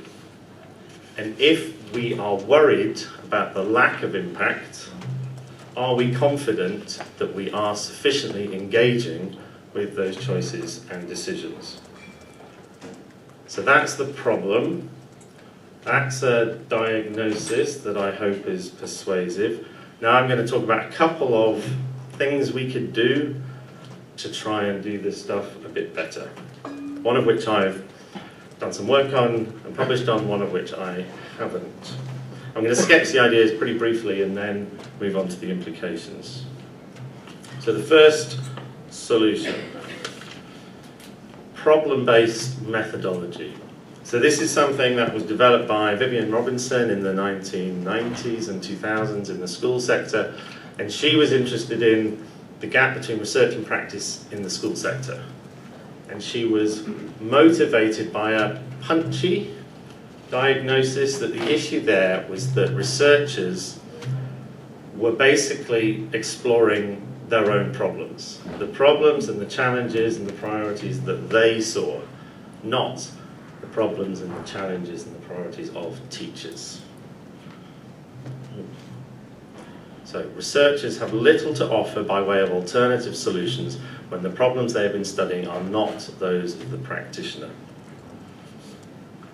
So what did she say we should do about it? So she's got an approach. So if we want to do some research that's actually connecting well with those concerns and challenges and decisions of teachers, we could be doing three things. We could be improving the accuracy of teachers' beliefs. So teachers have all sorts of beliefs, some are going to be right, some wrong, some are incomplete. We can be helping to make those beliefs more accurate. We could be helping them to come up with ways of satisfying their existing priorities. So when teachers make decisions, they're balancing a whole bunch of constraints, a whole bunch of priorities, not just one, a whole set. We can help them better balance those existing priorities. Thirdly, we can try and make sure those sets of priorities are making sense. Are they missing anything important? Is there something they're overlooking that they should be paying more attention to? But the key thing is that all of this is focused around teachers' goals. What are teachers themselves trying to achieve? So she says, the research practice gap is reduced by researchers who discover the problem for which tracking, so this is a particular example which is looking at schools, we would call that streaming, I think, in the UK. For which tracking is the solution, and then show how an alternative solution can satisfy all the constraints on the problem. So we're focusing on what is it that teachers are trying to do, and then coming up with better ways of achieving those goals. Okay. What can we learn from this for higher education assessment feedback work? So there's a couple of broad lessons for us. As people doing research on assessment and feedback and enhancing assessment and feedback, we need to make sure we're really connecting with the challenges and the decisions that academic staff take themselves to face. Not the challenges that we think they face or the goals we think they should have. What are they trying to achieve? What constraints are they under? Secondly, and sort of predictably, we need to understand all that. We need to understand the decision-making processes that academics use, the constraints that they consider, the priorities that they bear in mind. So how are we doing on these things? So I did a bit of work looking at relatively recent literature on exams in higher education, looking at, are we doing the kinds of things that this approach says we should be doing? The results were mixed, I guess. So on the first point, are we engaging with the challenges that academics take themselves to face? So in recent, is it all right to quote yourself? I was told it was fine. I could just say it, but anyway, in recent years, and in relation to examinations, assessment research has engaged with practitioners' decisions only intermittently and superficially. So when I was looking at these papers on exams in higher education, a bit over half of them made some, perhaps brief, but some explicit mention why this topic being studied was relevant to academics and the decisions and choices they have to make. So that means nearly half of the papers didn't make any mention at all of how the topic they were discussing had any relevance to academics. You know, teachers who have to assess students and make decisions about assessment formats. On the second point, understanding those decisions. So this wasn't really part of like a finding of the research, this was just the sort of literature context. There is little evidence about how assessment decisions are made, and there is virtually none on the decision-making processes that lead to the use of exams. So I couldn't really find a single piece of research that looked at how and why academics choose to use exams or not use exams. Now that is a horrifically dangerous thing to say in this room, because somebody is going to say, I did a study, and you missed it. But there you go. So that seemed a very surprising finding. If we are worried, I mean, I picked exams, maybe obviously, because that seems like a really classic case of, well, we've got a bit of a gap here between, we've got so much research on the limitations of exams, so much enhancement work going on trying to shift people away from exams, and yet we still have lots of exams. So there's a classic case of a gap, and if we're worried about the gap there, it seems striking to me that we don't really understand why academics choose to use exams. You know, in the sense of we haven't directly researched that. So that's one potential solution. We could do more of this kind of stuff. We could use this kind of approach. The second solution, so this is the dangerous one, that I have been thinking about recently. Might be a bit hand-wavy. So this isn't a solution at all. This is a stretch, calling this a solution. It's not a methodology, it's not an approach, it's something that we are potentially missing. And if we pay more attention to it, it might be helpful. It's something called folk pedagogy. So like the last approach, this again is from the 90s, from the school sector. But yeah, so this isn't something I've published on. This is a bit of a treat for me. So I first personally came across this, 15 years ago, and I was just transitioning from philosophy into higher education, trying to get my head around this strange field with strange words, strange journals, didn't understand, strange paradigms. I came across this, and I thought, I understand this, So I'd done work on folk psychology when I was in the philosophy world, and I thought, this I can do something on.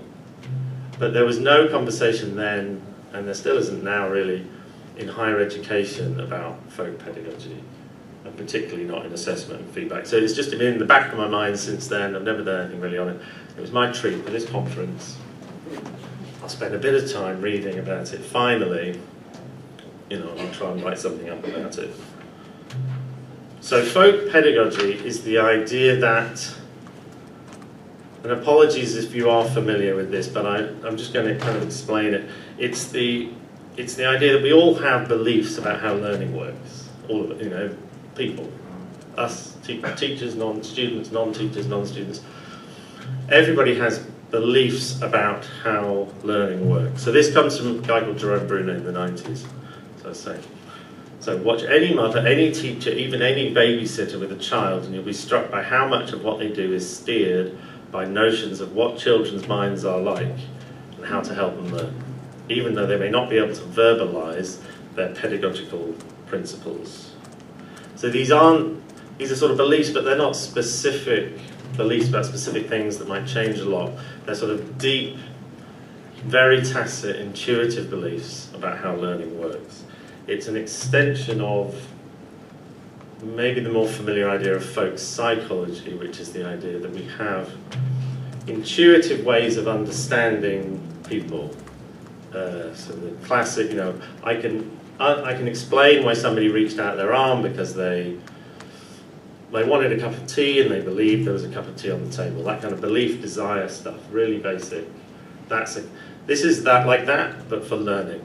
So we have these kind of deep, you might think, well, learning is about getting little bits of knowledge, sticking them in your head and joining them together somehow. Or you might think learning is about imitating somebody else and learning a skill that way, that we have these intuitive theories about how learning works. So Bruner thought this mattered because it affects how teachers teach. We must take into account the folk pedagogical theories that those engaged in teaching and learning already have, because any innovations will have to compete with, replace, or otherwise modify the folk theories that already guide both teachers and pupils.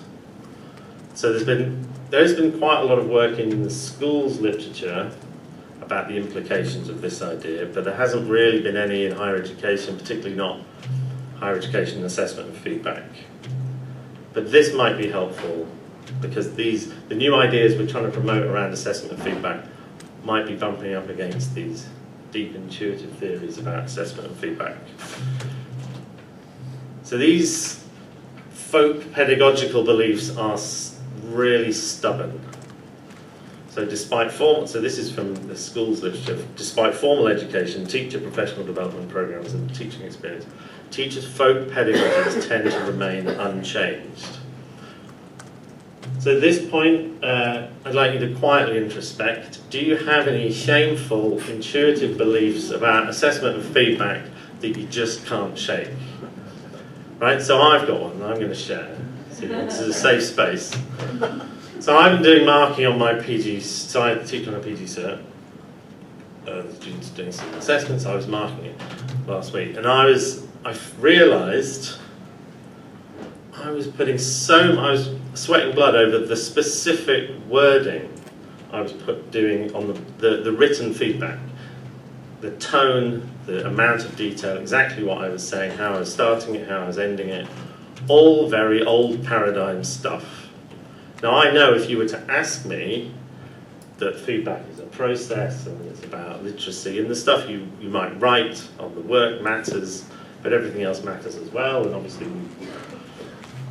obviously I do exemplary stuff in that sense in my course, but I realised I was acting like, and I really did on some level think, if I don't get this exactly right, these people are not going to use this feedback. Like, that's a really stubborn intuition I have about how feedback works that I just haven't shaken yet. Okay.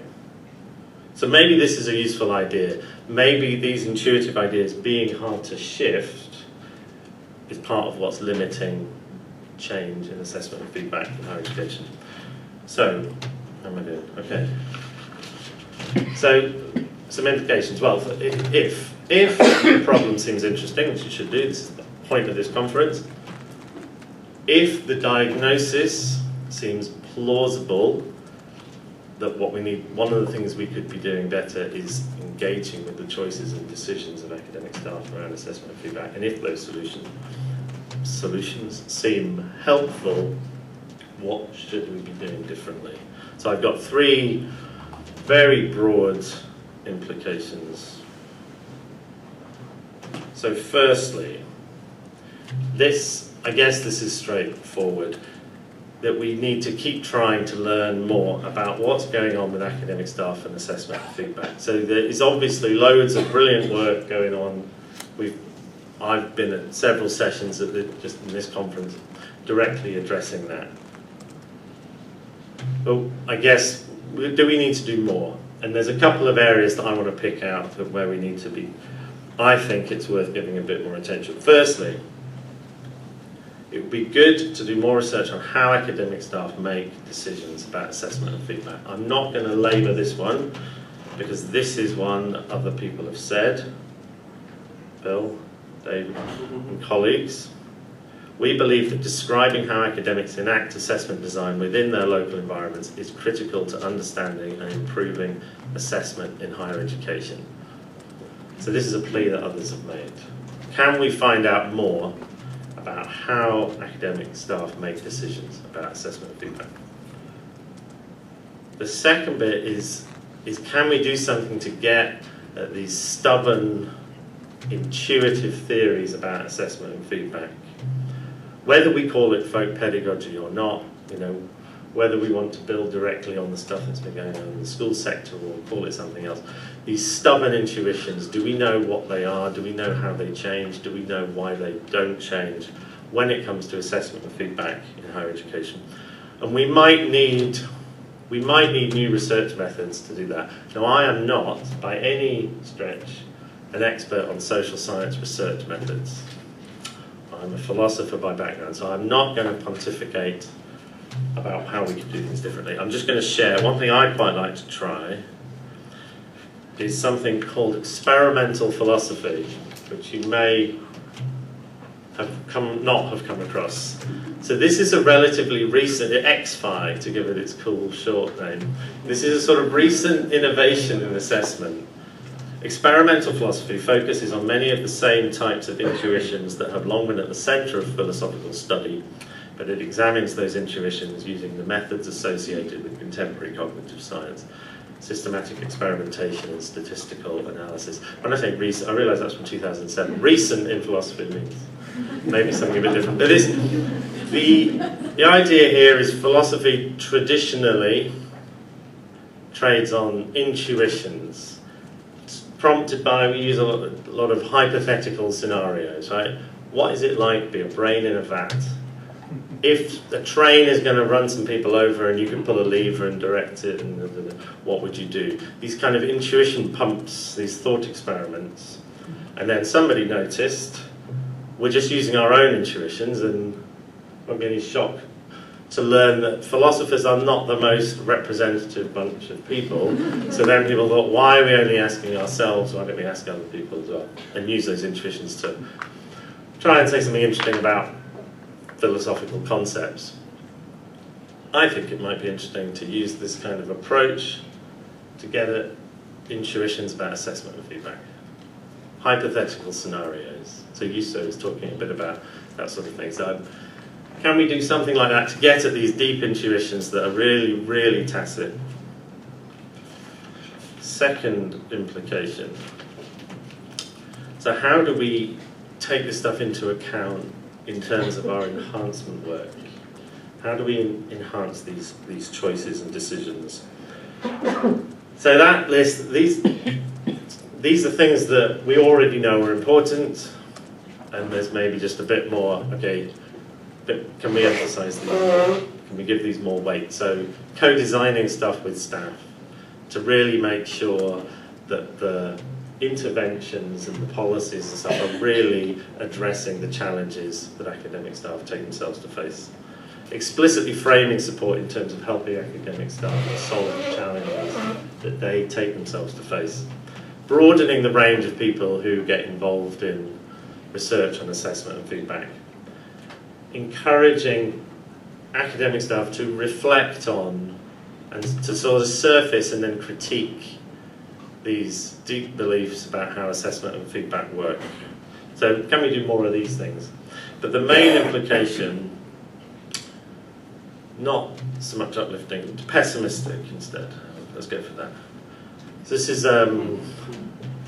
on my wall. I have a bunch of inspirational quotes that just get me motivated. And this is one of them.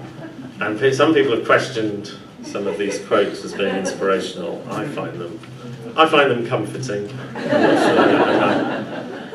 But we know that changing assessment and feedback is a hearts and minds business, right? It's about lots of things, but a big part of it is persuasion and inspiration and negotiation and trying to just get people to change how they think about things. If we take seriously the idea of these really stubborn intuitions, these kind of folk pedagogical beliefs about assessment and feedback influencing what academic staff do, that is a really hard job and it takes a really long time. Now that's not to say we can't change other things, but if we're looking at changing those stubborn beliefs, that's going to take a long time. We might need to think differently about the timescales of change.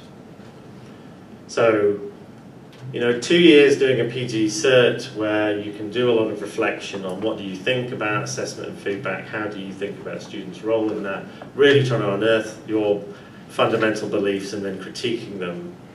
That might work. Maybe 2 years isn't enough for that.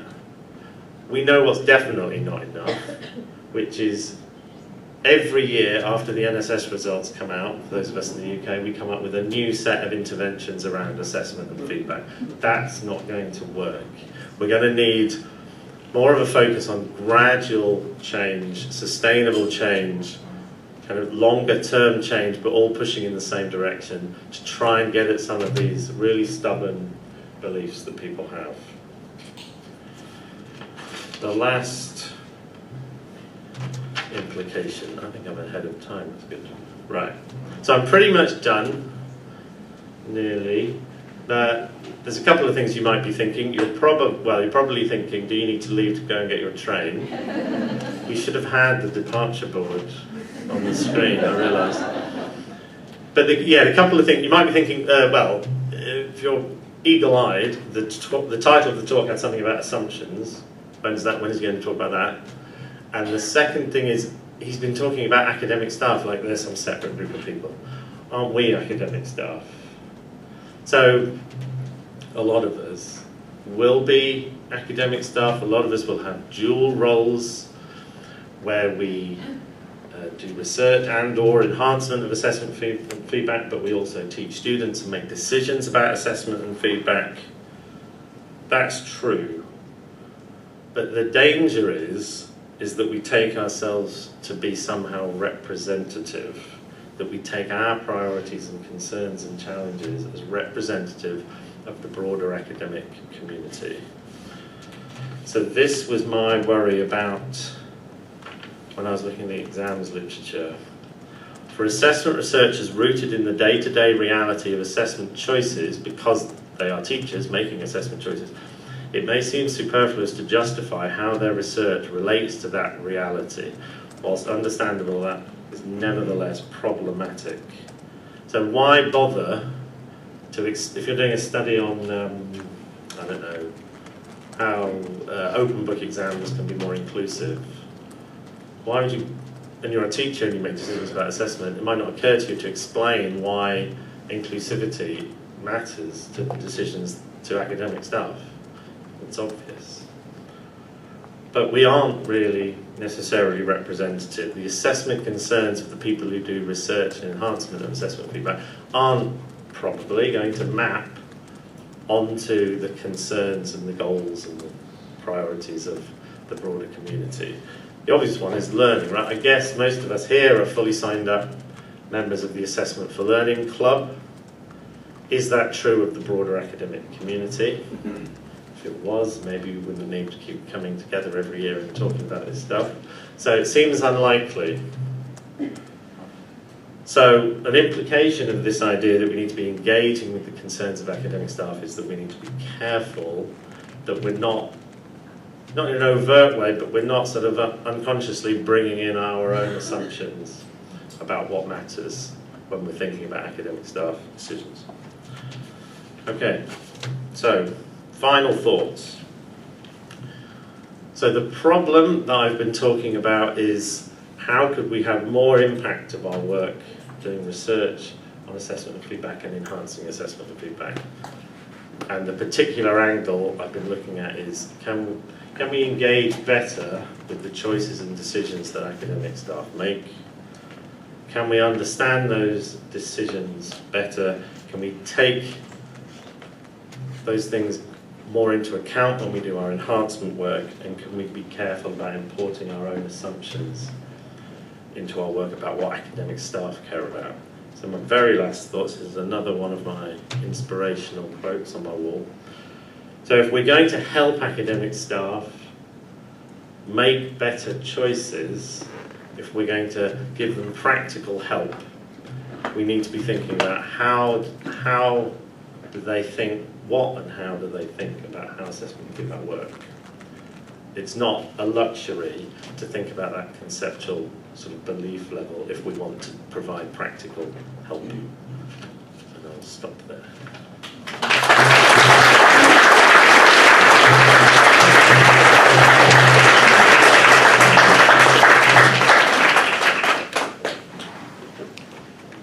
I didn't mean to leave so long for questions, that's dangerous.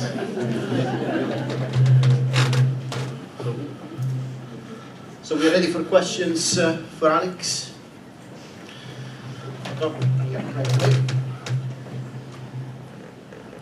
Yeah, thank you very much, Alex. And right, I am not Jerome Bruner. Okay, I'm Pete Boyd. But I just want to flip what he said a little bit. Okay.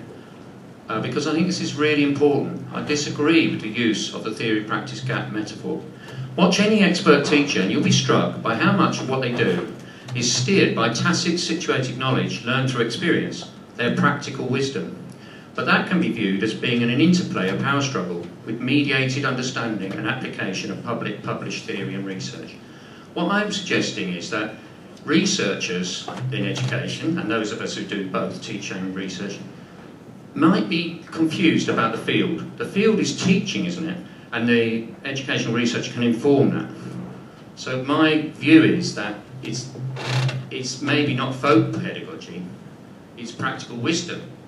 And it just flips that a little bit and takes it from a deficit view of teacher knowledge to a more positive view and sees teachers as knowledge creators as well as knowledge consumers. What do you think? Is a teacher a creator of knowledge or just a consumer? I don't know if I quite understand your question, but I think one of the things I would have liked to talk about is the extent to which we think of folk pedagogies as derogatory.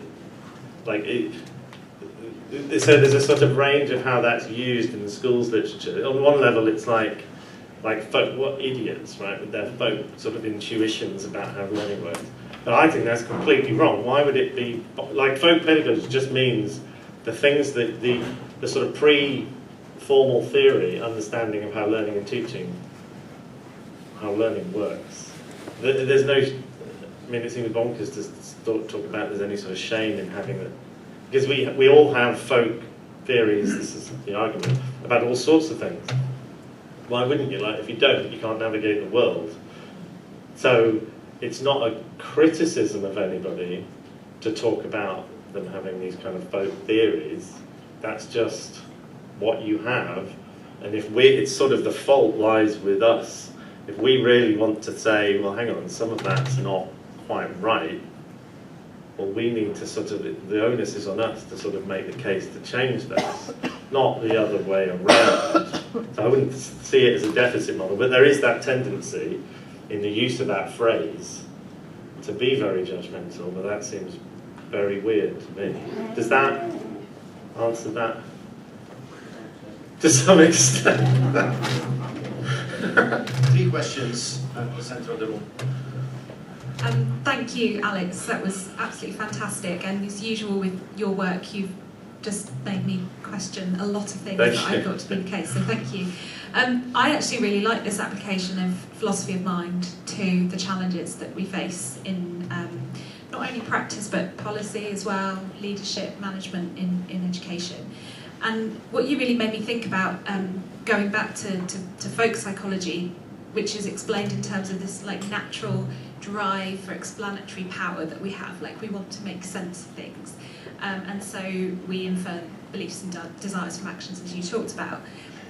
It helps me, I think, to understand some of the problems we have with not understanding why feedback hasn't changed, because we can't see the actions. So we're basically working blind and just inferring from beliefs and desires in students because we don't often see the outcomes. Yeah.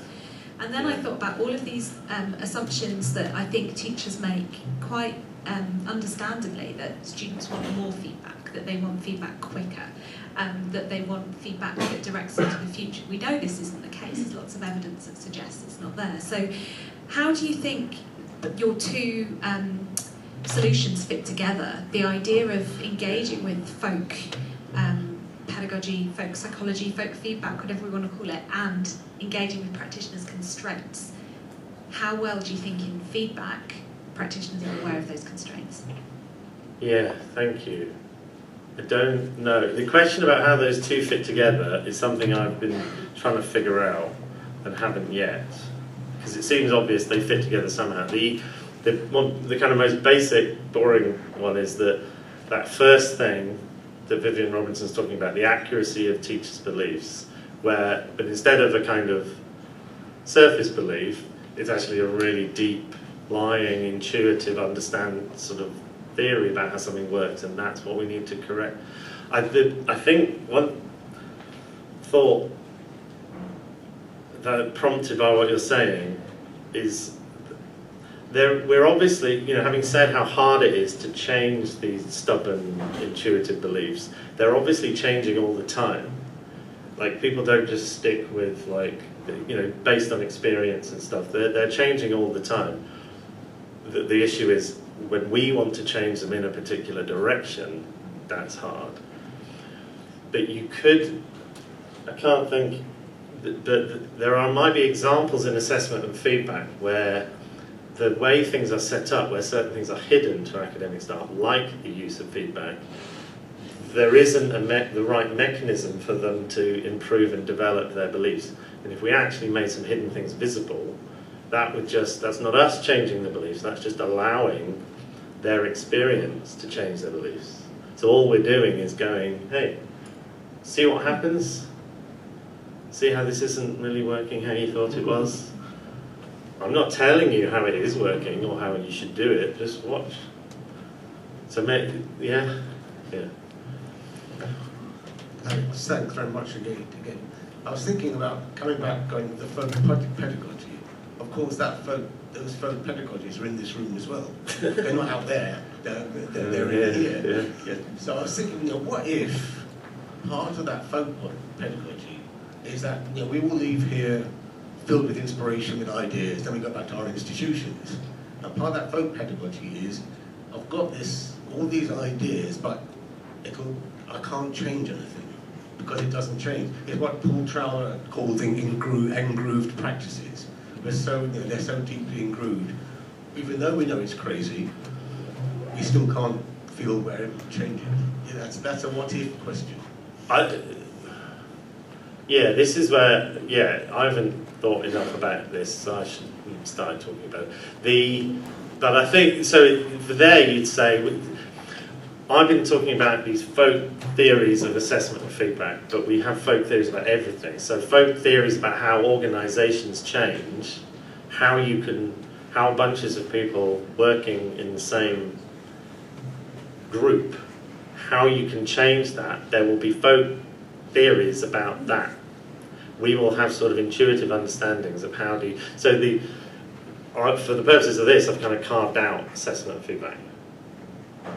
So Jerome Bruner kind of talks about folk psychology and then the extension of that to folk pedagogy, but you can't really carve all these things apart. Part of our understanding of... So for us, our understanding of how organisations work is going to be having an impact on our work, and so we should be, I guess, like a lot of us, do try and understand how do organisations work to try and improve our understanding, but we all have those assumptions about maybe I can't change things.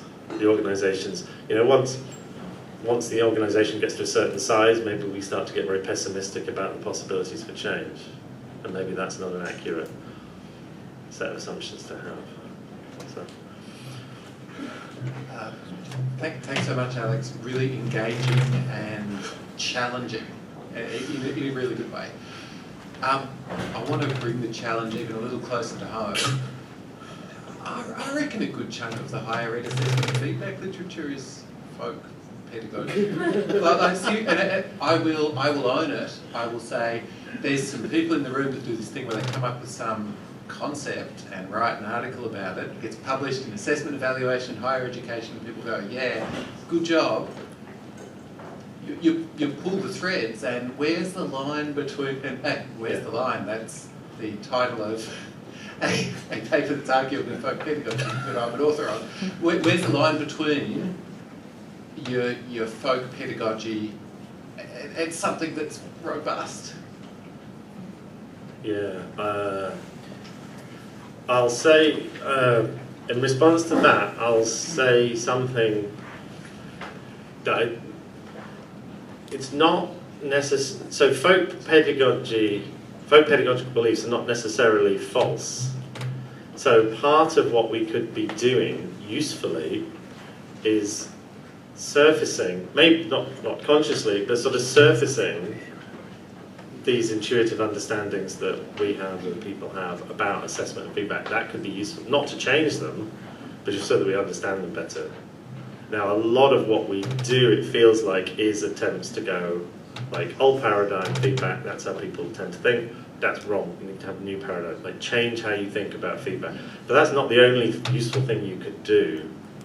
You could be trying to just say, I can't think of an example, but you could be trying to say, this is how we think about assessment feedback. That's not wrong, but it's really helpful to be surfacing it. So I wouldn't take it as an automatic criticism if people are just staying within the bounds of folk pedagogical beliefs, but they're sort of, okay, what does it mean? What are they? What are the implications?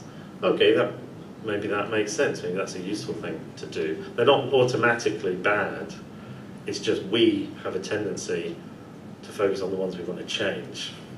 So in that sense, maybe we will be tending to focus on the ones we don't like. but maybe there might be plenty that we do like. Thank you, Alex. It was incredible. And if folk pedagogy becomes the new buzzword in assessment, I know who to blame. My question is about problem-based methodology, which I'm a huge, huge fan of. And in my experience, it can take you to some kind of dark and weird places. So my question for you is, looking at something like, for example, the rationale behind why educators use exams.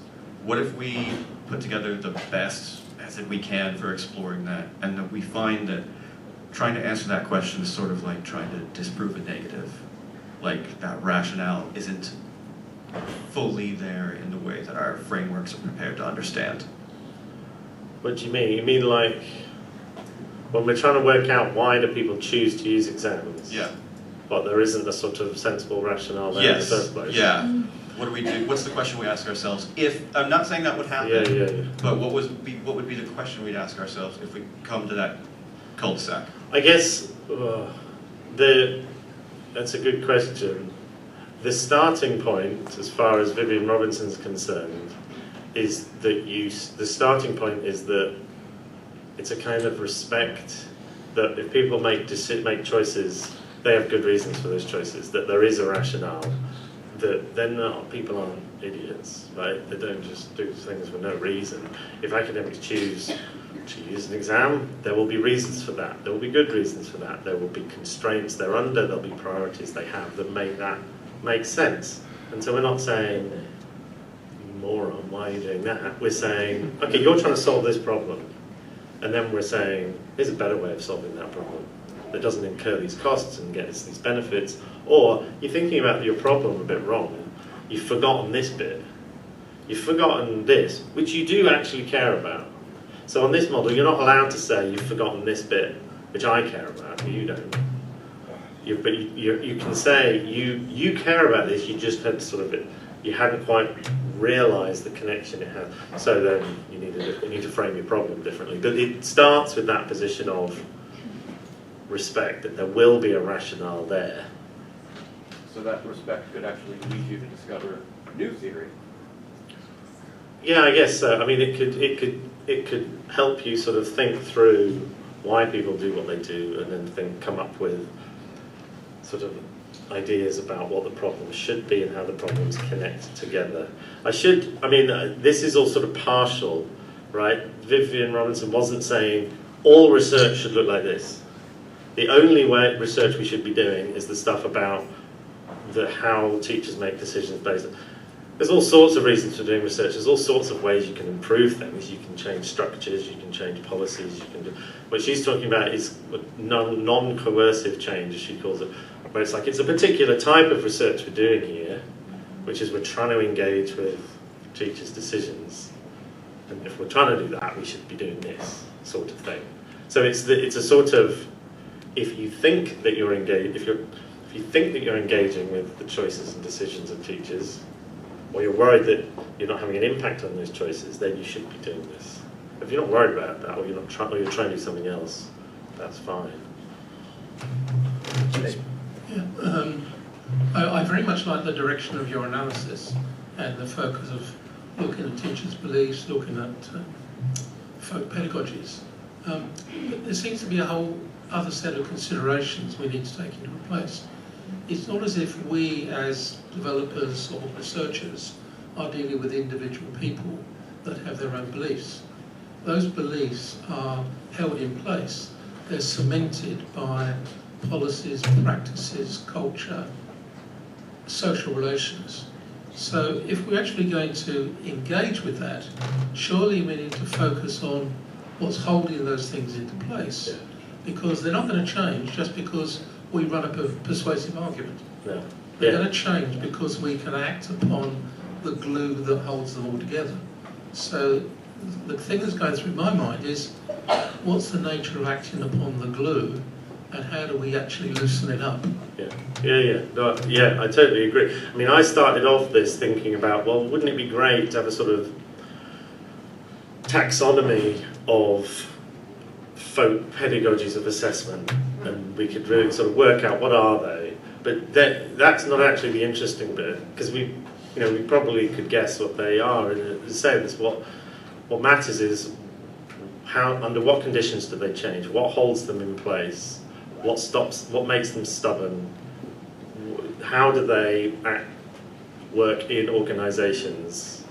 That's the bit. So basically, if we want to change them, it's less about knowing what they are and more about how do we change them and what stops them changing. So yes, I totally agree, I think.